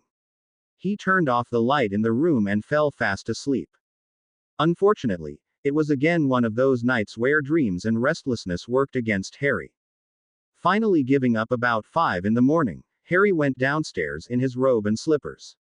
Harry looked around the pantry and cupboards and decided to make something for breakfast. Finding some apples, eggs, bread and nuts, Harry spent about a half hour combining the ingredients with some seasonings in a big pan that he put into the oven to bake. While he was waiting for his dish to bake, Harry started on his letter to Hermione. Mrs. Weasley found Harry just removing his dish from the oven when she came down to start making breakfast for the family. "What's that wonderful smell?" she asked as Harry put the pan up by an open window to cool. "If I did it right, it'll be an apple French toast upside down cake with walnuts and cinnamon. It needs to cool for about half hour or 45 minutes before you can flip it out and cut it up. Hope you don't mind me using the kitchen for a bit, Mrs. Weasley. I've done the cleanup already. If it tastes half as good as it smells, Harry, then I don't mind at all. I may give you free rein in here since everything you have made so far has been tasty. Had a bit of trouble sleeping. Just a few nightmares here and there. I woke up early and couldn't get back to sleep. Don't tell Ron, but I've actually come to miss his snoring. At least with him in the room, I knew someone wasn't chasing me when I woke up." Mrs. Weasley frowned at Harry's statement. "Are you still having dreams about your relatives then?" "Most of them have gone away, Mrs. Weasley, but the ones last night were just somebody chasing me through the fog and yelling my name." "Sorry you're having those, Harry. Maybe a nice warm glass of cocoa before you go to bed will make you sleep better. Let's try that tonight, okay?" "Yes, ma'am. I wrote a letter to Hermione while I was waiting for the dish to bake. Since Ginny said she was going to write back to her today, I thought I would include a note to her also." "That's very considerate of you. Harry, I hope you aren't taking it personally about the disagreement I had with Ginny last night." "No, Mrs. Weasley, it is your house and your rules. We're trying to find that balance also. I've never been this close to anybody before. It's scary and wonderful at the same time. Growing up is like that from time to time," said Mrs. Weasley. "I hear people stirring upstairs. Why don't you go change and wash up? By the time you get your turn at the bathroom, I'll probably have breakfast made." "Thanks, Mrs. Weasley. I believe I might be getting a little hungry anyway." Harry gave Mrs. Weasley a hug and headed over to the stairs. Ginny had just came down the stairs and Harry spun her around in greeting before hurrying back upstairs to change. Mrs. Weasley laughed at the surprised expression on her daughter's face. "What's he doing up so early?" Ginny asked grumpily as she went to get a cup of tea before going out to gather the eggs. "He said he had some nightmares," Mrs. Weasley said. "He couldn't get back to sleep so he came down to do some baking." "Harry is going to make somebody a nice wife someday," Ginny said smiling. She was sipping her cup of tea and looking at the letter Harry had written to Hermione. "Harry does have a lot of different good qualities. I hope you don't think that I was trying to scare you away from him last night, dear. He's a very likable lad." "I know, Mum. I'm sorry we're both so confused about things we can or shouldn't do." "Well, just so you know, it's a bit confusing for your mother also. I've had all this experience with the boys but none with raising a pretty girl through this stage. I don't want you to hate me in later years for doing too little or interfering too much. Just remember what Grandmam Pruitt did when you were young. And remember that I am on the side you were on. That's all I ask." Ginny gave her mother a hug on the way out to the henhouse. "I'm trying, dear, I really am," Mrs. Weasley muttered to the empty kitchen. Percy and Mr. Weasley came down at that point and were followed 20 minutes later by the twins. George said, "Harry said he'd be down in a few minutes but he was calling dibs on his cake to make sure it was edible." "When did he have time to make a cake? And for breakfast?" Mr. Weasley's ears perked up at that little bit. "Sounds like something Ron would suggest. We have cake for breakfast. Maybe there is something wrong in that bedroom itself. Something that affects the appetite." Mrs. Weasley just smiled at her husband. "How many almost teenagers have we raised here? It's just a phase they all go through. Harry came down early to make something for all of us, and yes, it is a breakfast cake." Ginny came back in at that point with the eggs and helped her mother by making the toast for everybody and getting the juice out for the table. Everybody was pitching in getting the morning meal ready. Mrs. Weasley had just about got everything placed on the table when there was a scratching at the window. "Papers here," she called out to anybody in general.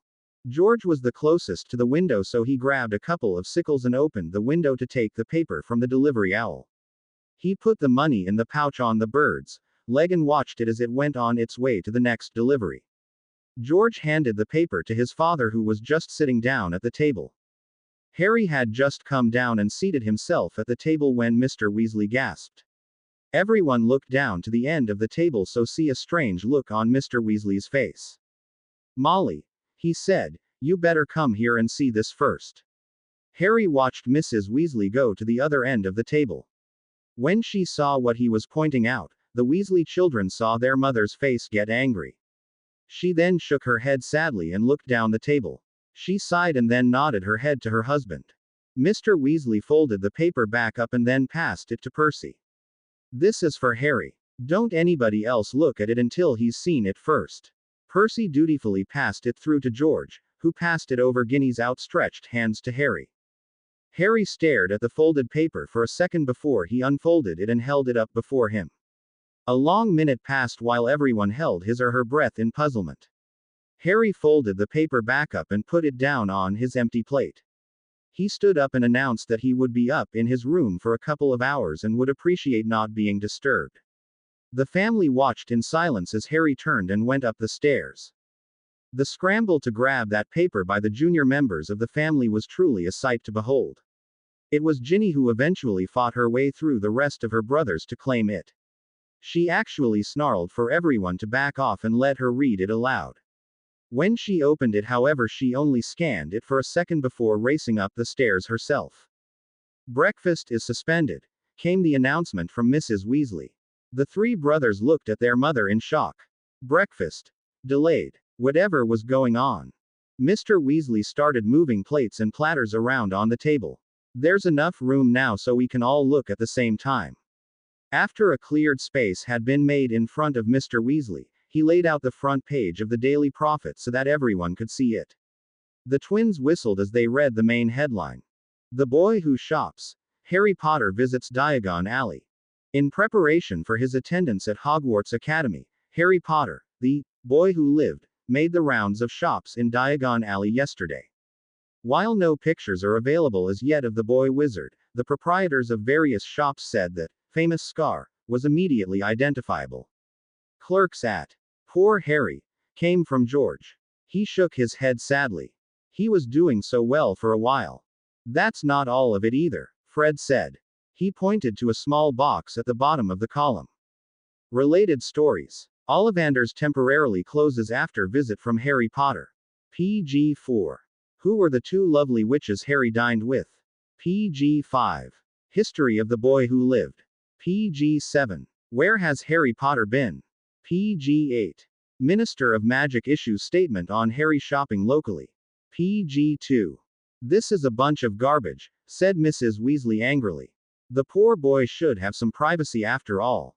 "Thank goodness only a few people know where Harry is now," Mr. Weasley stated. "We'd be up to our armpits in reporters otherwise.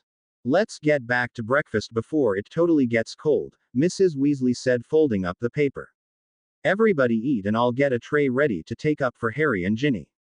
"I doubt Harry will feel like eating anything," Mr. Weasley said, reaching for some toast. He didn't feel much like eating himself after reading the front page. Poor Harry must be beside himself, he thought. Ginny didn't have to go as far as she thought to catch up with Harry. She found him slumped on the floor outside her door with his head sunk down on his knees. She sat beside him and threw an arm across his shoulders. "It's okay, Harry. It's just a silly paper." Harry raised his teary eyes up to meet Ginny's gaze.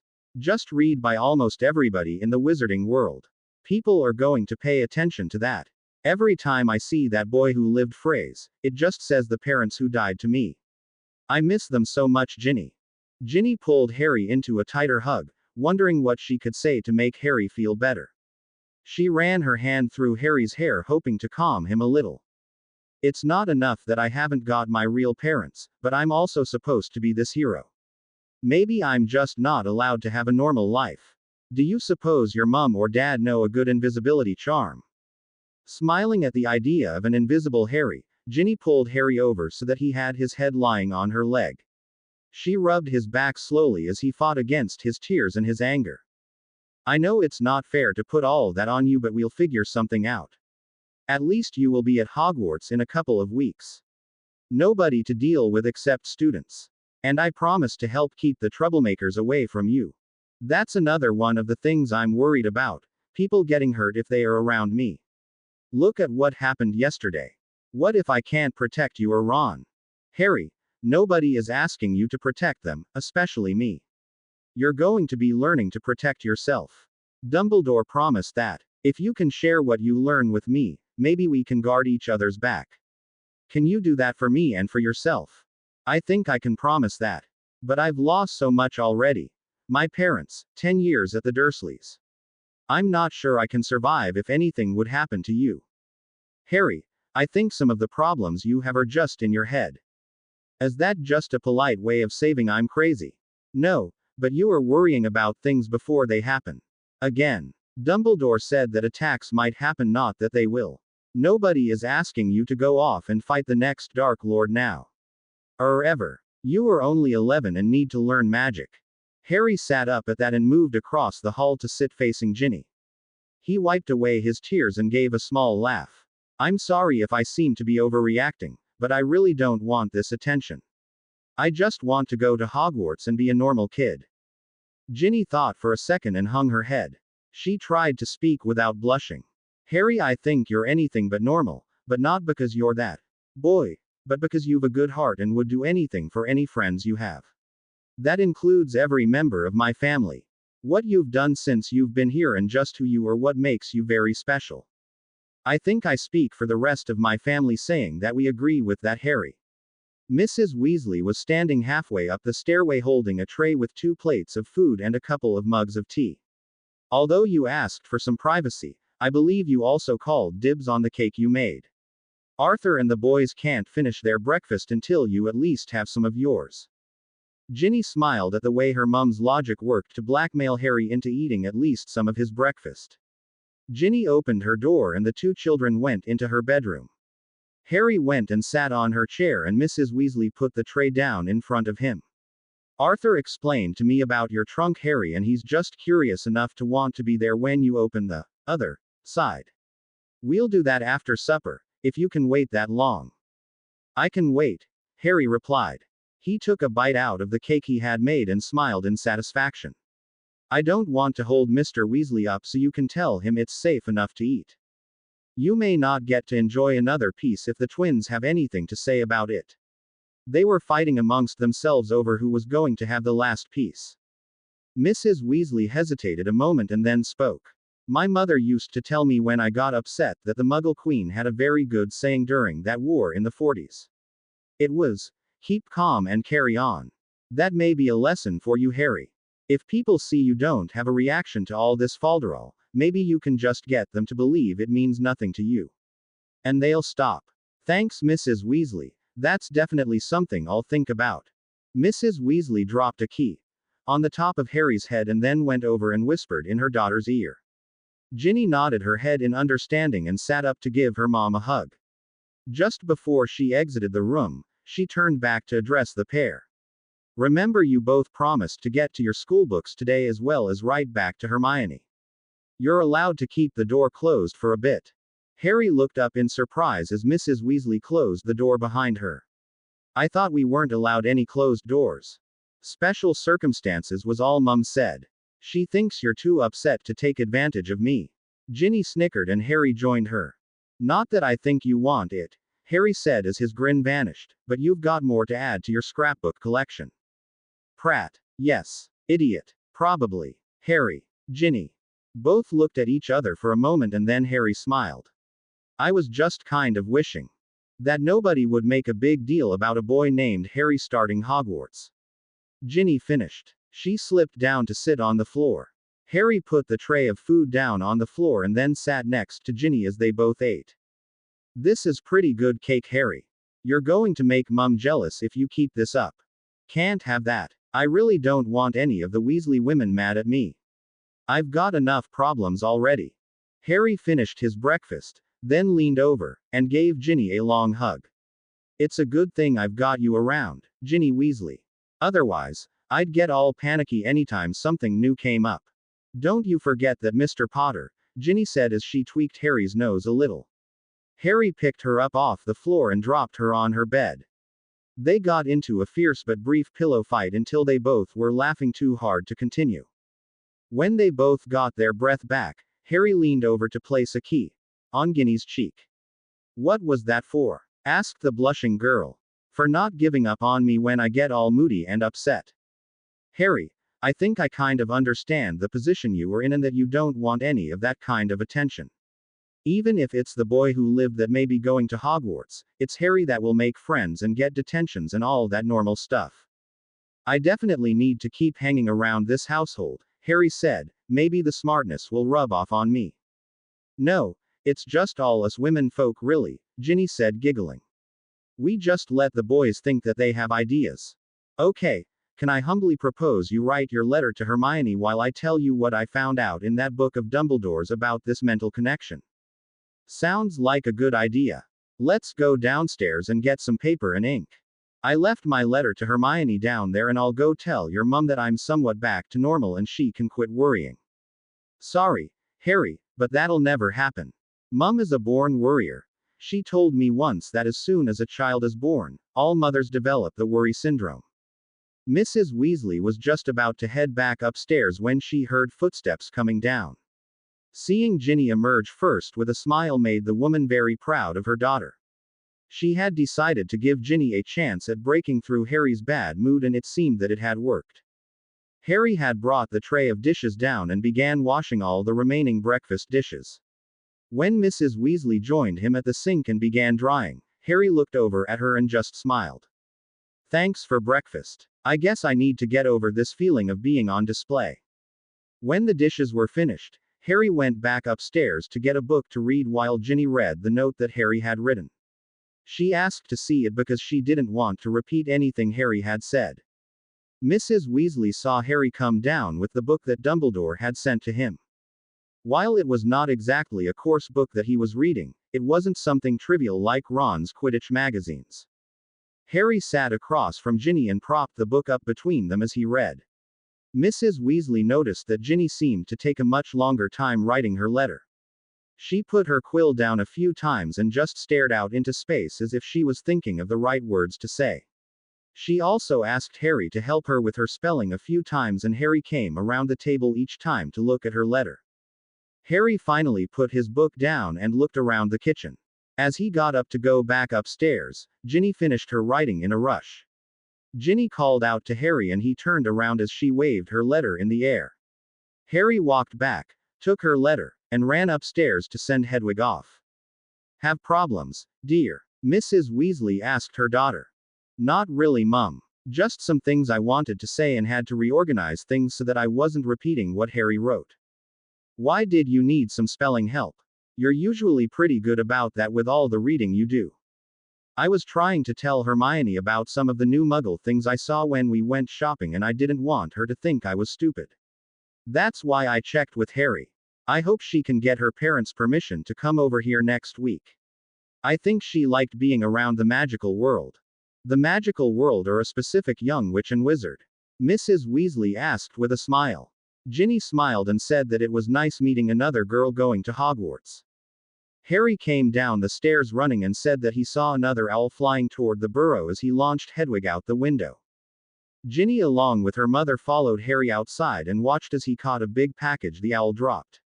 The twins had hurried in from the Quidditch pitch to see what had arrived.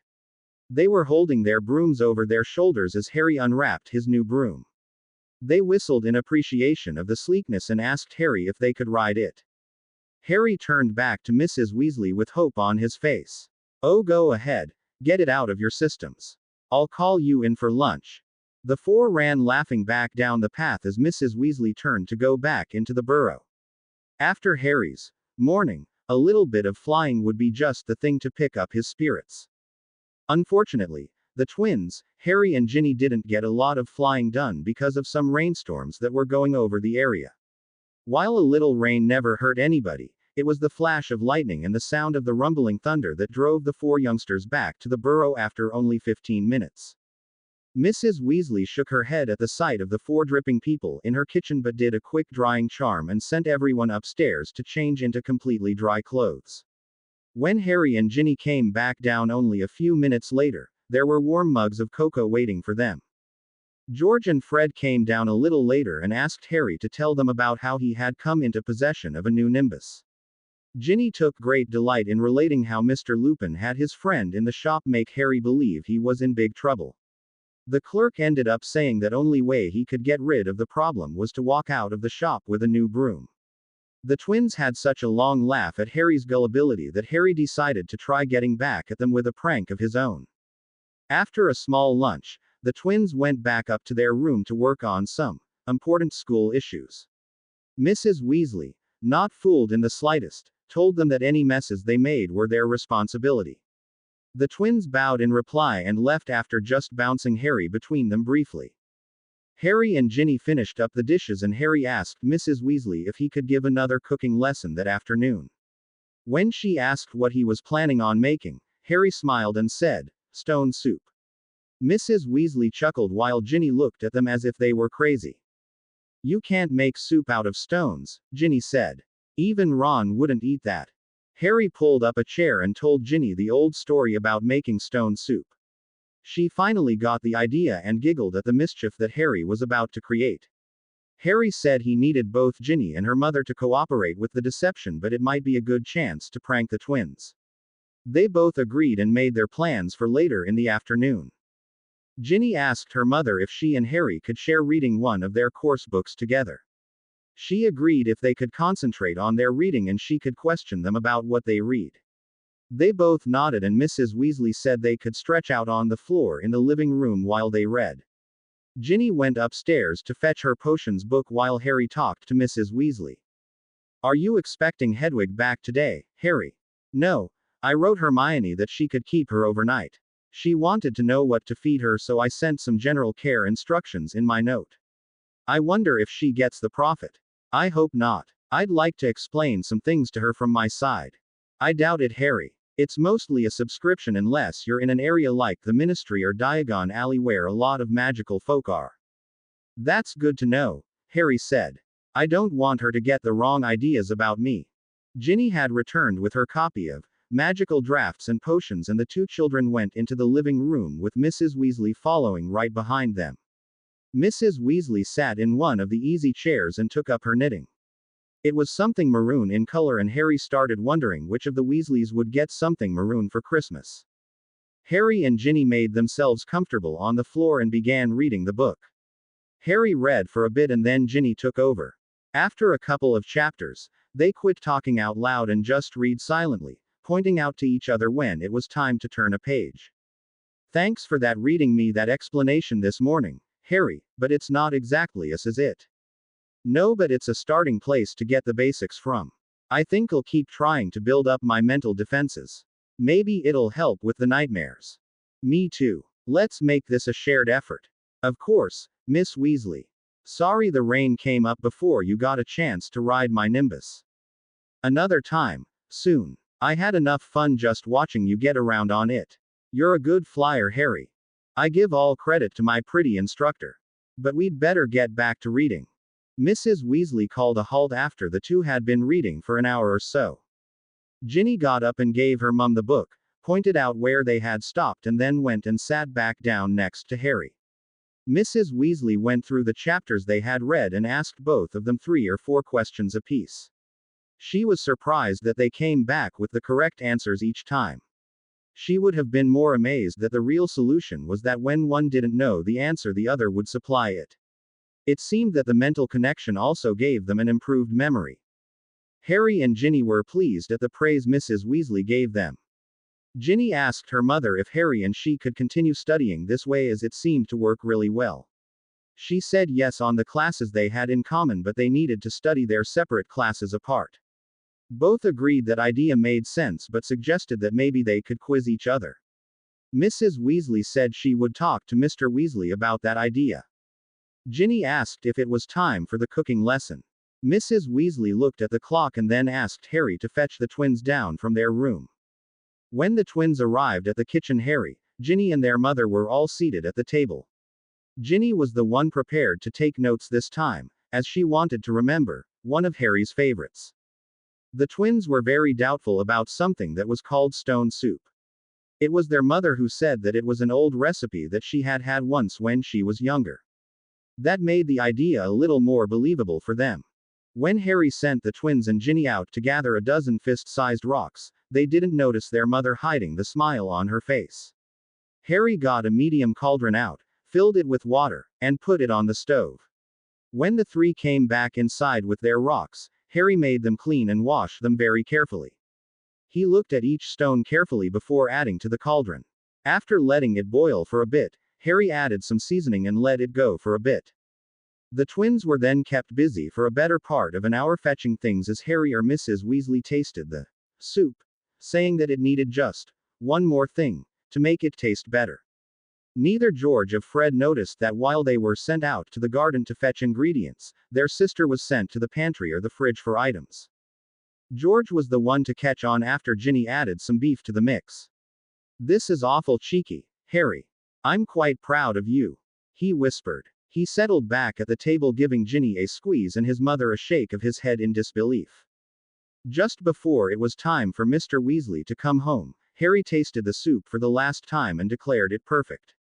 Harry said there was one last step to take and he asked for volunteers. George didn't hesitate to raise his brother's hand. Fred stepped up to the cauldron and Harry handed him a big ladle. When Fred asked what he was supposed to do, Harry just told him to fish out the rocks. "You really didn't expect to eat those things, did you?" Harry asked. Fred was halfway through getting the rocks out when he realized what had been happening all afternoon. He turned to find the rest of his family just laughing at the expression on his face. Ginny came over and gave Fred a hug. "If I ever want stone soup again, I'll just ask my wonderful big brothers who are such wonderful cooks." She ran giggling to hide behind her mother when Fred started chasing her. Mr. Weasley came into the kitchen at that moment to find the twins chasing Ginny and Harry around laughing. Mr. Weasley came over and stood by his wife as he avoided the running children.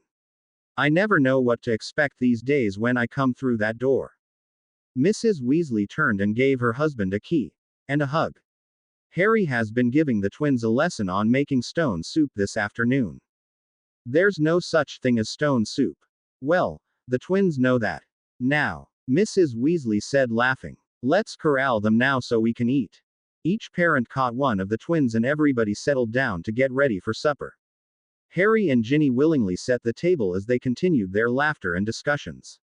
Even the twins admitted that it was a marvelous prank. Mrs. Weasley ladled out the soup for everyone to enjoy and the family had a nice supper. It had to be explained to Percy once he had been seated, but he did not seem to enjoy the humor of the situation very much. After a dessert of apple pie, everyone went into the living room for the family meeting. Harry stated his possible problem again and waited for suggestions. Percy piped in first with the idea of just posting a notice in the main hall that Harry Potter had come to Hogwarts just to study and wasn't interested in anything other than friendship with his fellow students. Harry thanked Percy for his idea before Percy excused himself to go back upstairs. Harry wondered privately why Percy seemed so uninvolved with the rest of his family. The twins, of course, had a number of suggestions for Harry. The first was just an oversized cap that completely covered Harry's head except for holes at his eyes and ears.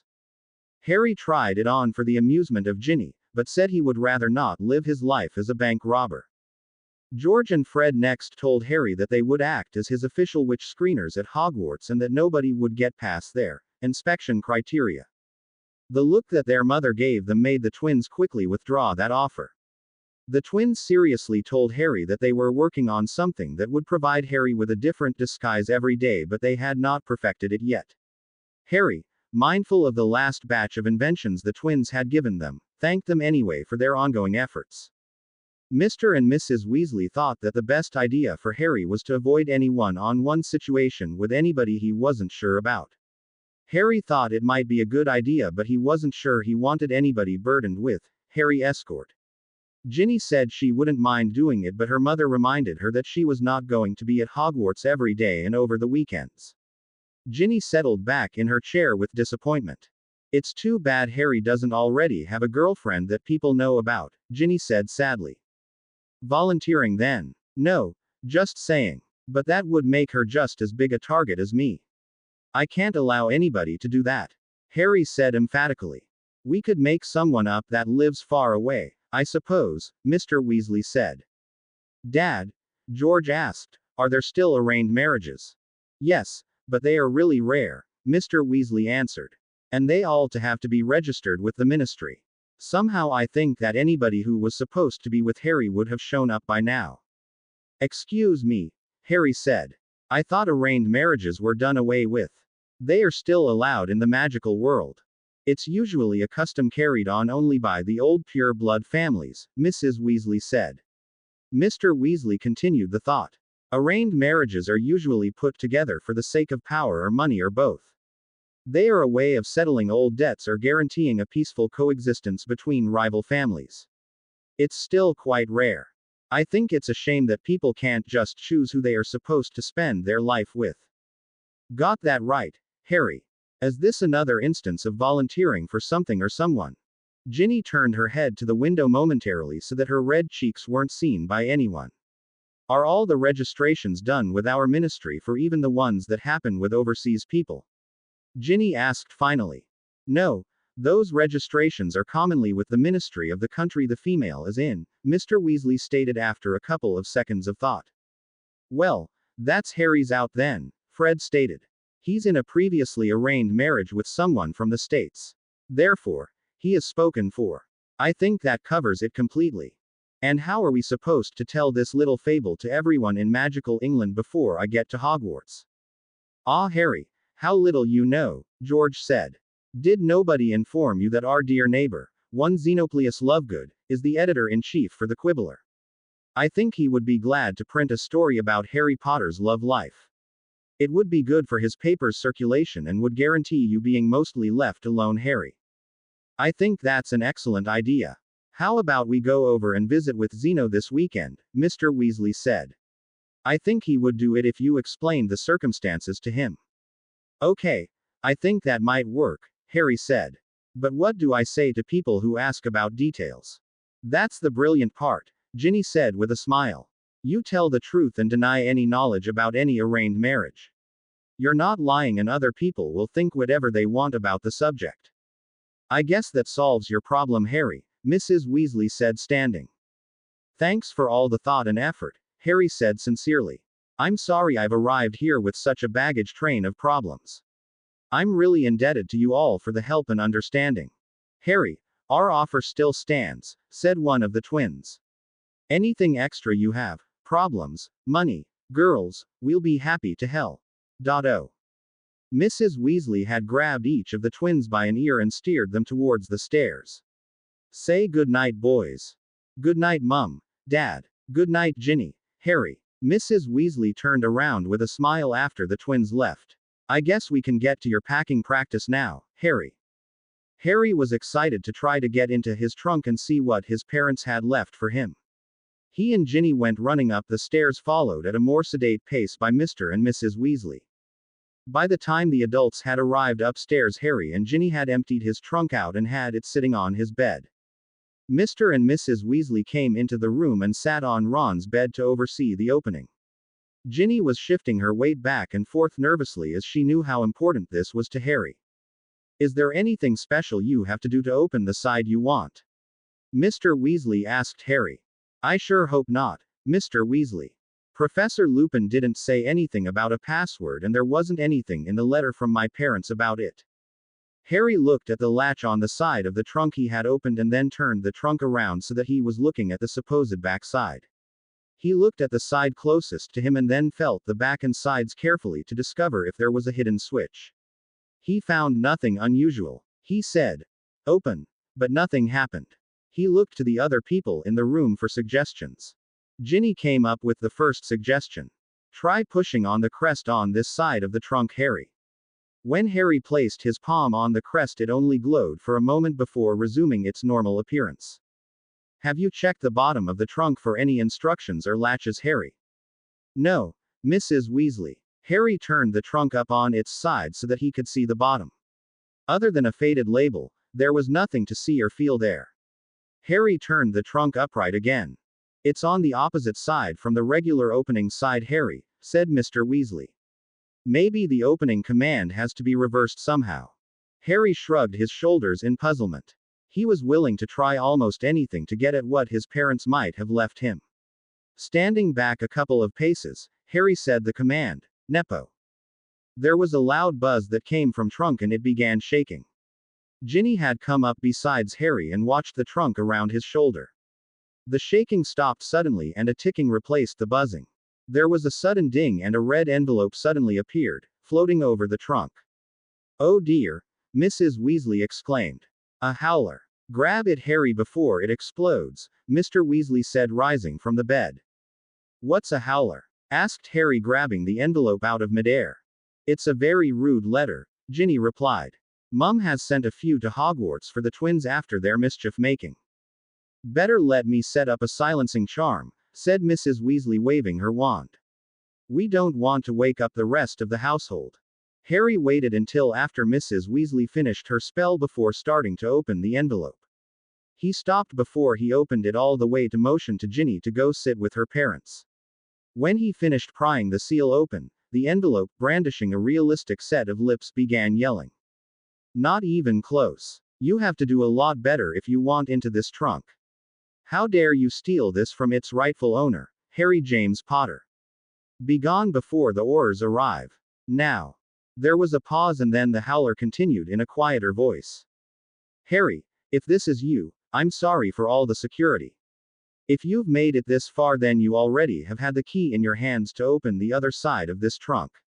Enjoy your time at Hogwarts and keep the memory of the Marauders alive. The envelope quit talking and dissolved into a shower of confetti. Harry looked around the room to see the shocked faces of the Weasleys. Harry imagined that his face had a somewhat similar appearance and he pulled his chair around to sit down. That was quite a warning, wasn't it?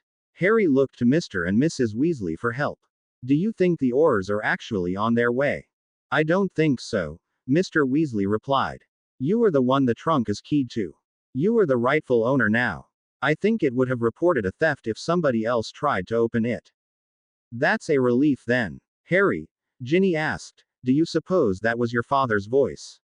It was a bit scary. That wasn't James Potter's voice, Mr. Weasley said quietly. Harry stared at Mr. Weasley, waiting for an explanation of that last statement. Mrs. Weasley patted the bed beside her. Harry came over and sat down and Mrs. Weasley threw an arm around his shoulders. We've met your parents, Harry, and I'm sorry we haven't told you before. However, we knew you would have questions and we couldn't tell you anything more than we met each other a couple of times. They seem to be very nice people and I'm sorry we can't tell you any more about them. That's okay. I understand, Harry replied. I probably would have pestered you both without finding out anything important. I hope that whatever's in the trunk will let me know them a little better. I hope so, to Harry, Mrs. Weasley replied. Whatever did it mean by remembering the Marauders? I think whoever left that howler was one of my dad's friends, either Peter or Sirius. I think that he wanted me to have some fun at Hogwarts and enjoy life. At least, I hope that's what it means. Ginny had been thinking since the message ended. Harry, the howler said you've already held the key to opening the trunk in your hands. Do you suppose it means the key for your vault at Gringotts? Maybe it's just that simple, Ginny. Mrs. Weasley, do you still have my key? I'll have to go down to our room to fetch it, Harry. Wait right here and I'll be right back. Mrs. Weasley left the room to fetch Harry's vault key. Ginny joined Harry in looking for a keyhole on any part of the trunk. They even peeled the old label off the bottom to see if there was a hidden panel underneath it. They found nothing. Harry had sat back down and waited for Mrs. Weasley to come back. When she came back, Harry took the key from her outstretched hand. Not knowing what to do with it, Harry moved it around the sides of the trunk.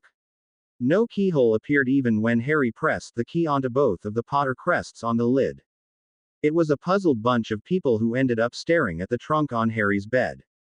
Harry was losing hope of being able to get into the trunk and find out what was there.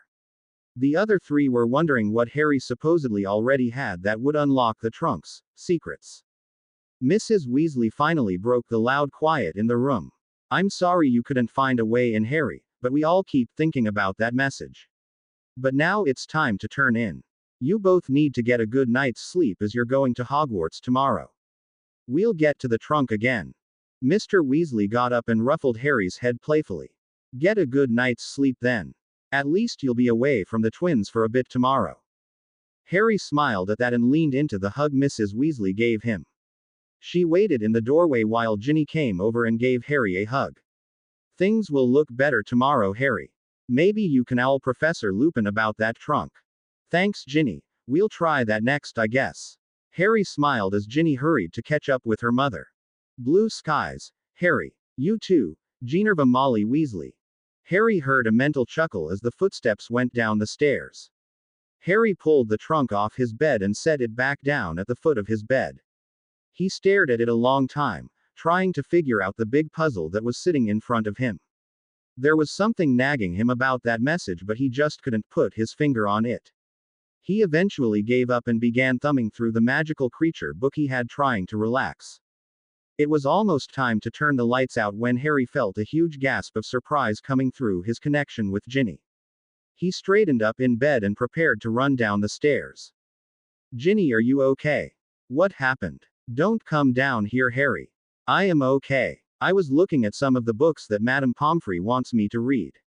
There are pictures of people in one of them. Pictures. Go away, Harry Potter. It's an anatomy book. Harry tried to put as much embarrassment from himself back to Ginny as he felt coming from her. I'm sorry, Ginny. You should be. Now I have to show this to Mum in the morning. She'll kill me if I even think about hiding this. Ginny, I promise never to speak anything about this again. And I definitely promise never ever to quiz you about what you learn from that book. Harry shut down the connection quickly before Ginny could storm back at him. Tomorrow was shaping up to be a very interesting day. Harry had a bucket of very cold water thrown on him first thing in the morning. Sputtering through the water, Harry saw that both the twins were in his doorway grinning. Instructions from our dear sister Harry. Told us not to ask questions. Wringing out his shirt, Harry just smiled at the twins. I believe I might have deserved this one. Am I square with Ginny now, or do I have to grovel a bit? Groveling in private is a good idea. Away from Mum preferentially. Whatever you did to offend our fair sister is probably not something she needs to find out about. We are judging it harmless as she came to us instead of Mum. Okay, thanks for the advice. Anything we can do for you while we're at Hogwarts today. Taking requests from us is just asking to end up in trouble, Harry. Let's get you settled in before we start using you in pranking others. Thanks. Tell your mum I'll be down directly as I've already had my shower. The twins laughed and headed back down for breakfast. Harry dried himself off and was soon sitting down to one of Mrs. Weasley's tasty meals. Ginny had popped him on the back of the head on the way to her seat, so Harry figured he wasn't in too much trouble. She did smile shyly at him when he was passing the plate of toast around. Rotten situation last night. I am sorry for picking on you because I was frustrated. It's okay, just not something I normally think of. It is somewhat hard to avoid seeing some things with 6 males in the house. You've been punished for it, so we're square now. More talking later at Hogwarts. Maybe, Mr. Potter. Harry looked down toward the other end of the table. Are you or Mrs. Weasley escorting us to Hogwarts or Hogsmeade this morning, sir? No, Mr. Weasley replied. We got a notice by School Owl this morning that said a dedicated flow route from here to the hospital wing has been set up since Ginny will be traveling back and forth. All you have to say is the hospital wing at Hogwarts. It was quite nice of Dumbledore to do that. Harry groaned in his seat and laid his head on the table. What's wrong, Harry? Came from George. It's a good thing Ginny is going to be studying healing, Harry said. I'm going to need fixing up every time I flow anywhere. Ginny giggled across the table at Harry. And if you keep ending up landing on me, we're both going to need healing. Mr. Weasley shook his head at the statements that Harry made. It isn't all that difficult to control your landing, Harry. It's just a matter of controlling the magic in the flow system. You know how to connect with the magic of the charms in your broom. Travel by flow is kind of the same. When you get to the hearth you want, you just stop the magic from pushing you forward. Like breaking on your broom. That sounds almost too simple to work, Harry said. I guess I've been too busy worrying about the landing to notice the magic itself. I'll try it your way, Mr. Weasley, and see if it works better for me. If it's all the same to you, Harry, Ginny said, smiling, I'll go through after you. It probably will safer for me that way. Harry stuck his tongue out at Ginny as the twins laughed at his discomfort. Mrs. Weasley told Harry and Ginny that while she thought that they might be back by lunch, she wouldn't be surprised if they were kept a bit longer. Harry said if there were time, he would give Ginny a tour around the school and maybe visit Hagrid. The family finished their breakfast and Mr. Weasley left for work. Harry and Ginny went to get their book bags and note-taking supplies. Harry strapped on the wand holder he had received and went to rejoin Ginny in the kitchen. Mrs. Weasley handed them each their wands. Ginny pushed hers in pocket. Harry got help from George in loading up his wand holder properly, so all he had to do was flex his wrist one way and his wand immediately went into his hand. Ginny graciously stepped aside with a grin to let Harry had first chance at the flow. Harry waggled his eyebrows at Ginny, making her laugh as he grabbed a handful of flow powder. Taking a deep breath and remembering what Mr. Weasley had said earlier, Harry threw the powder and clearly said, "Hospital wing at Hogwarts." Trying to concentrate, Harry actually felt the magic this time going through the flow network. There were no other grates or fireplaces, so that when Harry saw light in front of him he tried using the magic as a braking agent, slowing him down. When he emerged from the fireplace, Harry only took a couple of steps instead of his usual uncontrolled fall. A smiling Harry looked around to see Madame Pomfrey and Headmaster Dumbledore waiting in seats in the office. Hearing another arrival, Harry leapt out of the way to avoid the incoming Ginny and they helped each other brush the dust and soot off themselves. Well done, Harry and Miss Weasley. Dumbledore stood up and waving his wand got rid of the rest of the aftereffects of the flow travel from the youngsters. It seems you're getting the hang of magical travel, Harry, Dumbledore said. Miss Weasley, we'll see you later at lunch. Harry, let's go for a walk. Waving goodbye to Ginny and Madame Pomfrey, Harry followed the older wizard out of the medical wing. Dumbledore set a brisk pace as he headed for one of the classrooms on the first floor. We're going to the Defense Against Dark Arts classroom, Dumbledore said. There are some books there I would like you to look at before you come back to start classes. Professor Quirrell has not reported in as yet, but I think I have found an adequate replacement for you at this time. You won't be instructing me yourself then, sir? Harry asked with some disappointment. Do you believe that there's a right place and time for some things to occur, Harry?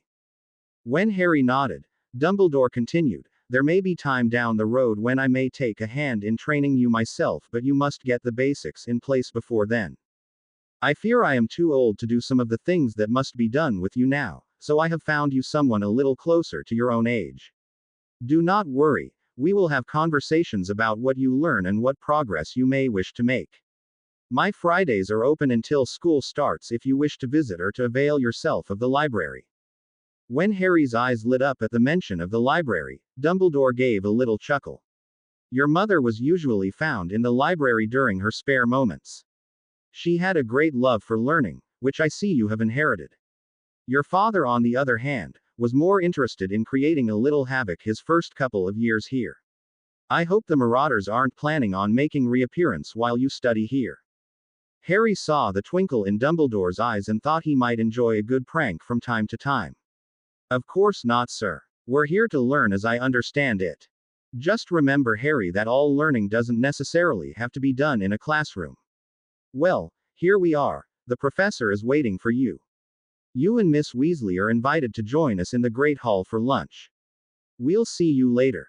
Good morning then, Headmaster. Harry watched the headmaster walk back towards the Great Hall in his office. Harry tried to settle himself down. He just had the horrible thought that it might be Professor Snape on the other side of the door. Harry shuddered in anticipation but didn't give in to the temptation to panic. Ginny. Kind of busy, Harry. Just forgot to wish you good luck. See you at lunch.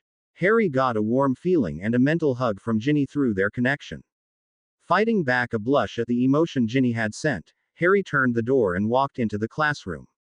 To find Professor Lupin waiting for him. Remus! Harry exclaimed with delight, "You're my special instructor." "That's great. We'll see, Harry. Time for instruction. Take a seat and let's begin."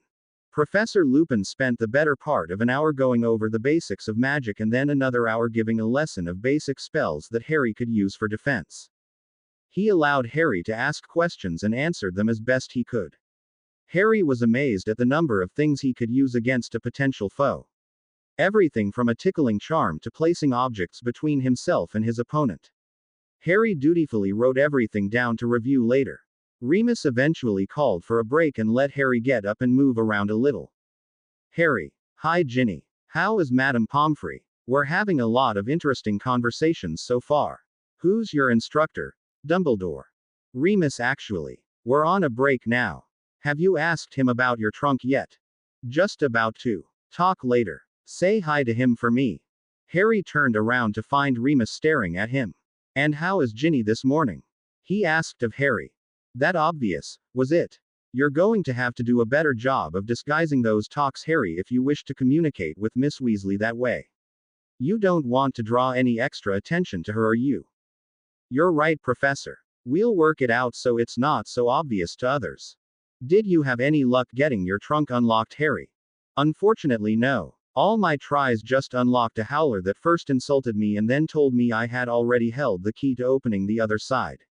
I don't suppose you have any ideas, do you?" "Sorry. If I knew, I would have told you back at the Leaky Cauldron. I am sure there will be other hints. Your mother would have ensured that you got access. I told Mr. and Mrs. Weasley about the trunk and they promised to keep thinking of a solution. If I can't come up with anything by the time school starts, I'll ask Dumbledore." "That's an excellent idea. I also brought a couple of books for you and Ginny to look at about your mental connection. What you have seems to be something like a bonding spell that was popular a couple of 100 years ago. Dumbledore lent me a book that discussed legilimency and occlumency, but that sounds a lot more permanent." "It can be. Harry, I don't want to alarm you, but the bonding spell was sometimes used as part of the old marriage ceremonies. Sometimes willingly, but sometimes not. It can be very dangerous if forced upon another person. However, all the records of seen or heard say that the bonding spell could only be performed by the willing knowledge and participation of at least one of the parties. That doesn't sound like what you and Ginny went through, but I would let her know that problems may occur. I've written down what I've learned about it and put it inside one of the books I'm lending you." "Thank you, Professor. I can't thank you enough for doing this research." "Think nothing about it. A little mental exercise is usually a good thing. Speaking of exercise, how are you getting along physically?" "Pretty good, I think. My strength is better and my back is no longer tied up in knots." "That's good to know," Professor Lupin said. "I want you to find time each day to walk or run or find some weights to lift. That does not include flying. The better you are physically, then the better you'll do defending yourself." "Well, I definitely want to do better if I have to defend myself." "Good. Then here's where we'll start. I'm going to attack you." "Wait." Remus laughed at his reaction. "You really expect someone who may attack you to give you a fair warning? Life doesn't happen that way. Especially when you're dealing with Death Eaters. Understand that first practical lesson." "Yes, sir. Ginny, we've gone on to sparring down here. Don't worry. Let's take this at a slower pace then." Remus waved his wand and the chairs separated and moved to the walls, leaving a clear space in the classroom. The easiest way to not lose a fight is to avoid it, run away. There is no disgrace in admitting you are outclassed or outnumbered. Live to fight another day and all that. Harry nodded his head in acknowledgement. "The second lesson is to avoid the spell. That's what we're going to work on now." Remus held his wand up and a spark jumped out of it. A simple stinging spell. Not deadly but very annoying. "You're the target, Harry." Remus then shot a spark at Harry.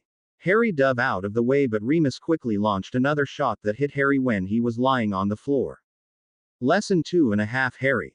Always know where your opponent is and be ready to dodge again or fight back. We are going to just work on avoidance this morning. Ready? Harry nodded and the session began again. Harry dodged, rolled and leapt for almost a half hour as Remus ran him ragged. Remus called a halt when Harry lay on the floor exhausted. Harry rolled over on his back gasping for air as Remus came over to him. Conditioning. Understood now. Very ineffective if I can't keep up.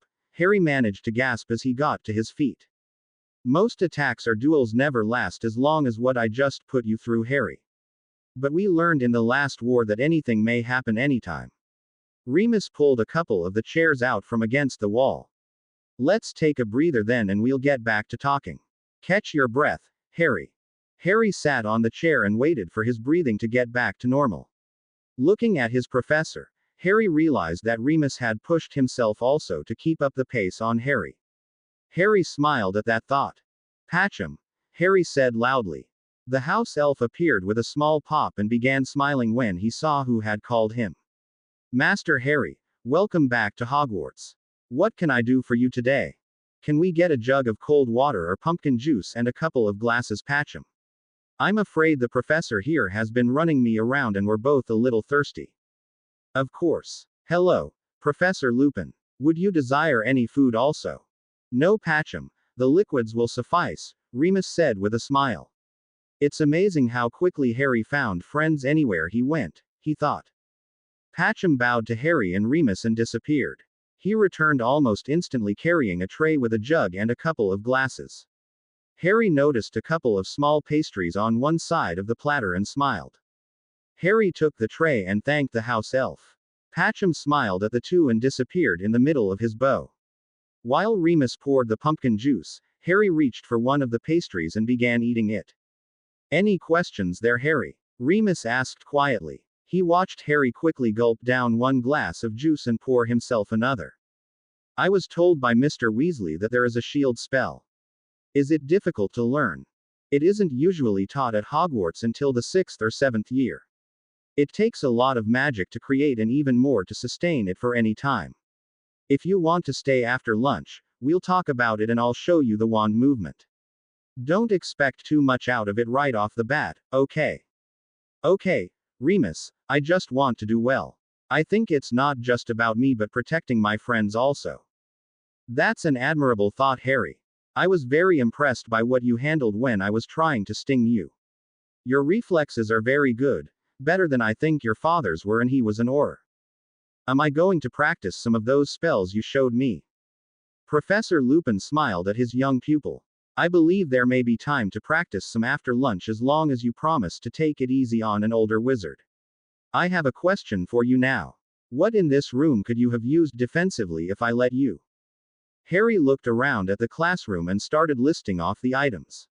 Well, the desks could have been used as a shield to hide behind or throw in the way of a spell. Same for the books and the shelves from that side of the room. That tapestry could have been thrown at or over you to distract or blind you momentarily. Depending on where you were standing, I might have dropped a chandelier on you like what happened at Ollivander's. That would have been a good distraction also, Harry, said Remus, even if I hadn't been under it. What else?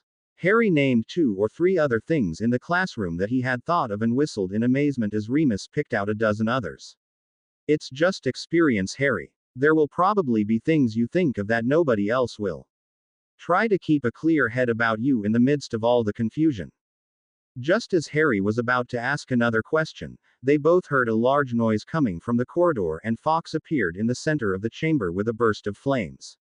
It flew around the room once, singing loudly, and came down to land on Harry's shoulder. I guess that's our call to lunch, Harry. Bring along the tray and the house elves will pick it up in the Great Hall. Harry and Remus walked out of the classroom with Harry carrying the tray and Fawkes flying slowly around their heads.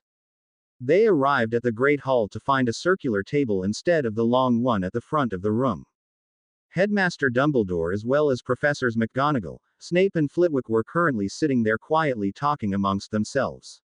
When Snape saw Harry and Professor Lupin enter the hall, he stood up and strode out of the hall with his robes flapping angrily about him.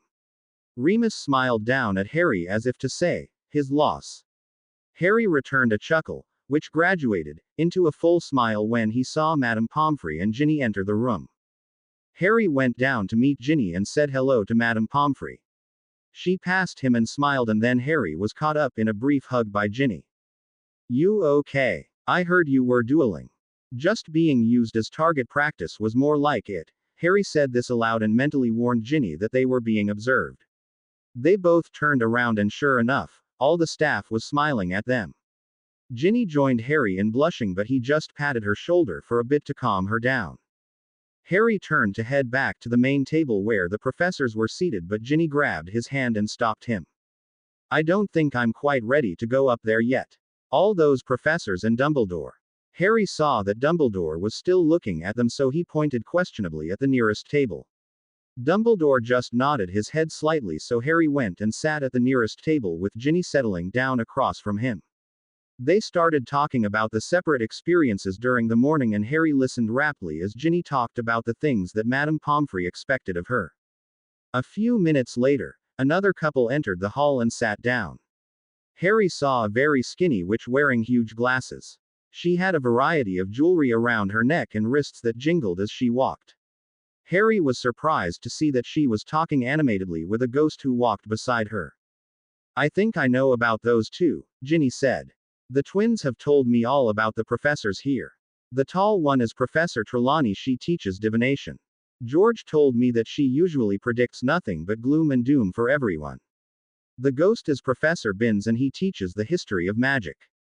Both the twins have told me that his class is a good place to take a nap or do your other assignments. Evidently, the seating of those two professors was the signal for the food to arrive. The main table simply had the food appear while Patcham popped in next to Ginny, startling her. Patcham was carrying a tray full of sandwiches and cheese and another jug of juice. He set the tray on table while Harry did the introductions. Ginny, this is Patcham. He is one of the house elves here and he helps take care of the Gryffindor dorms. Patcham, this is Ginny Weasley. She'll be here learning from Madame Pomfrey and attending classes part-time when school starts. Patcham stood back and bowed to Ginny. It's a pleasure to meet you, Miss Weasley. You and Master Harry will do very important things here at Hogwarts. Ginny, surprised at the statement, stammered out her thanks for the meal and watched as Patcham disappeared as quickly as he had appeared. She turned back to face Harry. What was that about? I'm not sure, Ginny. He has the impression somehow that I am still going to do something impressive in the future. I don't know why he thinks that way. Probably something he heard somewhere about the fate of a previous Dark Lord Harry. Ginny was holding in her giggles as she said this, so Harry just shook his head back at her. The two youngsters ate the meal with relish and talked some more about their mornings. Ginny had some homework to do before she came back for the start of classes and had been taught some minor healing spells that she could practice the wand motions to. Ginny said that Madame Pomfrey jokingly told her she should not hurt anybody deliberately just to practice her healing, but she would understand it if one of the twins might start school in a cast. Harry laughed at the joke and told Ginny she would probably have a good time learning from Madame Pomfrey. Harry told Ginny about all the spells that Professor Lupin had shown him in that classroom. And let her see through his memory how the exercise with the stinging hex had gone. She told Harry she couldn't have lasted even a couple of minutes at the pace that they had been going at. She was asking Harry how long the stinging lasted after he had been hit when they heard a clearing of a throat besides them. Ginny and Harry had been so engrossed with their own conversation that they never noticed the headmaster approaching their table. They both started standing up, but Dumbledore waved them down and indicated that they should remain seated. Miss Weasley, Poppy tells me that you were a very attentive student this morning, but she has no need for you to remain here for the afternoon. Likewise, Harry, Professor Lupin said you made excellent progress in your session this morning. Harry and Ginny both nodded their heads in understanding and sadly thought that they were being sent back to the burrow. The next words from Headmaster Dumbledore, however, caused them both to smile broadly. I think Miss Weasley might appreciate a tour of the school and grounds, Harry. Miss Weasley, would you be interested in helping test Harry about his lesson this morning? It would involve using your wand a bit. Ginny smiled and nodded her head, too happy to say anything. Harry grinned at her and wondered what she would like to see first. Take about an hour or so to go exploring, Professor McGonagall said as she came up besides Dumbledore. Do not go anywhere near the Forbidden Forest and avoid Peeves at all times. Let's meet back here to see what you have learned. Mr. Potter, you may tell Miss Weasley about the spells you learned this morning. Harry stood up and thanked the professors for the extra time they were granting them. They nodded in reply and went back up to the main table to continue their meal. Ginny was wondering what to do about the food and juice on the table, but Harry assured her that Patcham or one of the other house elves would do the clean-up. Ginny giggled then. No wonder Mum can't get the boys to do anything the first week they're home for summer. They're spoilt rotten. Well, it's real easy to get that way, I suppose. What do you want to see first? Inside or outside? The Quidditch pitch. Of course, what was I thinking? I went this way with Remus to get back from the field. Let's hurry a little. I don't know how much we'll get to in only an hour. Ginny followed Harry out one of the side doors and down the path to an overlook of the Quidditch field. Ginny was amazed at the size of the goals and the stands. Harry wondered if he could ask to bring brooms if they got to visit again before school started. Harry and Ginny walked around the castle and Harry pointed out the towers where the various houses were located and the astronomy classroom. From their vantage point, they saw a giant octopus sunning itself in one of the shallow parts of the lake. Continuing around to the north side of Hogwarts, Harry saw that Hagrid's cabin was only a short distance from the Forbidden Forest. Disappointed that they hadn't the time to meet their friend, Harry and Ginny re-entered the school. Harry tried to get back to the Gryffindor common room but got lost amongst the many corridors and moving staircases. Feeling very embarrassed, Harry resorted to having to call on Patcham again. Harry apologized for wasting the elf's time, but Patcham seemed unconcerned and led the two back a couple of turns to the portrait of the fat lady. Harry whispered the password that Professor McGonagall had used and the lady said, "Good afternoon," to them before opening the portal. Harry watched Ginny climb through the hole in the wall and watched as she spun around in the room in delight. "This is fabulous," she said as she sat in one of the overstuffed chairs. "My brother's descriptions don't do it justice at all. Just think, next year I might get sorted into Gryffindor and get to stay here with Ron and you. Ginny, I haven't been sorted yet. I might end up anywhere, even Slytherin. Don't you dare. Only Gryffindor, that's where all my brothers have been sorted. It's for the best and the bravest. That's you." Harry blushed and sat down in the chair across from her. "You're just a little opinionated. You know that, don't you? Like somebody told me once, I'm entitled to my opinion. Yes, but let's keep that a little more private.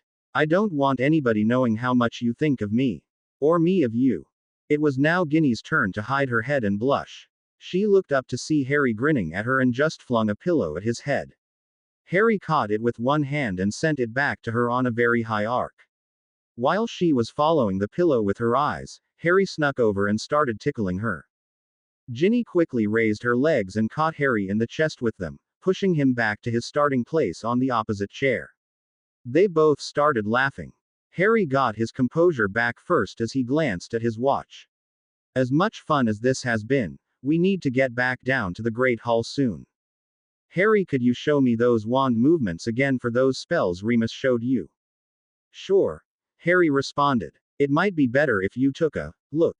That way you could get the pronunciation and the wand movement at the same time. Come on over here then." Ginny pointed to the floor in front of her. Harry moved over and sat on the floor in front of her. He leaned back and Ginny gave his shoulders a quick rub and then ran her fingers through his hair. "Just relax, Harry, and think about the lesson this morning."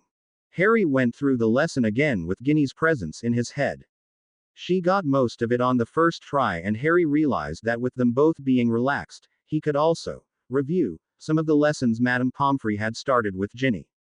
When Ginny pulled back from his memories, Harry gave a little sigh of disappointment. "I don't mean to sound greedy or needy, but I find it very comforting when we're linked up together, Ginny. I cannot even explain why now. I miss you a little when you're not there." Ginny leaned over to hug Harry around the neck and speak into his ear. "Me too. It's really scary too. Like I could lose myself totally. I've got something to tell you about what Remus found out.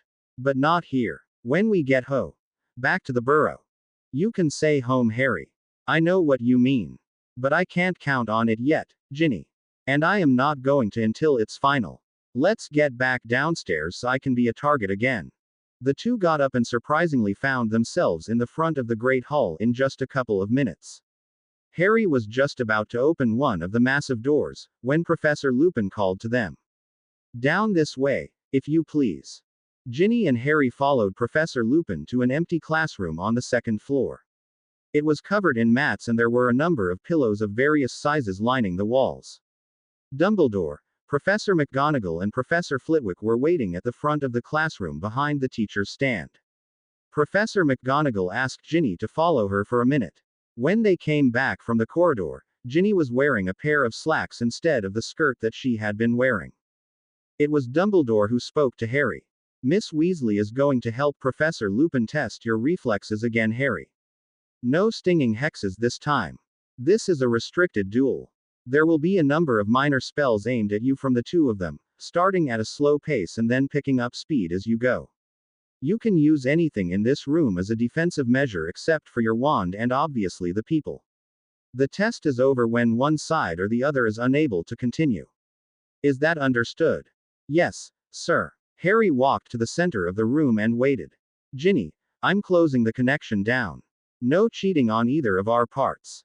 Ginny nodded her head as she was listening to Professor Lupin give her instructions.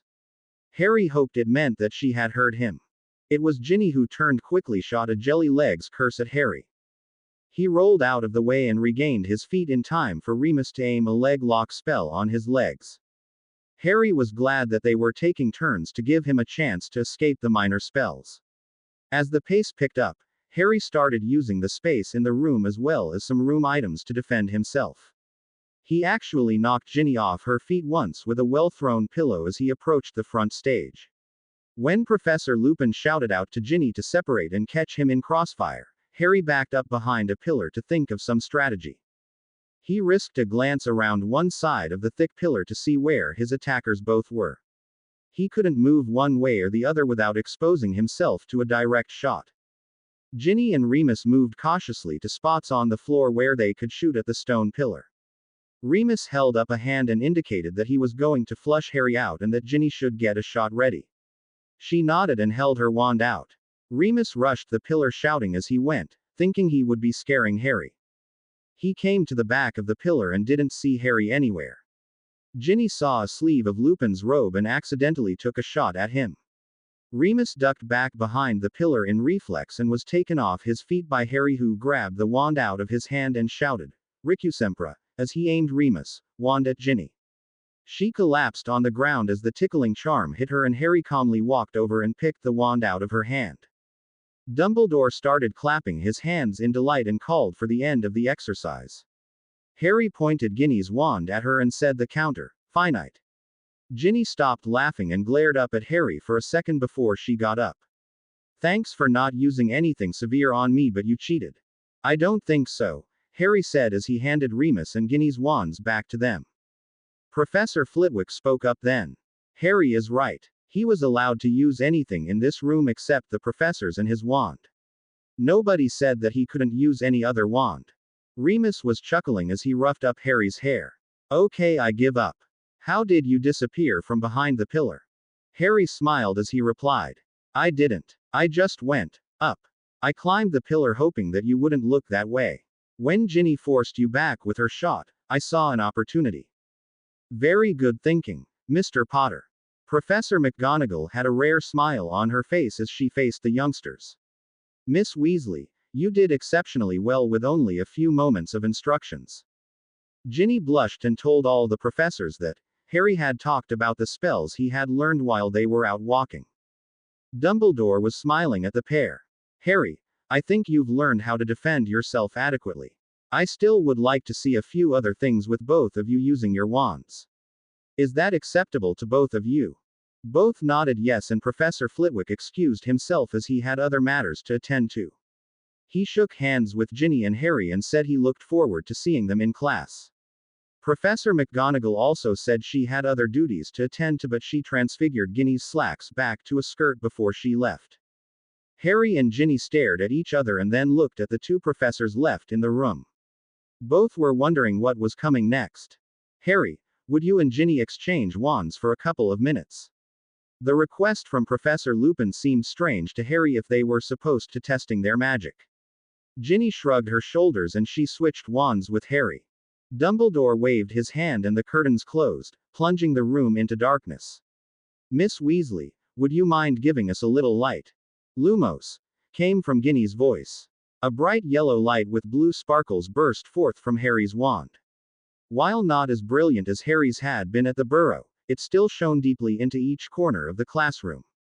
Very good, Ginny, came Professor Lupin's comment. Dumbledore then asked Ginny to extinguish her light and for Harry to take a turn. Ginny said, "Nox," quietly, and then the Lumos command was heard again. This time the light that issued from the wand in Harry's hand was white but had a mixture of silver and red sparkles in it. The curtains opened again to Dumbledore's wave of the hand and Ginny stared at the wand in her hand. Am I supposed to be able to use Harry's wand like that? Remus looked at Dumbledore, who was deep in thought.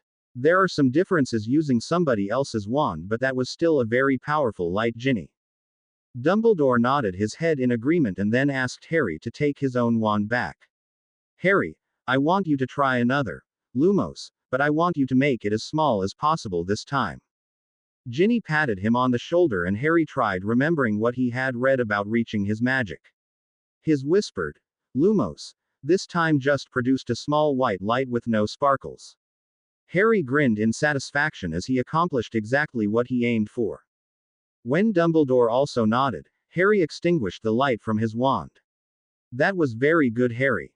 Could you feel the difference in just using the magic you needed rather than just using it wildly? Yes, Headmaster. I felt some control this last time. It didn't leave me feeling drained like the other times. Excellent. Remember, it is you, Harry, that has to control the magic rather than the other way around. There's one more exercise if you are up to it.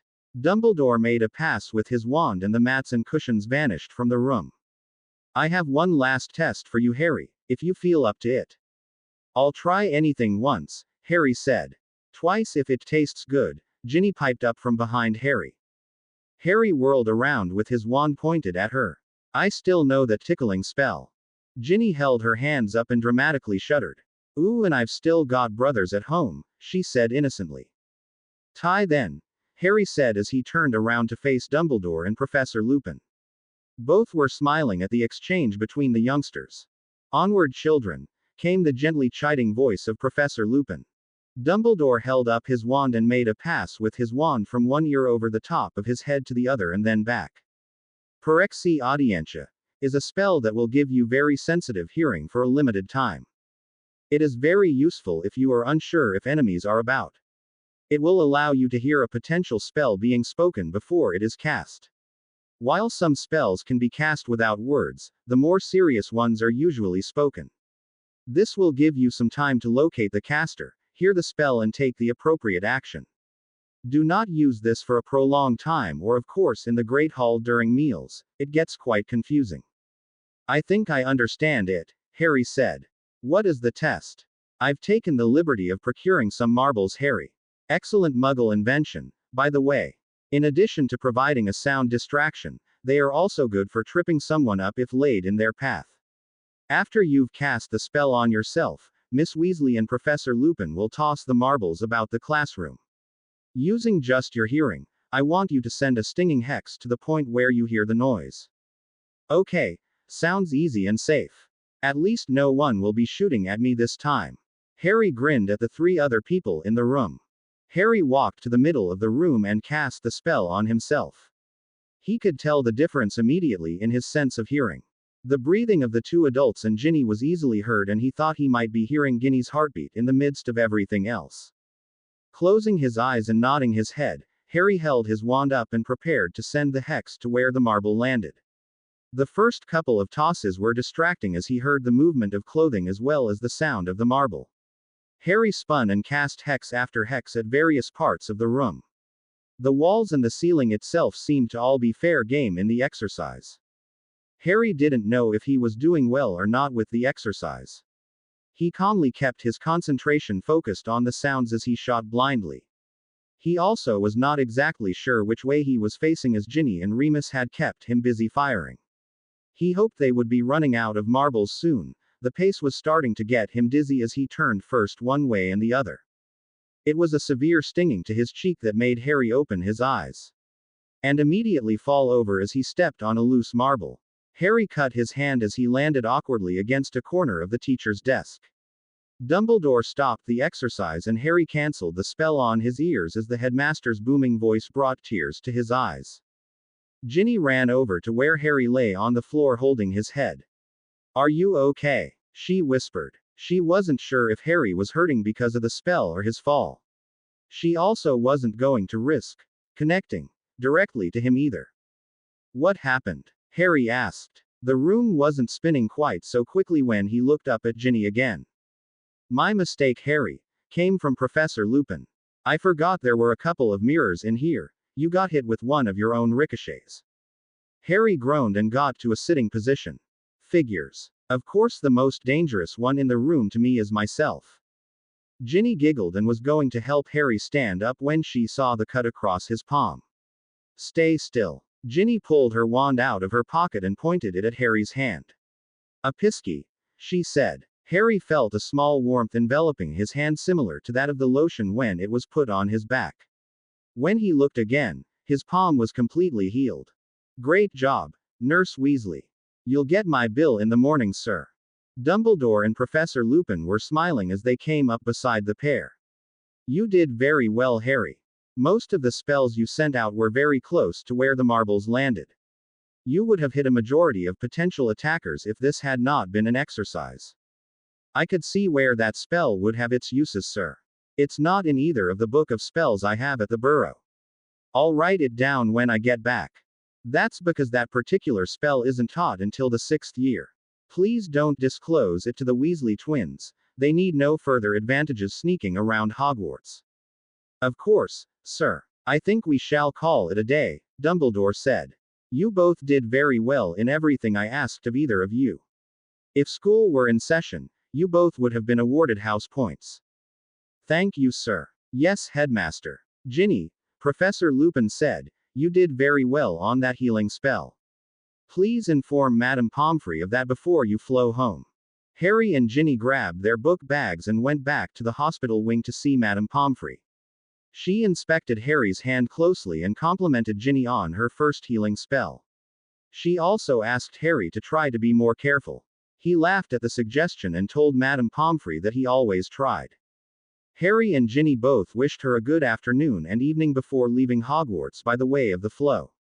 Mrs. Weasley had expected Harry and Ginny back for a while and hoped that nothing bad had happened to them.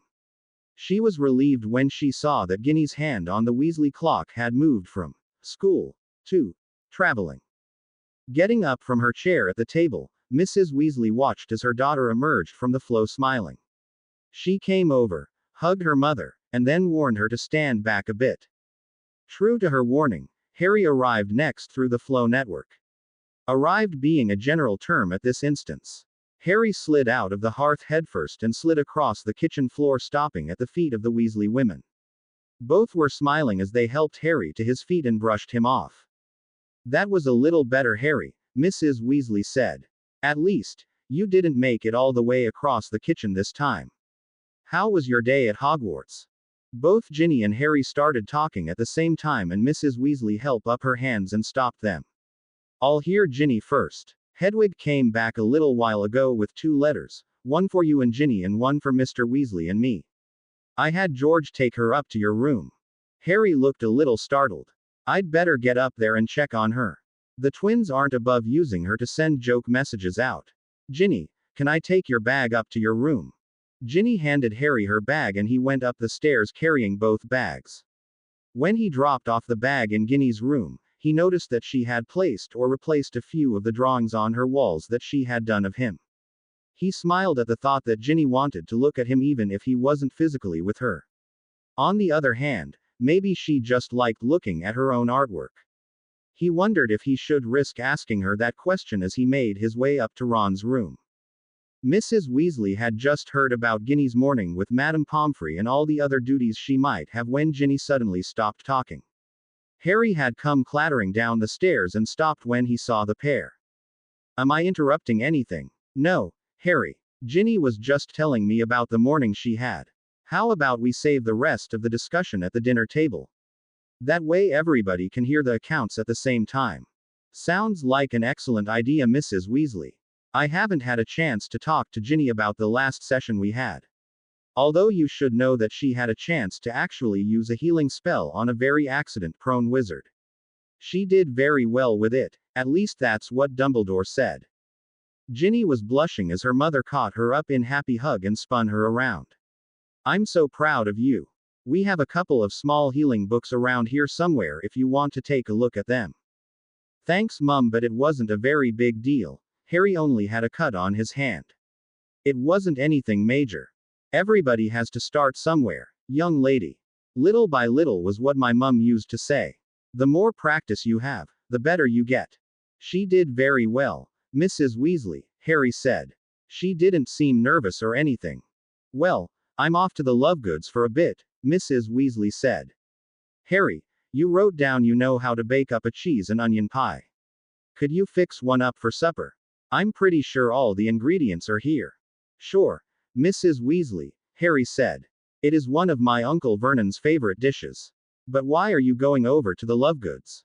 Harry, Ginny said, ever since Luna's mom had her accident, Mum goes over about once a week or so to bring them some meals and help clean up a little. Nothing against Luna or her father, but Mum says they need an occasional woman's touch to keep things straight. That's very kind of you, Mrs. Weasley. Could you say hello to Luna for me and ask her father if I could come over and talk to him tomorrow about what we discussed a couple of nights ago?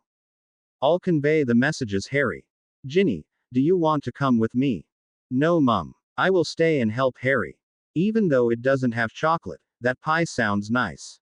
I can read Harry the letter from Hermione also while we're working. Okay, dear, I'll be home before your father. The rest of supper is cooking on the stove. I won't be too long. Luna does a pretty good job of maintaining the house, but a little magical help goes a long way. Mrs. Weasley grabbed a basket that was setting by the door and walked out. Harry heard the pop of Mrs. Weasley dissipating and he turned to Ginny. Will you check ingredients for me? Sure, what do we need, Harry? A couple of big onions and about a half to full pound of cheese. Harry had heard some footsteps on the stairs and went back into normal talking mode. He wanted to talk to Ginny about working out some hand signals between them. He hoped the twins were not around when they did that.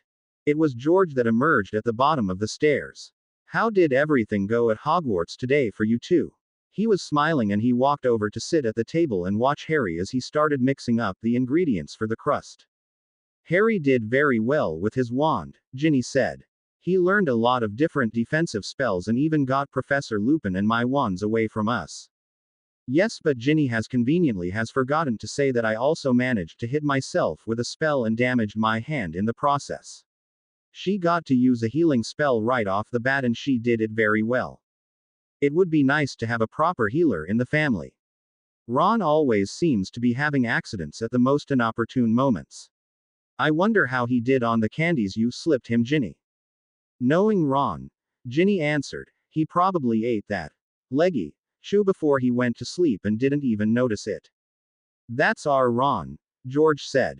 Never misses a meal but could walk over a pot of gold if was between him and the front door. Ginny and Harry both laughed at the comment, but each had missed Ron's company badly during the last week. They were looking forward to seeing him again when he got back on Sunday. George retrieved some of the herbs from the pantry he had come down for and went back upstairs. Harry turned back to the pie crusts he had just about finished. Ginny, could you get one of the pie pans and the onions? Sure, Harry. They went separate ways, with Ginny heading for the pantry and Harry checking out the fridge to see what kind of cheeses were in it. He grabbed the last little chunk of the Derby sage as well as a part of the Cheshire cheese that Mr. Weasley seemed fond of. Harry came back to the table to find Ginny throwing a little flour on the table and beginning to roll out the bottom and top crusts. Harry saw that she was doing a good job, so he sat across from her and started another conversation. Remus knew when we were talking to each other back at Hogwarts. I think we need to work out some signals for each other to let both of us know when it's safe for us or not. Meaning pointing at our heads isn't subtle enough.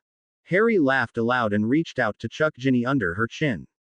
When she looked up smiling, Harry realized how much he liked looking into her dark brown eyes. Ginny took a piece of extra crust and threw it across the table at Harry. Wake up. Sorry. Got lost in the moment. Harry apologized. Got any ideas? Harry buttered up the pie pan as Ginny thought over the problem and then spoke. How about this? Open hand rubbing your right shoulder means okay for talking, while rubbing your chin means shut down. And a fist means emergency quiet until we can talk together, Harry completed. And when we're not within sight of each other. Harry scratched his head. Hadn't thought that far ahead. Let's keep working on it. Ginny placed the bottom crust in the pie pan and looked dubiously at the onions. Do you know how to cut onions without crying, Harry? Yes, I'll do that if you can cut the cheese into thin slices. Harry found another sharp knife, took the 2 onions over to the sink, took the outer layers off them, and then cut of the base from both the onions. Ginny looked at him curiously while he got a small bowl and put the onions in it. Then he turned on the cold water and cut the onions up under the water. He turned smiling back to Ginny when he finished.